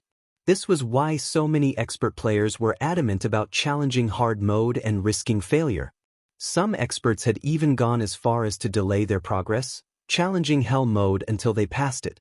Otherwise, they would have a more difficult path after their promotion. "Fine. Don't regret your decision."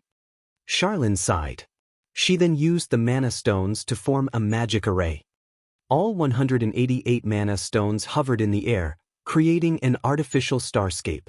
However, while the scene was beautiful, the pressure the 7-colored magic array radiated was terrifying. Moreover, this pressure grew as time passed. As Charlene chanted her incantation's final verse, a black hole manifested in the middle of the hall. Arcs of silver lightning circled the black hole's edges, crackling. Suddenly, a pair of golden doors descended from the black hole. Although the doors were not particularly large, roughly 6 meters tall, they radiated powerful divine might, instantly rendering Shifeng immobile. The floor started to crack beneath the doors as if it couldn't withstand the weight. The doors began to sink. Impossible! This is the library! Shifeng was stunned. Powerful magic arrays strengthened the library. Even Tier 4 NPCs couldn't damage the building, yet a pair of doors crushed the floor. It was clear that the floor wouldn't last long as it began to give out and crumble. Divine strengthening. Seeing this, Xianxia quickly started to write divine runes in the air. The divine runes merged with the ground, creating a magic array. Only after the magic array appeared did the doors stop sinking. The divine might filling the hall also weakened, allowing Shifeng some freedom of movement. However, after summoning the golden doors, Xianxia had significantly paled. Sweat beaded on her forehead. As Xianxia had said, it was not easy to summon these doors. This task normally required 3 Tier 5 magical classes to accomplish. Once the doors stabilized, Xianxia started chanting another incantation while she drew more divine runes. After writing over 100 lines, she opened her eyes. 2 golden magic arrays then surfaced from her eyes. Space-time connection. Xianxia sent 1 line of golden runes into the doors after another. After a minute, the doors finally started to open. Through the gap between them, Shifeng could see a path through a silver vortex. The path itself radiated divine might, while the rest of the space was pitch black. He could not see the path's end. Shifeng finally understood why Xianxia had said that she could not guarantee his return once he entered the trial. Go quickly. I can't maintain it for long, Xianxia hurriedly commanded.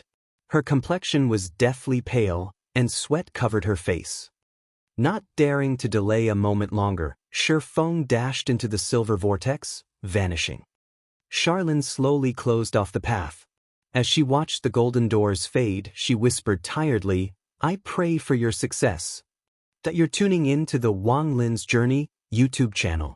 Don't forget to subscribe and join us on this journey to catch the most captivating stories.